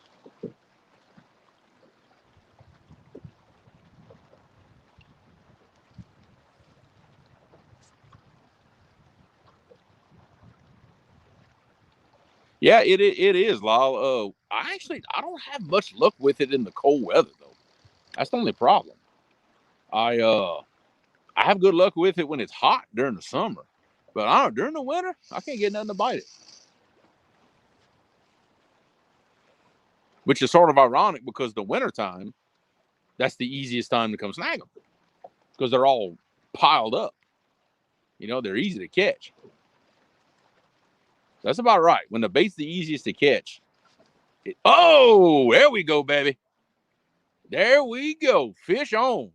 Hey, check the drag, Gabe. He's pulling drag? Okay. All right, we're good then. Fish on, baby.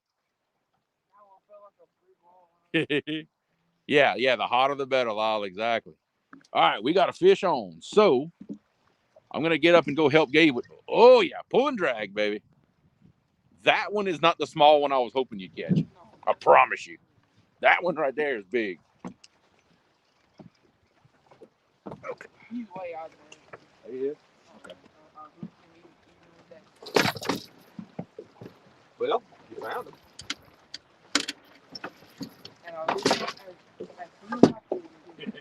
But that's when you stick them good. Oh, I saw it stop. When I saw it stop, I said, well, they're gone. Would you? If I stuck a 10-aught treble hook in your side, you probably wouldn't like me much either. That's the good thing about it.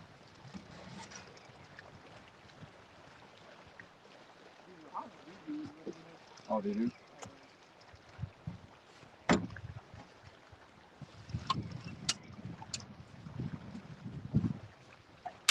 All right.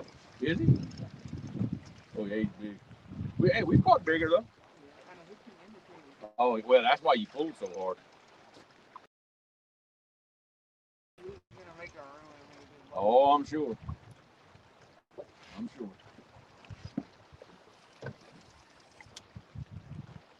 I think he's done. He's done. All right, got him. All right. Oh, God. That's big. Woo. Wow. That fish, every bit of 3 feet long or bigger. Man. All right. If you want, I'll get you my fish grips. Because normally what I do, I fish grip them to control them. Then you can do the rest. You think you got it? You want my look, you can honestly you can take the knife and just cut the hook out. And you know what to do from there.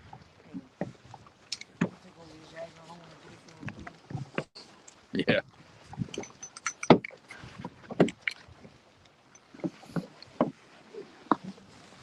All righty. Look, once you get the hook out of him, just hold him up real quick. Yeah.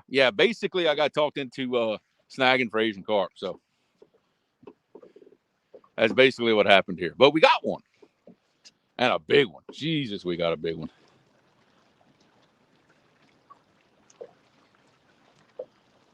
Cool. Popped right out, didn't it? Yeah, look at that. That's a big old silver right there.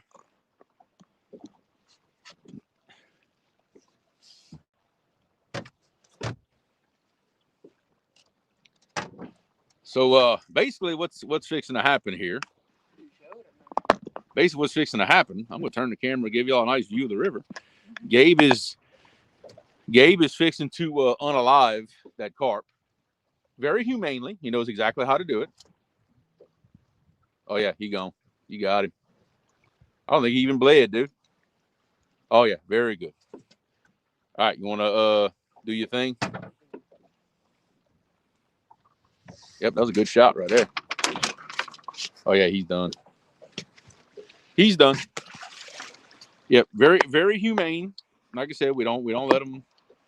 Basically, a fillet knife straight through the little brain, and that is a done deal. All right, we'll get you another one. He's smiling now, boy. He's that's it. This is no longer a catfishing show. J-Dog, Van, and Sandy are on them again today. Well, I'm glad somebody's having some luck because we did not. Now we haven't given up yet, but while we're here at our spot for these Asian carp, figured I'd let Gabe get him one or two just to feel a bend in the rod, I guess. Now, if he can get me a small one, I'll cut it up for bait, but not that big one like that. I don't know. That makes too much of a mess. Now, I'm like, wow, if it'd be during the summer, different story. I'll let it make a mess then. So just put the nets, just stand it up in the holder. It can stay right there. Well, now you know where to throw, Gabe. Because where that one was, I guarantee that's where all the other ones are. I guarantee you. Huh?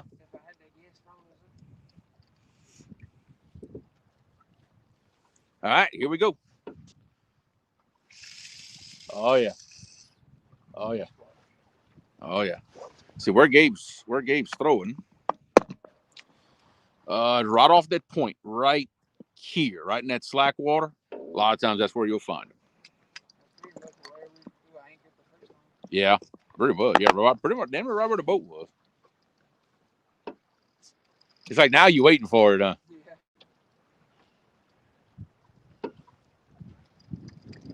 You stuck that one, that's for sure. I said you got every bit of that one.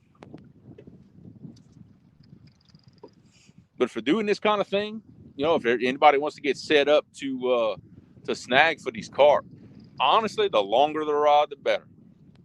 You know, that's a 10 foot there. You know, these long surf rods that these bank guys use, they're great for that. 24 degrees. Gabe's in a t-shirt. It's probably like in the low 60s. Of course, we're out that wind. So he got in his t-shirt. I promise if I'd get back in that 20-mile north wind, he'd put his coat back on. I still got my coat on just because I don't feel like taking it off. I don't want to go through all that.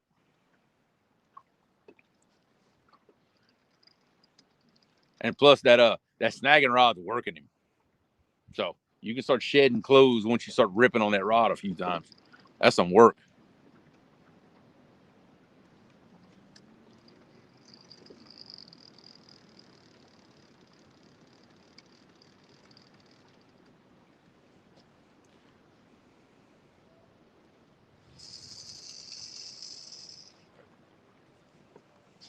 That's another reason I you know, there's not many applications that I really love braid, but this is one of them.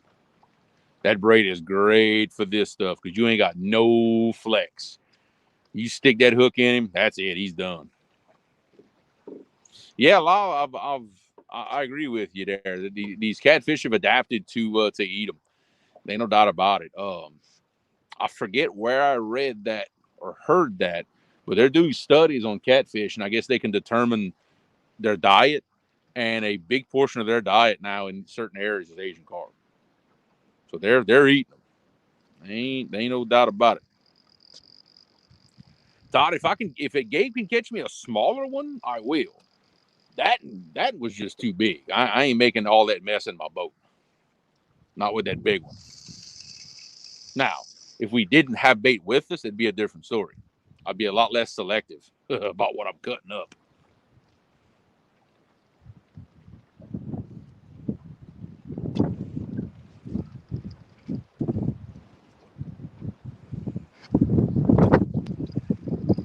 Awesome flathead bait. Interesting.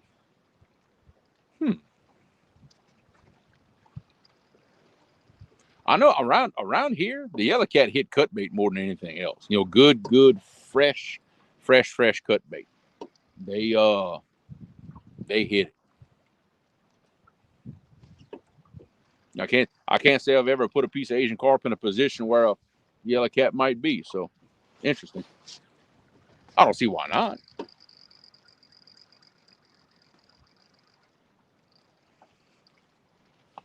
But yeah, Danny, you're right. They for the most part, year round, they are easier to get than slicker. I will say that.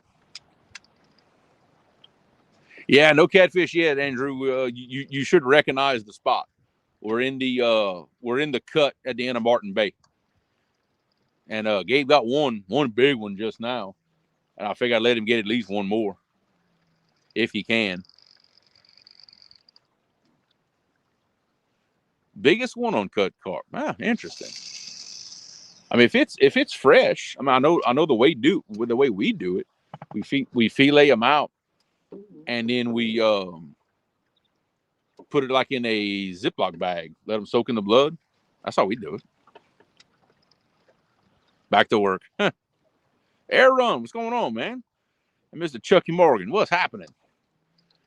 Just doing a little Asian carp fishing for the time being, anyway. Like I said, we're in a great spot for him, so I promised Gabe I'd let him go for it for a little while.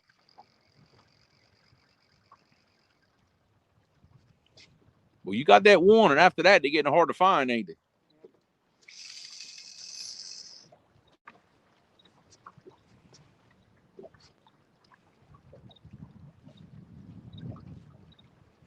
They're always in here in this cut. I said, it's one of them spots that no matter what, they're here. Ain't no doubt.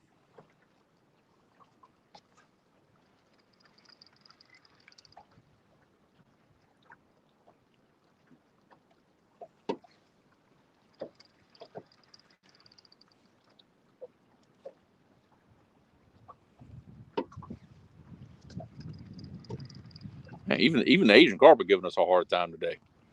Man.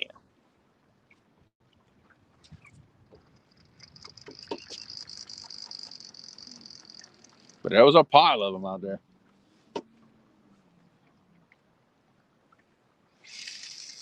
Come on, Gabe.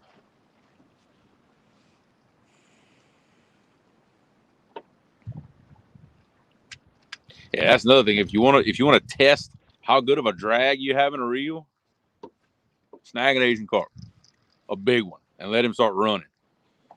You'll find out how good your drag is real quick.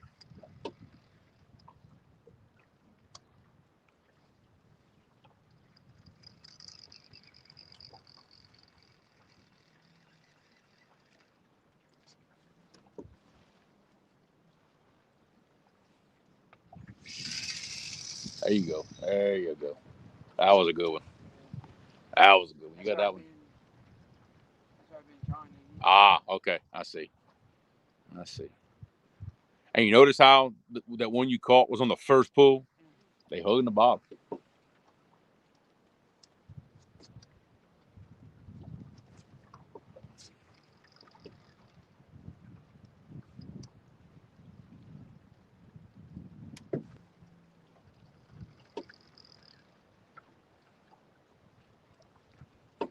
He throws that hook around enough, he'll get in another one. It's just a matter of who's going to give up first, the carp or Gabe's lower back. Because you talk about hard on the lower back. Oh, man. And the bad part is you don't really notice it till the next morning. That's when you find out how hard it really worked you.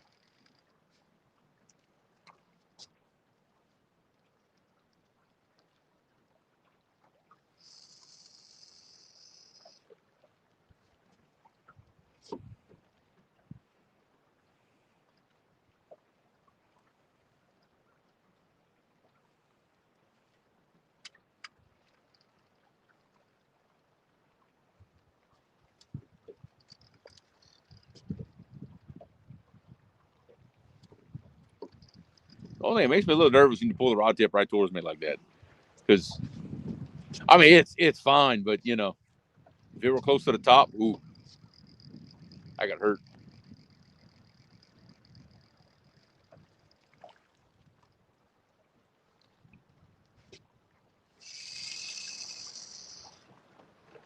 There you go. J-Dog in the house. What's happening, J-Dog? We switched up just a little bit. Being we in a good spot for them, I'm letting Gabe snag a few Asian carp. Yeah, we always keep that big rod with us, you know, just in case we need them for bait or something like that. So.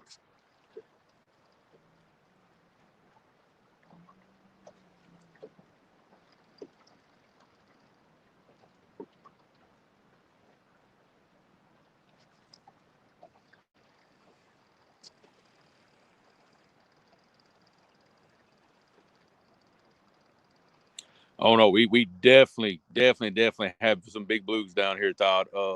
We've probably got more big blues than anything else. We do have really big yellow cat as well, flatheads, channel cats. Actually, we have them, but they don't get big at all. I've maybe caught a dozen in my life, maybe if that, and the biggest one I've ever caught is maybe 3 pounds. You know, out of the river. You know, not in a stock pond, obviously. Uh, but no, they definitely have big blues. Definitely have big big flatheads, no doubt about it. In fact, all of our PBs are in the 50s and above, and there's 100-pounders that get caught in here by commercial guys, especially.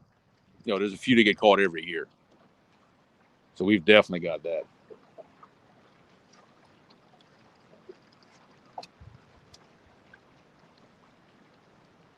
In fact, really, the blues, they're native to this area. Everywhere else you find them in lakes and things like that, they were put there at some point. But here in the Mississippi River and its watershed, this is their home. They're actually native to this area.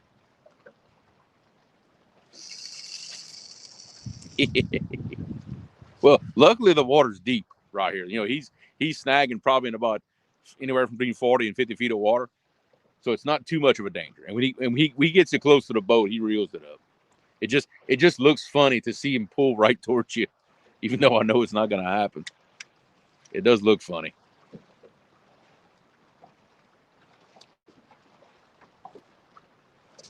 Okay, you can't find them. I know you're in the right spot because that's where they were piled up at. It's always possible. I don't know. You might have hooked that one and spooked them off. You know how easy they spook. That could have happened. Oh!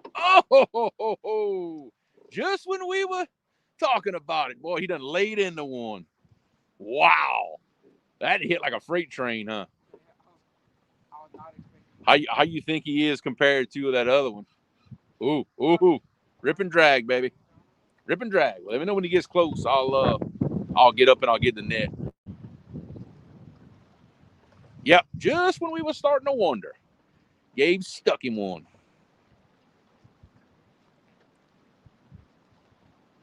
Now, if he's smaller now, we may bait him up. How small a one you need? Let's see when he gets to the top. I like him to be pretty small. I ain't gonna lie. The way that one's pulling, I don't think that one's gonna qualify. No, I doubt it. Let me pick the camera up a little bit where y'all can see. But a good bend in that big Daiwa rod. You probably hooked him in the tail or something like that. I wouldn't doubt it. It seems like that. That's where I'm mostly looking at. Big one? Yep. Ooh, yeah. Huh?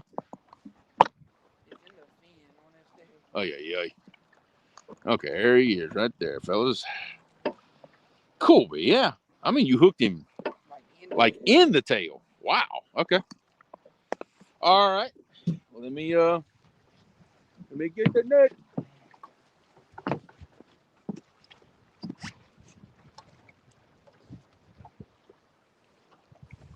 All right. Bring him to me there, cuz.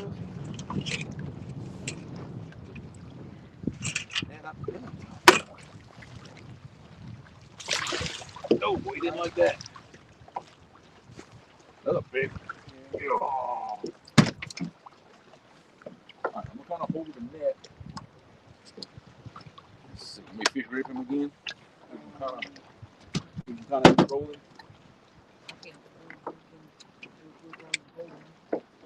Yeah.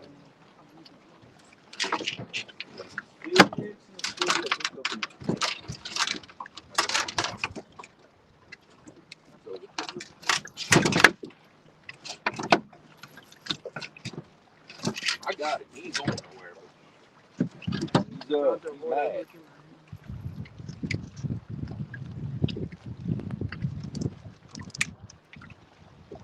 Yeah.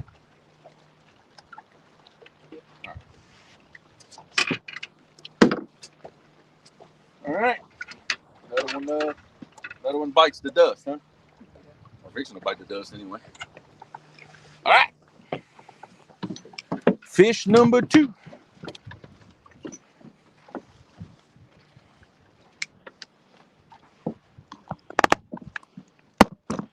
Yep, another big one. Shooty's what, 25? Probably. I guarantee he's 25. All right. Like I said, Gabe is gonna take my big knife. He's gonna unalive him real quick.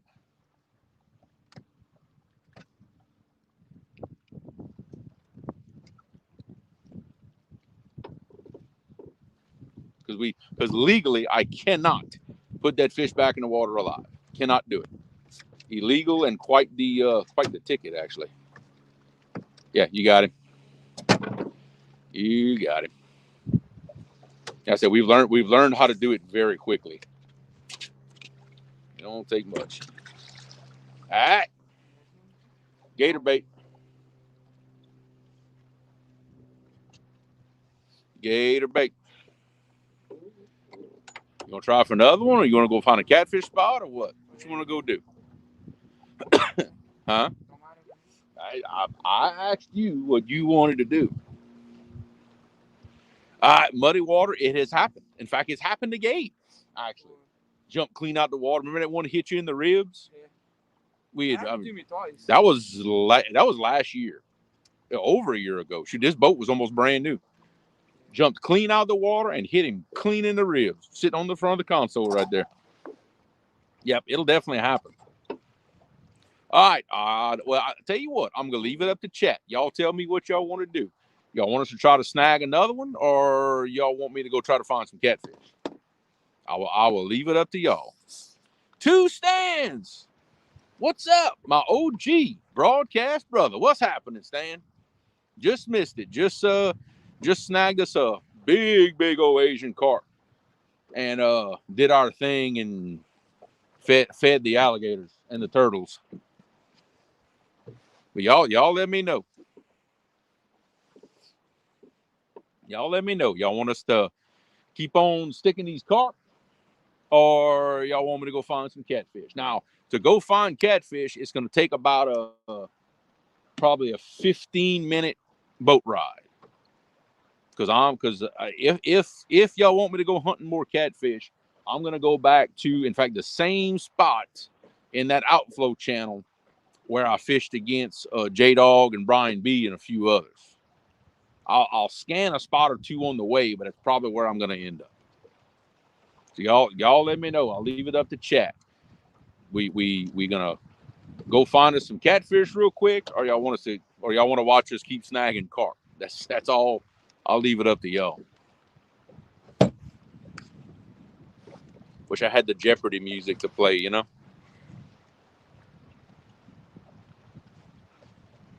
Stan says snag another one.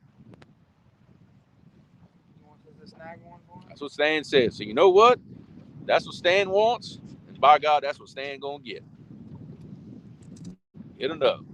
I think that's what you wanted to do too. Yeah. You just didn't want to tell me. Yeah, okay. That sounds more like it. Yeah. Gabe just didn't want to say it, but that's what he wanted to do. All right, you know what to do. Get him. This is relaxing for me. I ain't gotta do anything. Well, I tell you what, J Dog, if I'd be in a 1-versus-1 against you right now, I'd be in trouble. Tell you that right now. Man. Catfish don't want to cooperate today. Bigger than the last one. Wow. Okay. They get bigger. I'll tell you now, they're massive in here. All right, Gabe will try to drum up another one.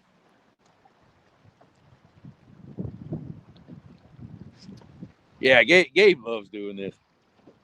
I'm just sitting on the back of the boat chilling.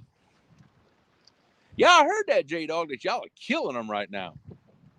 Well, I'm glad somebody's catching some fish. Man, I sure ain't. It's the only fish we catch, and we got to stick a hook in their side. You caught that closer to the boat, didn't you?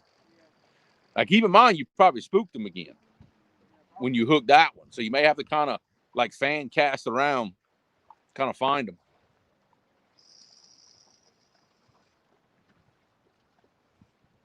What's your biggest one so far, J Dog?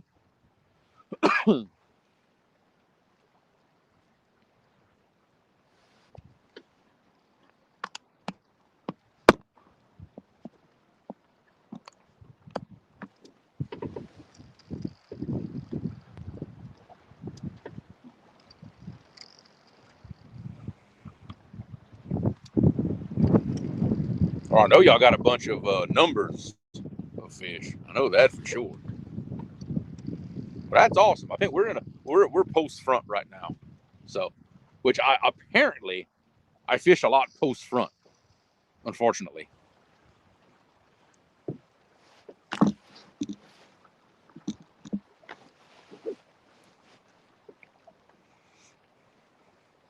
Yeah, Stan, I agree. It took one of the best catfishing days I've ever had to put J-Dog on the shelf. So, oh, fish on, baby. Got him? Just don't give him no slack so we don't get off. All right, fish on. Gabe found him again.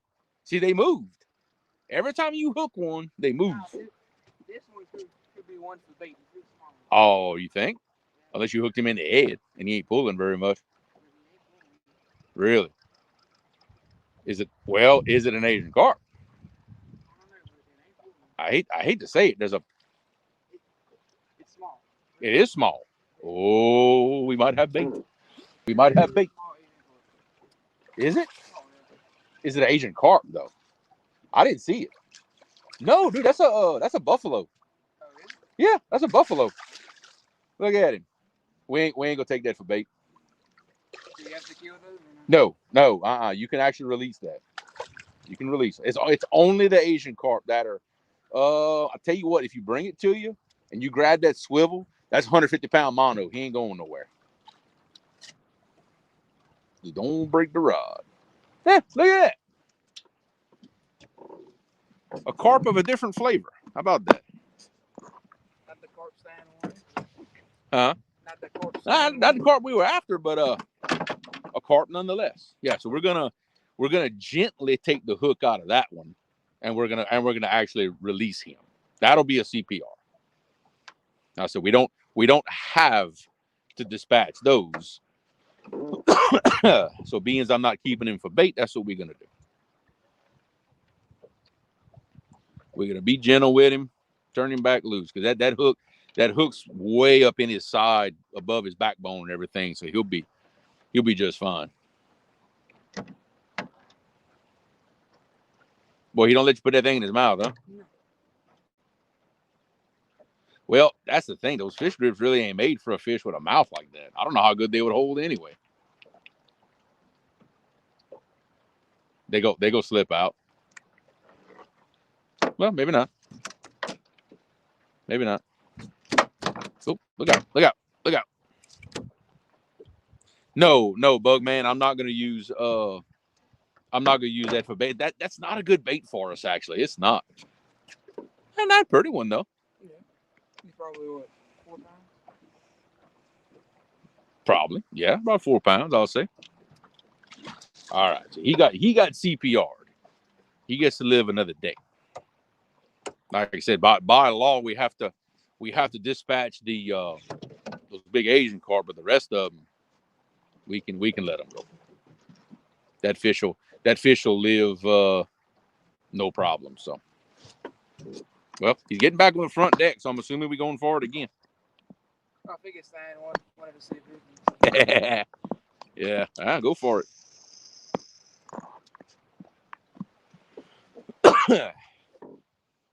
Well, you think that little carp was surprised when you probably yanked him 6 foot the first time you got him. Yeah, I hooked him like as soon as. Oh yeah, you gave him a full swing. I like seeing Gabe work. Oh, got something? Yeah. All right. Gabe done found the fish now, baby. Did it come out? No. You got it. Catch up with him. Oh, it come out. Man, what you had? You think? It felt big. You think it was a big carp? He pulled one time hard. Yeah. Didn't quite get the hook. Okay, but that's good. Yeah, you know where they at. Bomb it back out there.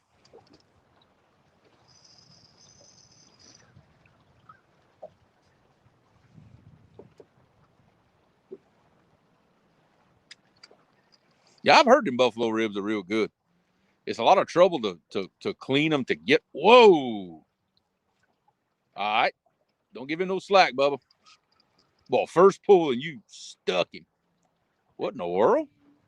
Huh? What? He ain't pulling like no Asian carp. He's coming to you? Unless you hooked a log or something.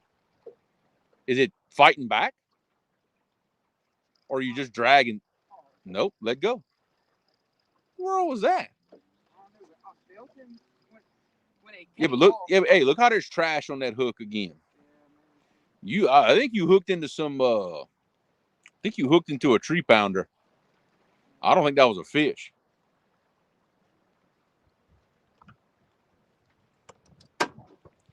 Snowy 30-degree weather. Oh, Stan. Oof. I mean, look, hey, same with us. We didn't caught some of our best fish on the nastiest days. So I'll agree with you on that one. We've done the same. Pick this up a little bit. We all can see that rod. Yeah, that's kind of what I think, Gabe. I think you got hung into a piece of something. Because you never felt it pull, did you? It was just dead weight. That's what it was. Because both times you did that, the hook come back up with some trash in it. I think that's what it is. Yeah, just keep fanning out. Just throw that current seam and kind of fan out. You get you another one.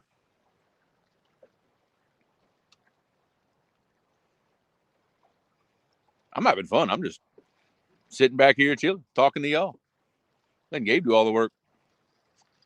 He likes it though.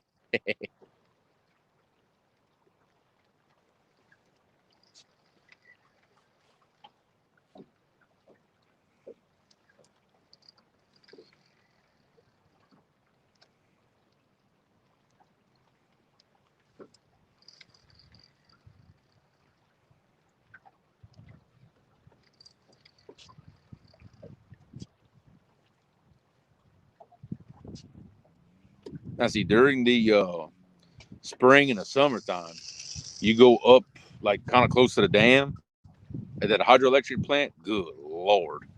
You can snag all the ones you want doing that. They stack in there, like you can almost walk across them.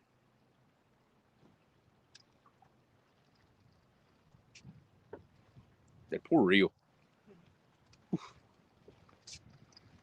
So that is hard on a reel on just about every part of it. As you want to find out how tough your gear is, go snagging with it.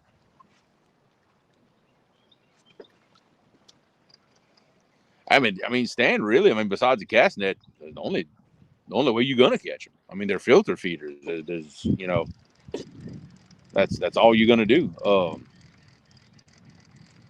We actually also used to, we weren't targeting that, but we also used to catch a lot of spoonbill like this. Those big paddle fish. Like I said, you don't go after that specifically, but every now and then you'll hook one by accident. Some big ones I done caught over the years. In fact, I had one destroy an Ambassador 6500. I don't know how big he was. I never saw him, but he took off running and just shredded the gears in that reel. Ain't nothing I could do. Couldn't stop him.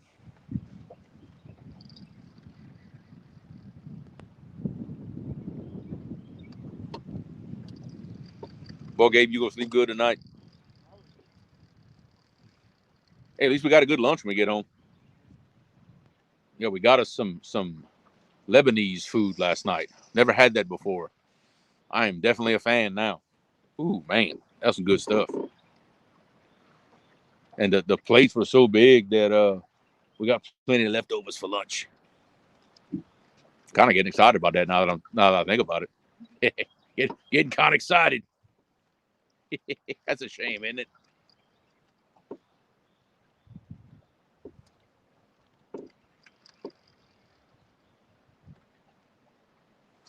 Oh, there we go.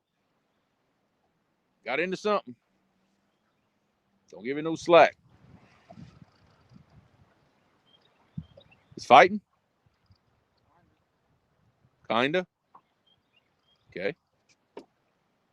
So it is. Oh, nope. something right there. There's got to be. I think you're hanging on something. Yeah. I'm telling you. Must be a tree or something.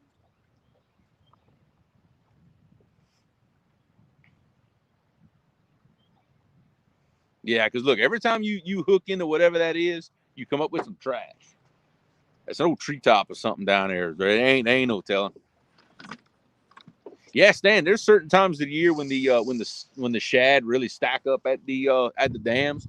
Same thing. I done snag some really big shad the same way. That's some ducks. Oh, okay. I said it just flew over my head. See, Chucky. It's funny you should mention that, but Gabe is such a good fishing partner that he was actually nominated for Youth Angler of the Year for the Golden Whiskers. So if anybody hadn't voted yet, I'll go ahead and do a shameless plug on that one. But yeah, he has been nominated for Youth Angler of the Year. Best, I always say best Joey in the business, that's for sure. Because he does not miss with a net. He knows what's up, knows how to work in the boat. And those of y'all that know, you got to know how to work in a boat. You know, to not be in the way and be in the right position at all times. It takes some know-how. It takes work. So he's definitely, I'll say, the best that comes fish with me as far as knowing how to work a boat.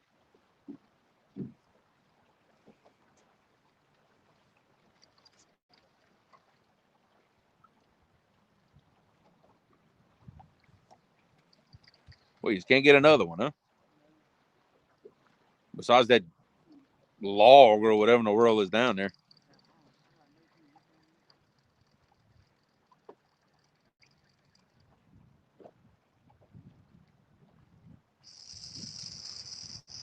Ooh, that's shallow back there. Oh, yeah. I mean, look, hey, pull through it. You never know. But just watch it. Watch your rod tip. Be sure you pull sideways and keep your rod tip low. Because it's shallow back there. You pull that rod tip up too much, that weight will be coming back at you. Yeah, Stan, I figured you were. I don't know how you remember all the stuff you remember, Stan. I don't know how you do that.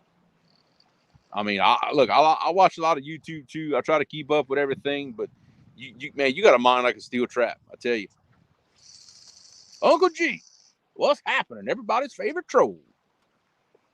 Dang, I feel famous now. Yep. Unfortunately, Uncle G, we still have not got the skunk out of the boat.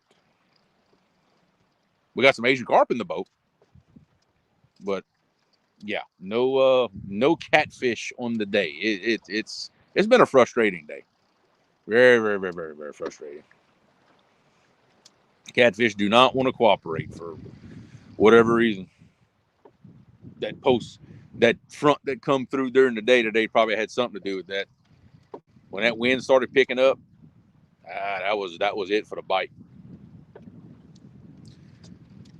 All right, Gabe, what you think? You want to make one more snagging cast, and if you can't get you one, we'll go find us a spot. Are we cooking for the Super Bowl? Well, I mean, we can cook for the Super Bowl. Super Bowl's tomorrow, isn't it? Yeah, that's a shame that I don't know that. But yeah, we can cook something tomorrow. That ain't no big thing. Being our QB is playing in the Super Bowl. I hadn't watched one since the Saints won, so I guess I'm about due to watch one, I suppose.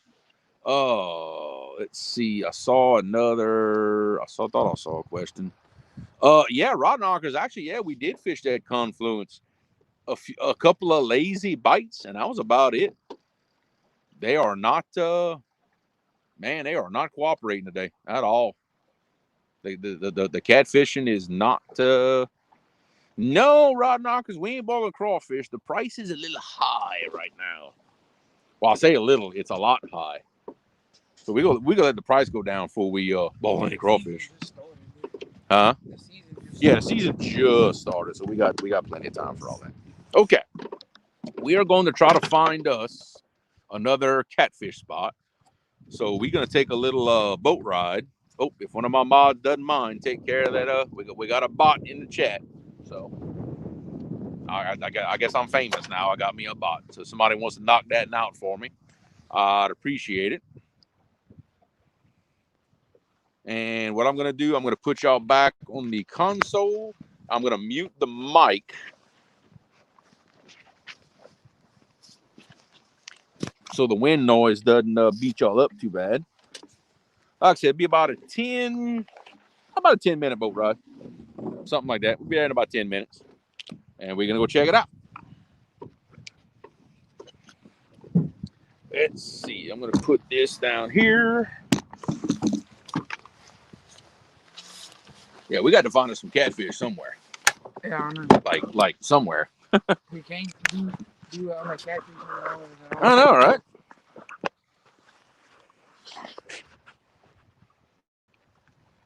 Well, we had fish in it, just not catfish. Yeah, we didn't have the targeted species. Yep. Yeah, there you go. Targeted species. That's the name I was looking for. Round and round we go. Where she stops, who the heck knows? All right there. That ought to give y'all a good view. Gabe, if you would be so kind.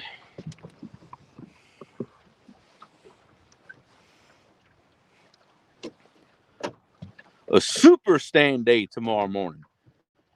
That's what I'm talking about. Oh, wait. Okay, all right, we're good. I've got to turn it off before you picked it up. We're good. All right, I'll mute the mic. I'll see y'all in about 10 minutes, guys. Enjoy the view in the meantime.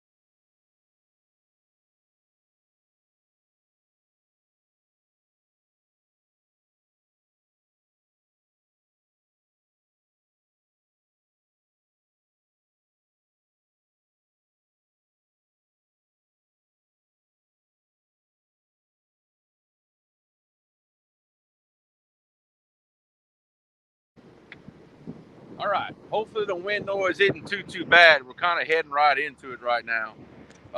Just doing some scanning, trying to find where some fish might be. I figured I'd check. This spot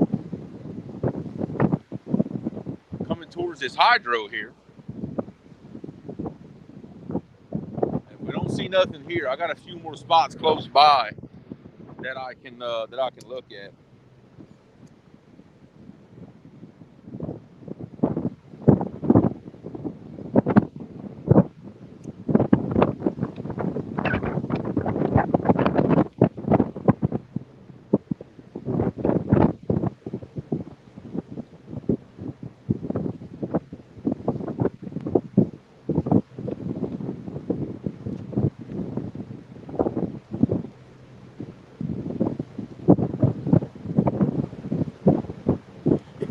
But no, Todd, I don't. We don't fish in the swamp. We don't. The marsh and everything is much further south than where we are.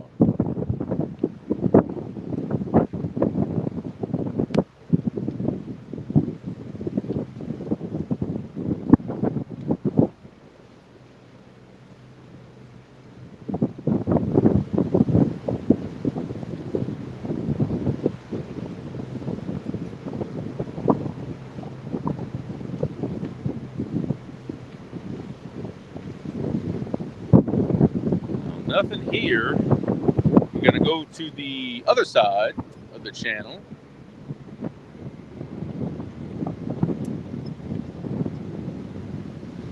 Current is ripping down here too. Man, the current's moving.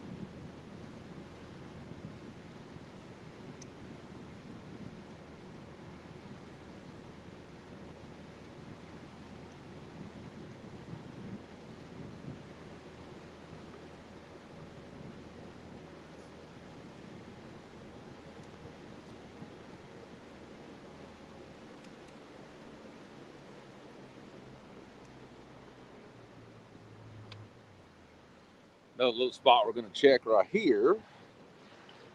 Got some old sunken logs, things like that. Kind of makes a little bit of a back current. It's hard to keep a boat still, which is why we might suspend if I mark anything.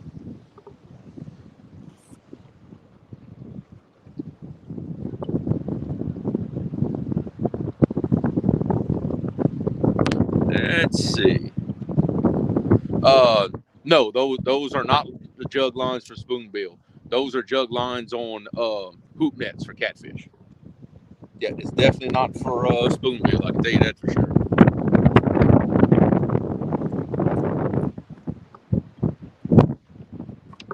Oh, turn boat before I hit that old tree.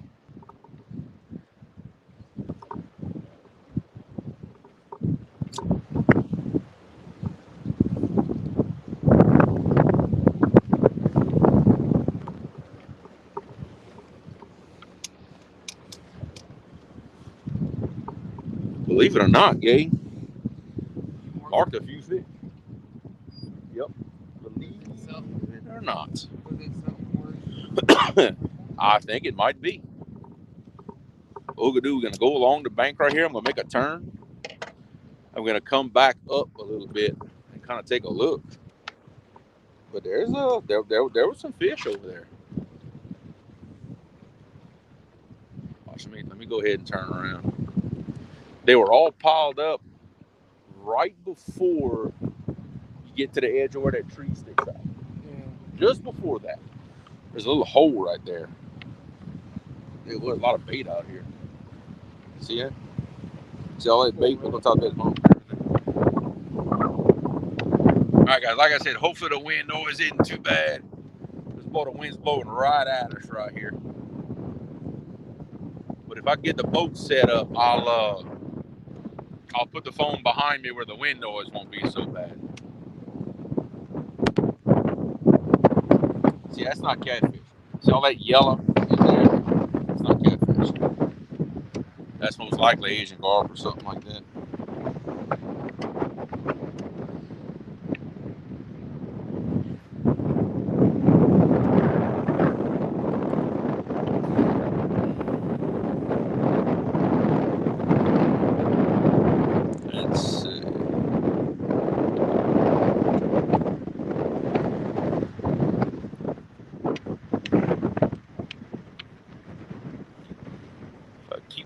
kind of.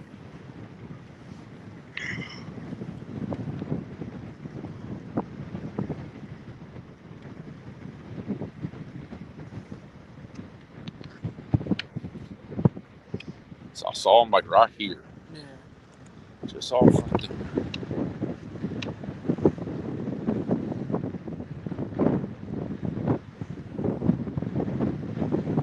From here somewhere.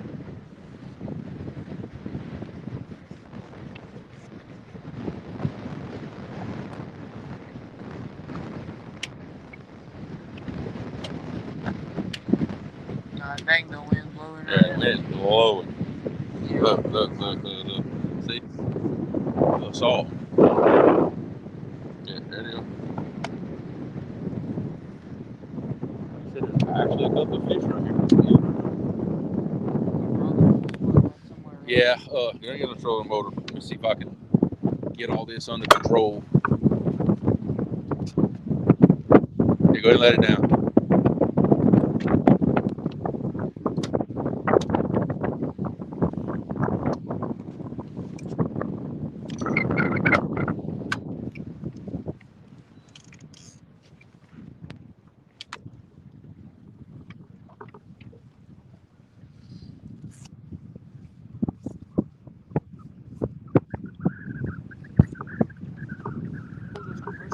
Still there, dude. Really?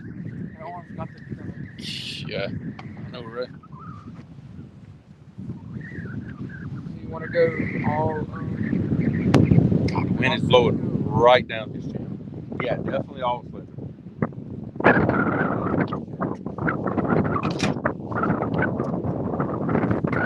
All right. Okay. Keep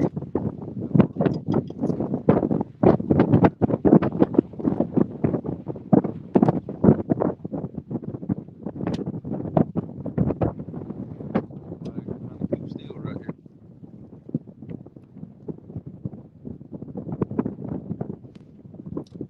Believe it or not.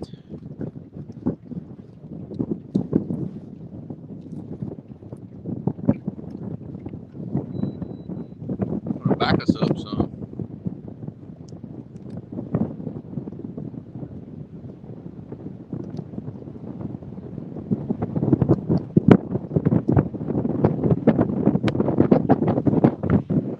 All right, guys, I'll tell you what I'm going to do. I'm going to turn the camera around, and I'm going to put it on mute for just a second while we get set up. That way the wind noise isn't too bad for y'all.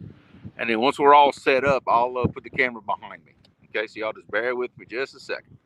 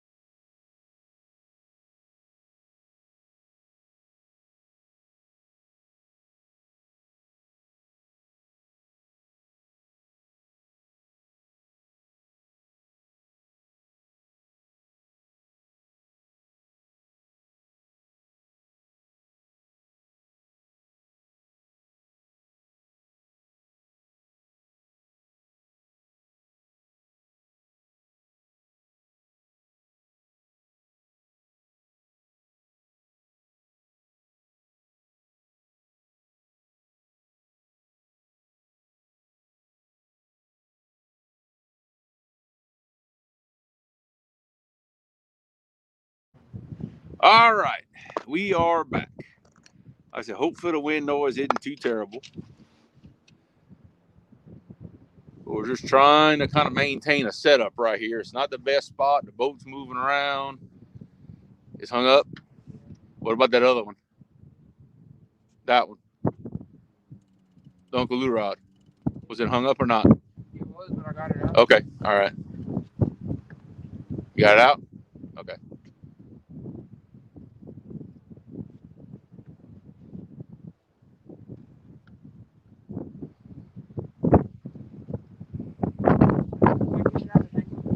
Well, you gotta when you get it out, you gotta hurry up and pick the rod up and reel real fast. You're dragging it on the bottom. That's why it keeps getting hung up. Hurry, reel. There you go. There you go. All right, guys. Like I said, hopefully the wind noise isn't too bad. It's getting crazy out here. It's probably 20-mile-an-hour winds. You know, something like that. So we're gonna do our best to kind of protect y'all from it a little bit.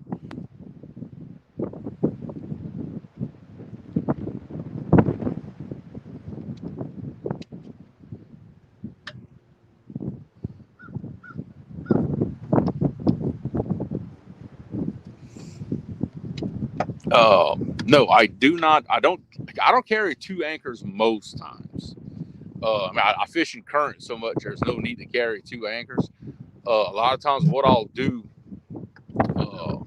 if I know I'm going to fish somewhere, I don't have much current, then I'll bring my second anchor rope bag with me. Because what's bad, especially in these high currents, it's actually dangerous to try to double anchor sometimes. Because what'll happen in this current, if something happens, your front anchor lets go and your back one doesn't, it'll spin your boat around, and all of a sudden you're backwards in a fast current, and it can sink your boat real quick. So I can see you have to kind of pick and choose about the double anchoring thing. It's very, very, very dangerous in high currents.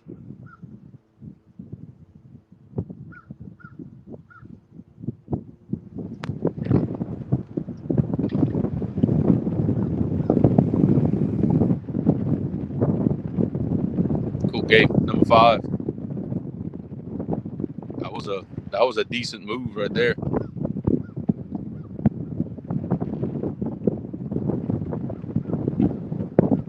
Still trying to get the skunk off the line. We're trying. What time is it, Gabe?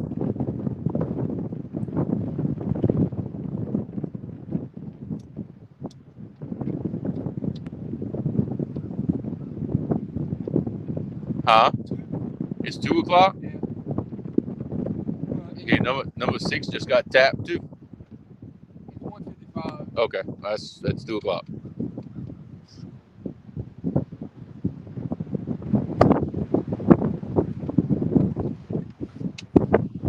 So guys, hopefully the wind noise ain't too bad. It's I need to figure out. I've got a really good external mic at home that I know hooks to this phone, but I cannot figure out how to get audio also.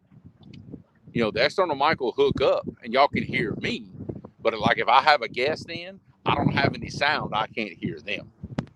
So somehow I need to get that figured out. Man, what's going on, bro? Man, look, I need all the luck I can get because, man, so far we cannot get the skunk out of this boat. We are post-front situation, wind blowing 20 miles an hour, and I don't know, they just ain't cooperating today, son. The only thing we managed to do was snag a couple of Asian carp. That's been about it.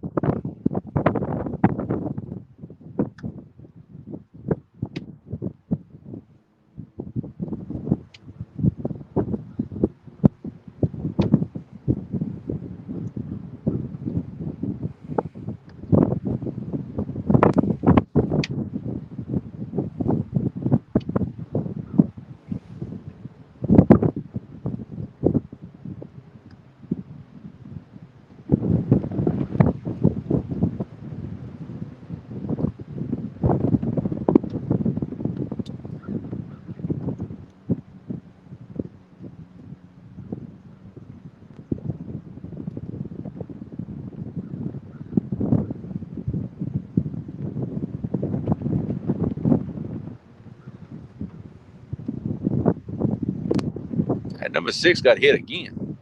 It keeps getting tapped.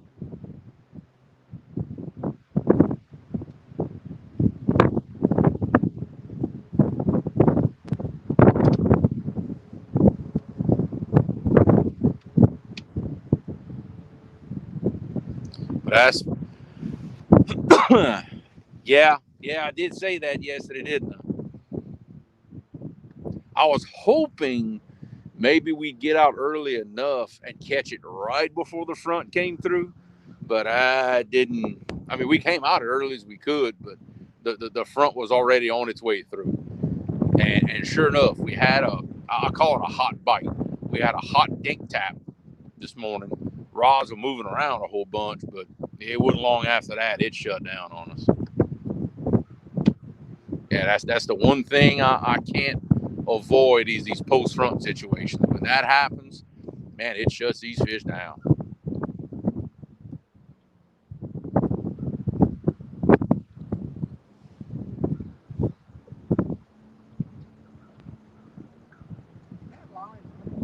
Huh?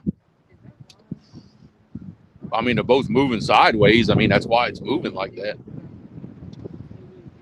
Well, what's bad is dragging all the baits to the back of the boat.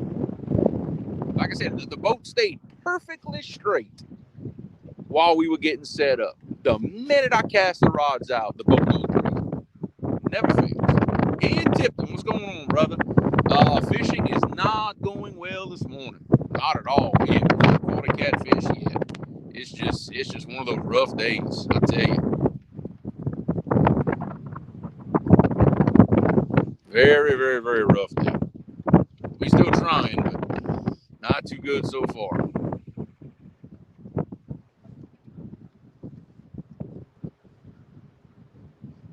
Oh yeah, I mean the boat was perfectly straight until I cast the rods, and now it's going to swing back and forth and hang up everything I got. Man, that's how it is sometimes.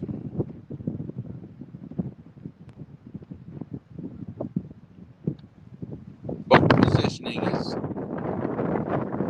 yeah, Ian. That's just about happening to us right now. The wind's been getting stronger and stronger and stronger the longer we've been out here, and it's not far from that point right now here. I said the wind's blowing probably a good 20 miles an hour right now. We're a little protected where we are, but not by much.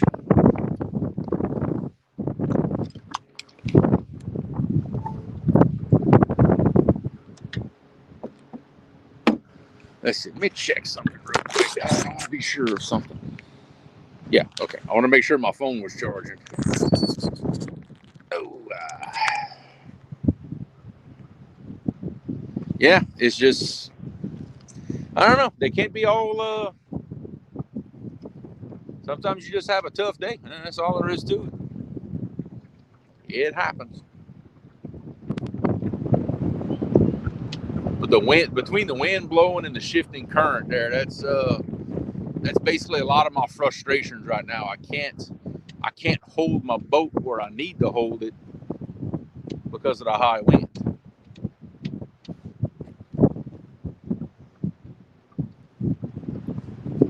And apparently I'm slowly losing the battery on my trolling motor also, because it's trying to keep up right now and it can't. So that's not good. We got a problem, Gabe. Trolling motor's starting to die. Yeah, we got a major problem right now. Trolling motor steady dying, it's steady slipping back. Reel up the rods, reel them up. Fast.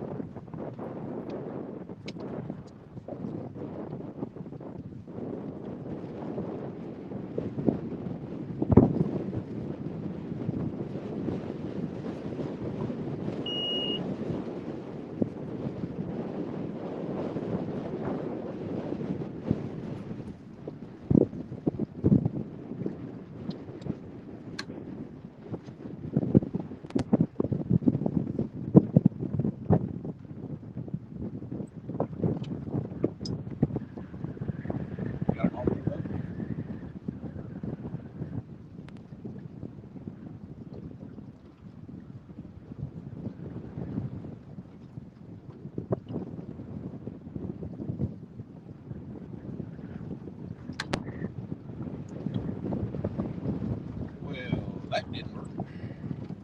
Huh?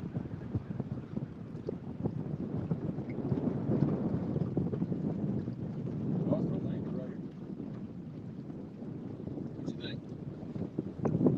Huh?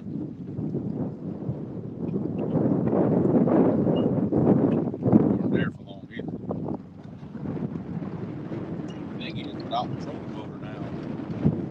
What do I do? You know what I mean? That's the big question. All right, go ahead and pick up the trolling motor and stow it.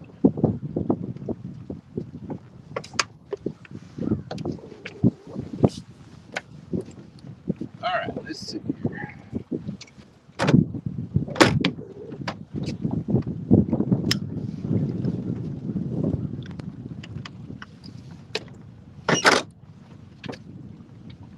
Okay. Hand me my phone and my battery back.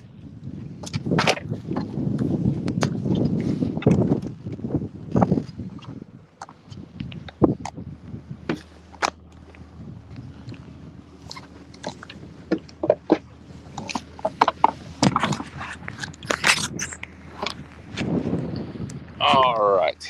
Well, we had an issue right there. Well, the thing is, I can't fish in front of the tree and tie to it. That's what's bad. I was marking fish in front of it, not behind it. I thought about that too. So, trolling motor battery is now dead. So, what I think I'm gonna have to do, I'm just trying to think. Well, when I say it's dead, it's almost dead. It can't keep up in the current. What I'm gonna do, I'm gonna take a quick little 5-minute boat ride to a little place right here around the bend where I think I can suspend if I mark some fish, or I might find me a spot where I can throw my anchor and the wind might keep me straight. So we'll see. We're gonna go around the corner. Give me about a couple minutes, and we'll. Gabe, I need that bracket off the top of the thing. We'll make us another little move. See if I can find me a spot to. Like I say, either. I don't know. Like I said, we'll just see. We'll figure something out. We always do. All right. I'll mute y'all real quick while I make a boat ride.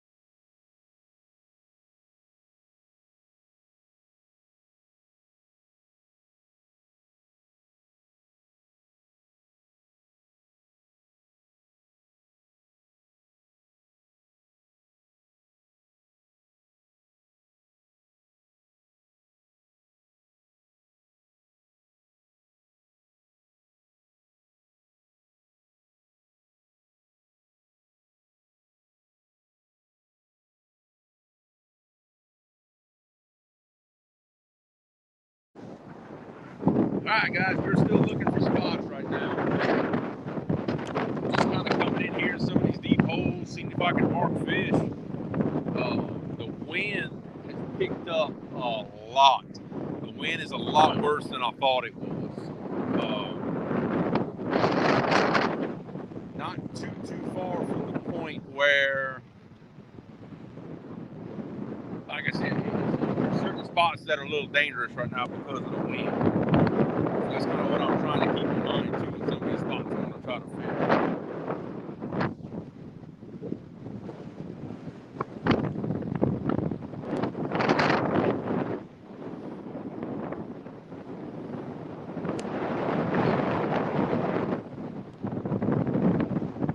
Right now I'm in like the super deep water, actually 111 feet of water, and nothing in the deep water, nothing at all. So I'm kind of coming out where a little wing dam is.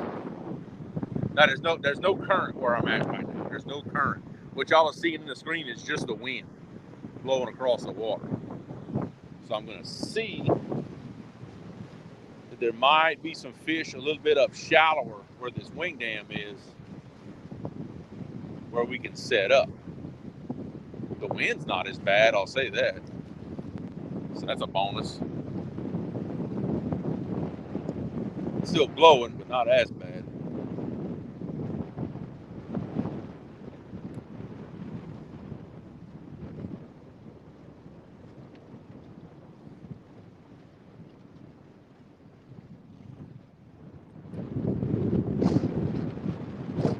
It's still blowing, it's just not as bad right here.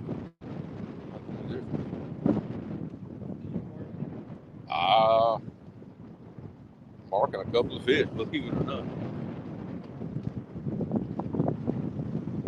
I'm trying to set up on them a little bit. I said my trolling boat is not dead, it just has weak. So I'm debating trying to spot lock here. You know, the wind is blowing enough where it can keep the boat straight, but I just don't know how long my trolling boat is going to last doing that. That's the problem. The only other thing I can do, like I said, I am marking some fish on the bottom out here. The only other thing I can do is try to tie my anchor rope on something that would kind of keep me in place.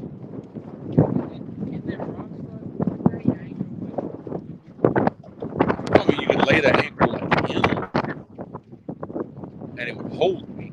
Or like, you see like these big bites? Yeah.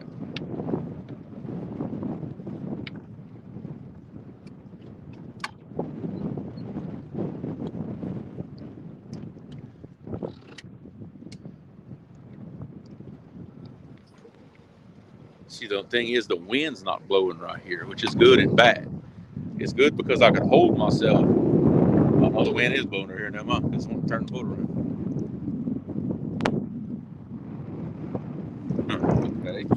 Let's see here. Let me turn around. There's fish like right here in front of us. So if I could find a way to either anchor up or something, huh? Either tie it to the post or just. Thing is, it's solid revetment in here. That's the only bad thing. So I'm not sure how the anchor would do. You know what I mean? Throwing the anchor on the bottom, I don't think that it would drag. And oh no, it'll drag all right. Well, yeah, but it'll hook on something. It's still to get it back. Though. Yeah, exactly. Did you ever put on that new anchor? Yeah. I did that. I don't know, I'm kind of thinking about doing that. I'm thinking about nosing up to that pipe. Well, look, let me get the rope ready. Yeah. Well, look, all you need is that clip that's on the rope. That's all you need. Just literally wrap the rope around the pipe and just clip it. And I'll see if I can back us up and get us where the wind will keep us straight. All right, Gabe, you have to pull it from the end now and unclip it from the anchor. You pull it from the middle, you can tangle everything.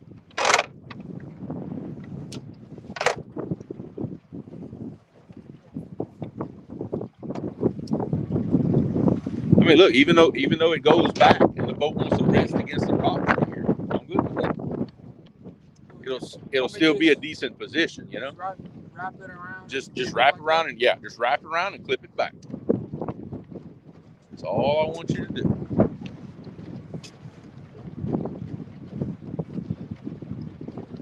Try to ease up to this thing without hitting anything. It's gonna be kind of hard.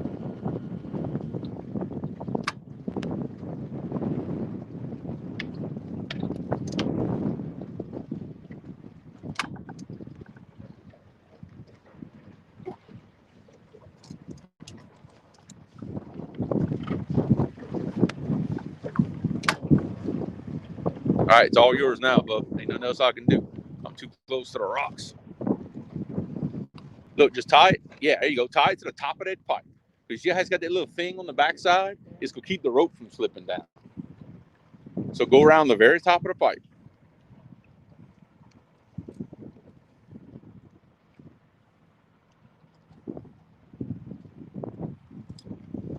Got it?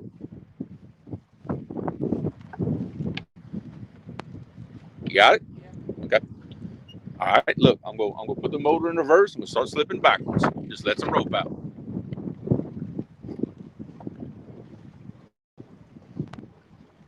Cool.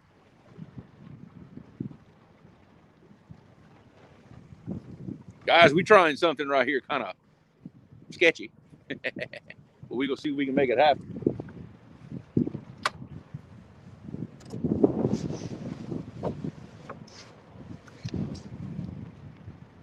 Well, apparently tying to that pipe was not a good idea. We just pulled it out the ground. Okay.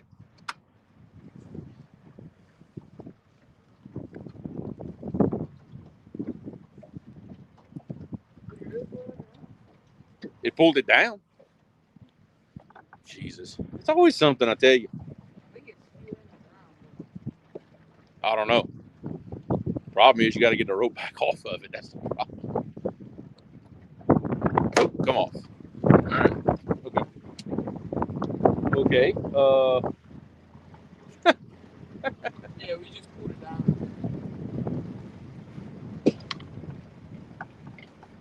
Okay. Well, that was interesting. No, I wasn't expecting the pipe to come out the ground. That's yeah, that was quite unexpected. Shoot, let the trolling motor down. Let's see what it's gonna do.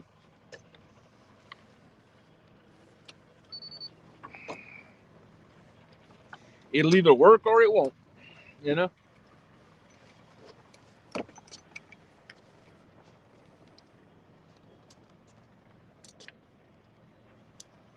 Either that or we just drop the anchor in that pile of equipment. Well, if the trolling motor don't want to do right, that'll be our last option, perhaps. And with it sticking out right there, we'll be able to get it out easy.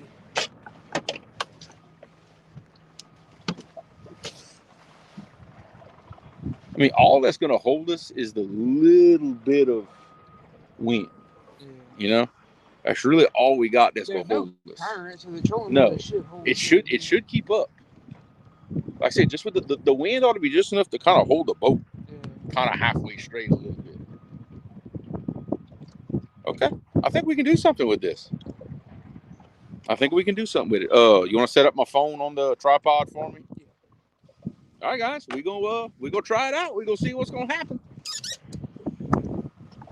I'm gonna throw the rods out. I'll just monitor the trolling motor to make sure that it ain't slipping back on us or anything like that. Okay.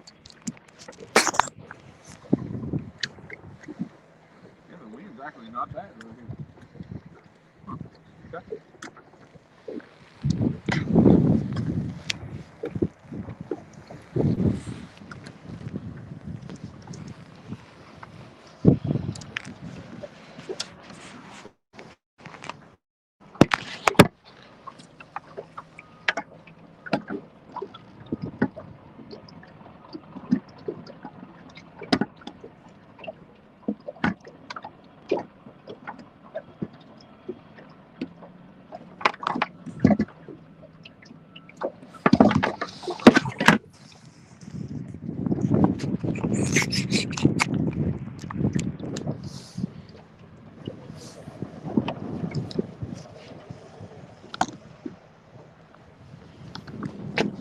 J Fox Hunter said, hey, Creole.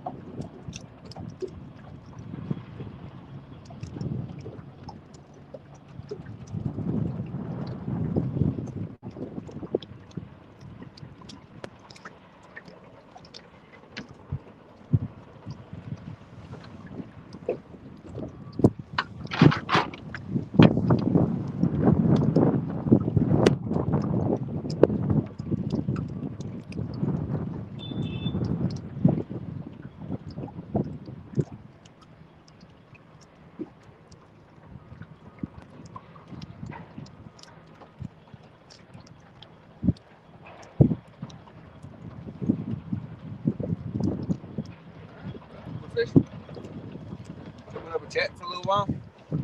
Yeah, they were just saying hey to everybody. Oh, okay.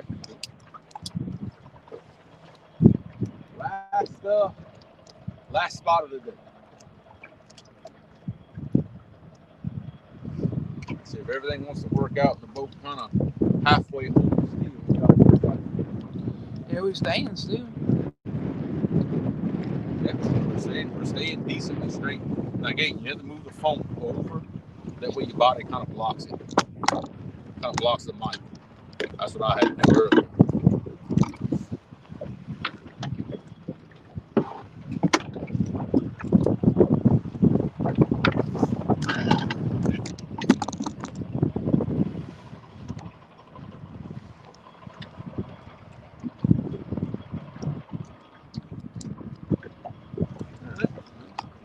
We'll give it a shot. Where are drinks and stuff at? Give me a Mountain Dew out of there.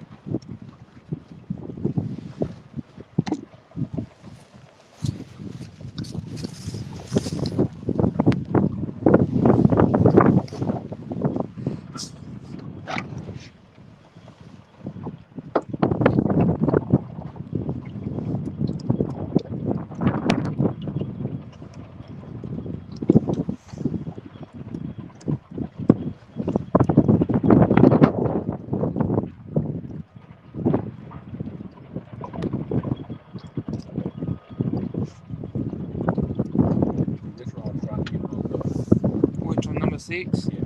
Because of the boat moving around, basically it's going to drag. It's end up getting hooked up. Yeah. And all the others have slack in them. I don't know what in here.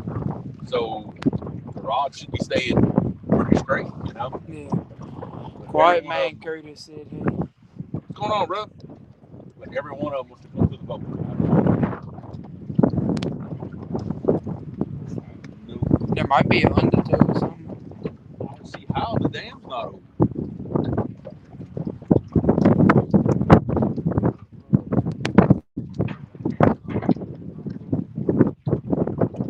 Well, it looks like they got 2 gates opened a little bit. Not much though.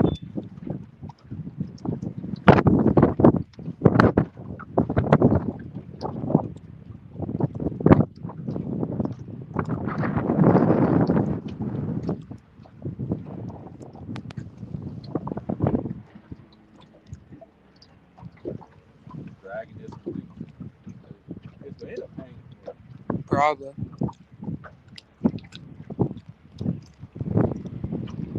That's what happens. Drag on the bottom. You'll find a rock or a manual wreck or something.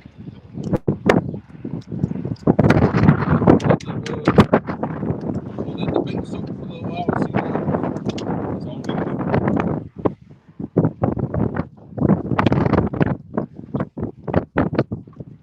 Marked a couple of fish. Nothing to write home about. You know,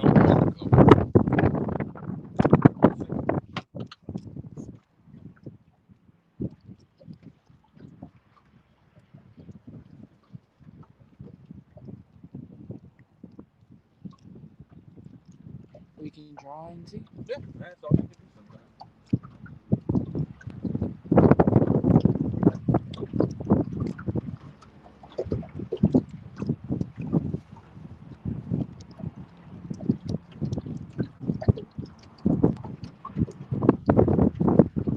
Just walk a while.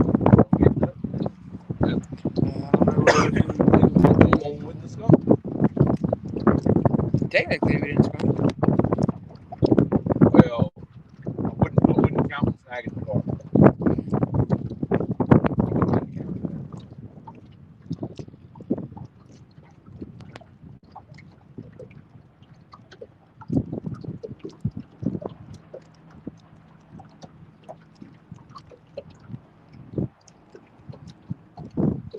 It's only like 60 seats back there. Yeah, you might as well.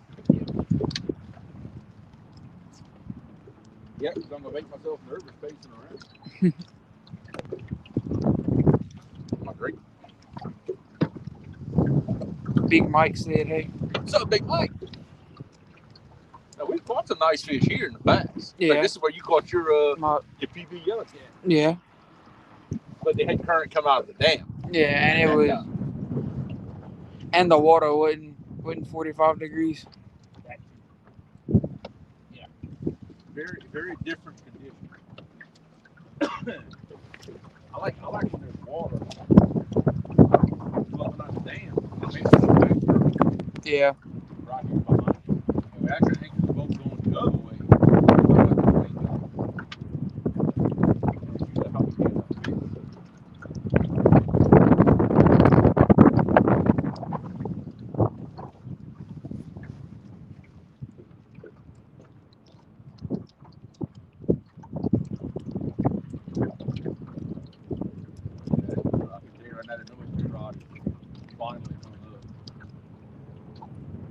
Cool, yeah.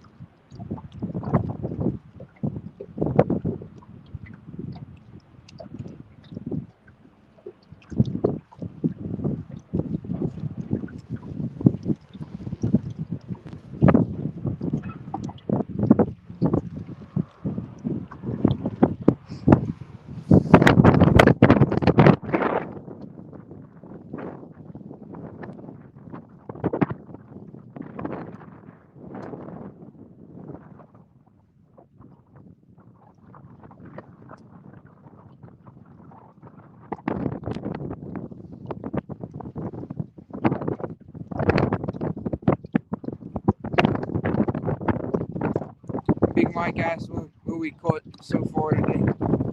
A hard time. That's what we call it. A hard time.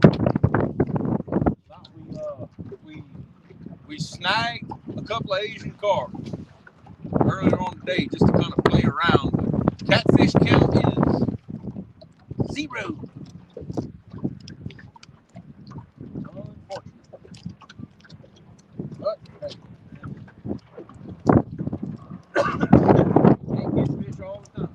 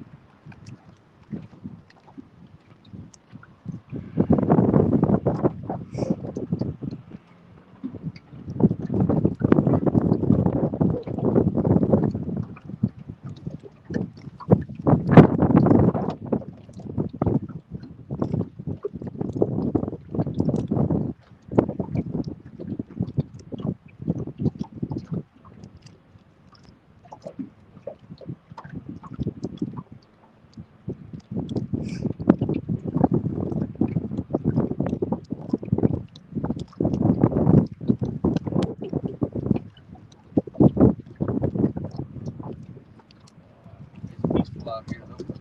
Yeah, it is. We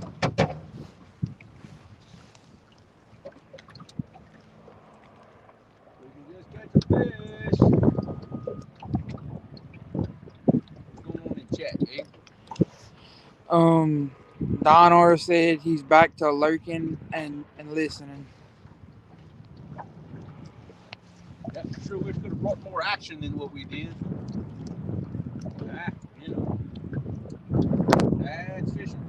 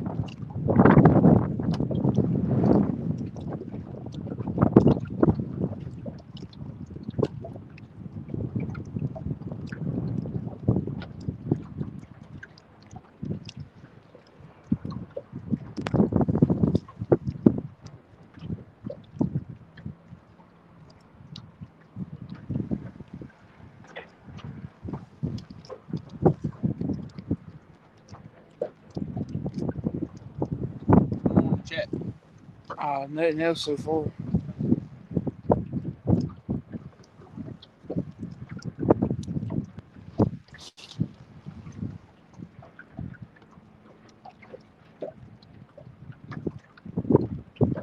Yeah, I guarantee you that's our number one thing from today is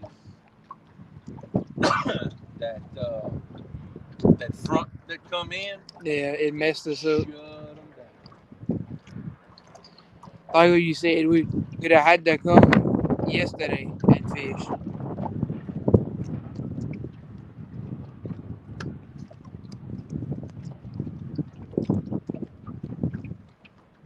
Yeah, yesterday would have been a good day to come out.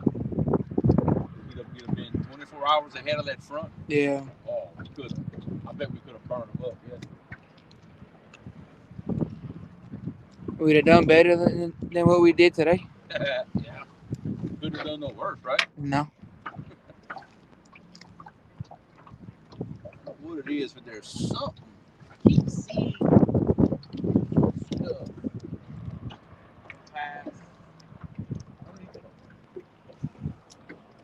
On the sonar? Yeah.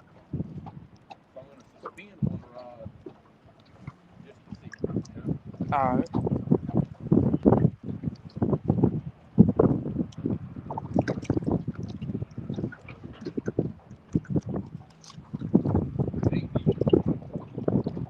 We probably in only 30, 35 feet of water. Right. That's it. In the water. Actually, depending on how the boat is, sometimes we gotta figure this out. Yeah.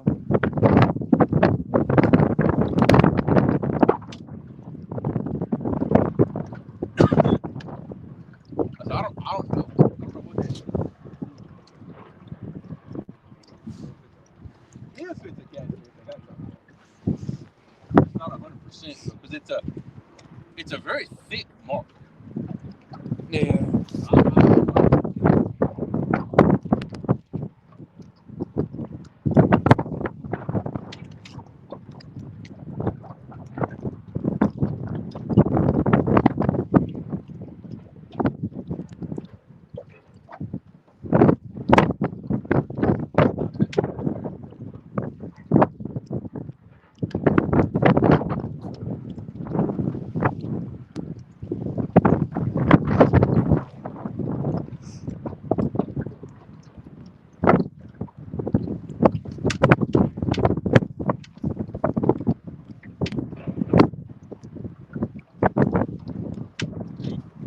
Gonna go on to the new lot and caught a few fish. Oh yeah, probably so. You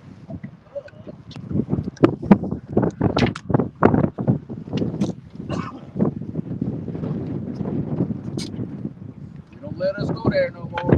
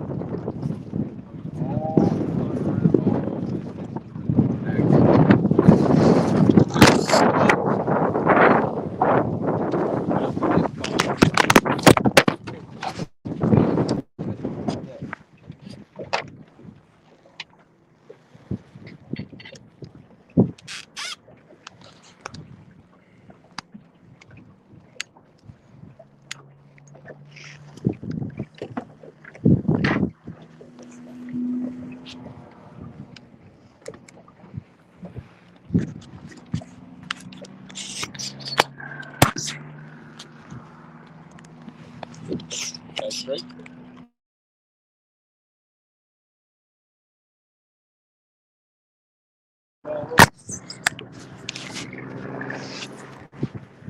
Got it?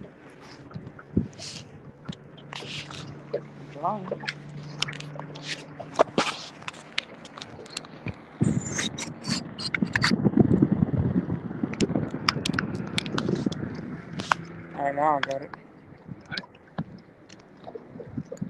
I'm fired from on camera duty. Yeah, egg fire.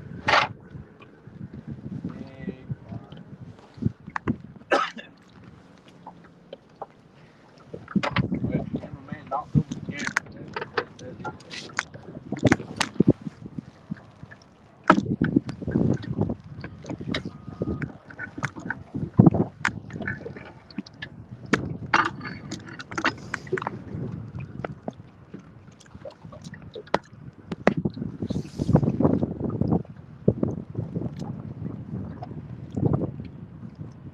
Catfish clothing acts house fishing.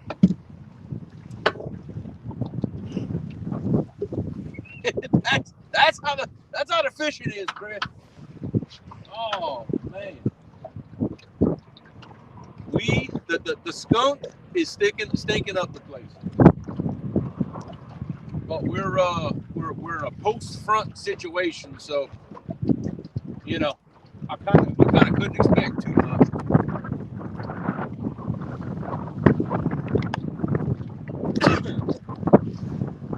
Chris, look, thank you. By the way, his hat and everything is at home. I forgot to give it to him last night so he could wear it today. But his hat is at the house. Thank you. I really appreciate it. Oh, you gotta change oil when you get home? I gotta change oil sometime this weekend. I'm seeing,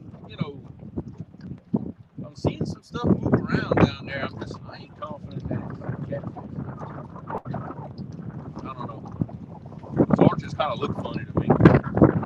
Yeah, it's probably like some carp or a gar or something. Normally, on my graph, a catfish, he's blue around the outsides, kind of, a little bit of red on the inside or orange, and then a spot of yellow in the middle. Yeah. But what I'm seeing don't have no blue. It's like a harder return. It's probably some gar. No. I don't know. I would think maybe an Asian carp, but it wouldn't be just one of them. Yeah. So I don't know. It's kind of hard to say which one. But it's a thick arch. So whatever it is, it's big. Or thick. I don't know. Might be a catfish. He ain't biting a hook. I know that. No, if it is one, he's not hungry. No. Apparently, you going in the doghouse when you get home. Am I? Yeah. Why is that? I don't know, but you are. Change all this weekend and do all that. I don't know why I'd be in the doghouse. Probably because I ain't catching fish. Probably. I'm always in trouble. It don't matter.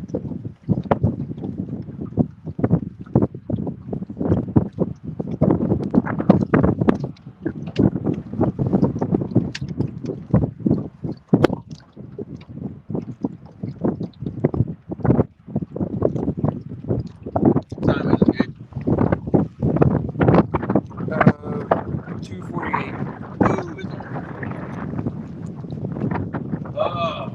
It would been live for 6 hours. yeah, we're live for a long time. No fish. Yeah. I hate to say it, but I think we're gonna call it. I mean, it's almost 3 o'clock. We need to be getting home. No fish. The bite is non-existent. I don't know. I think it's about that time. I'll be honest.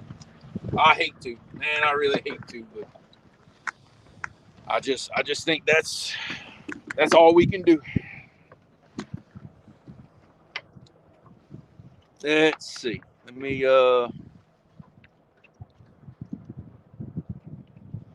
Let me change some stuff here. Hang on just a second. Y'all bear with me once again.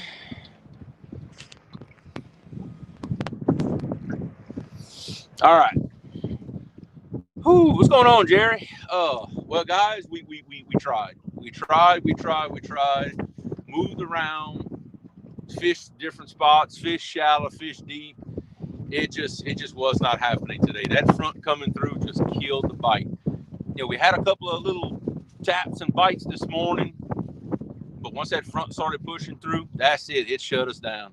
Look, I appreciate everybody coming in and hanging out for all this time. Sorry I couldn't put any fish on the live. Well, besides Gabe snagging some carp, that might have been the highlight of the live. But listen, thank y'all very, very much. Y'all always support me real good, and I appreciate it. So everybody out there, God bless and bon péché. Thank y'all.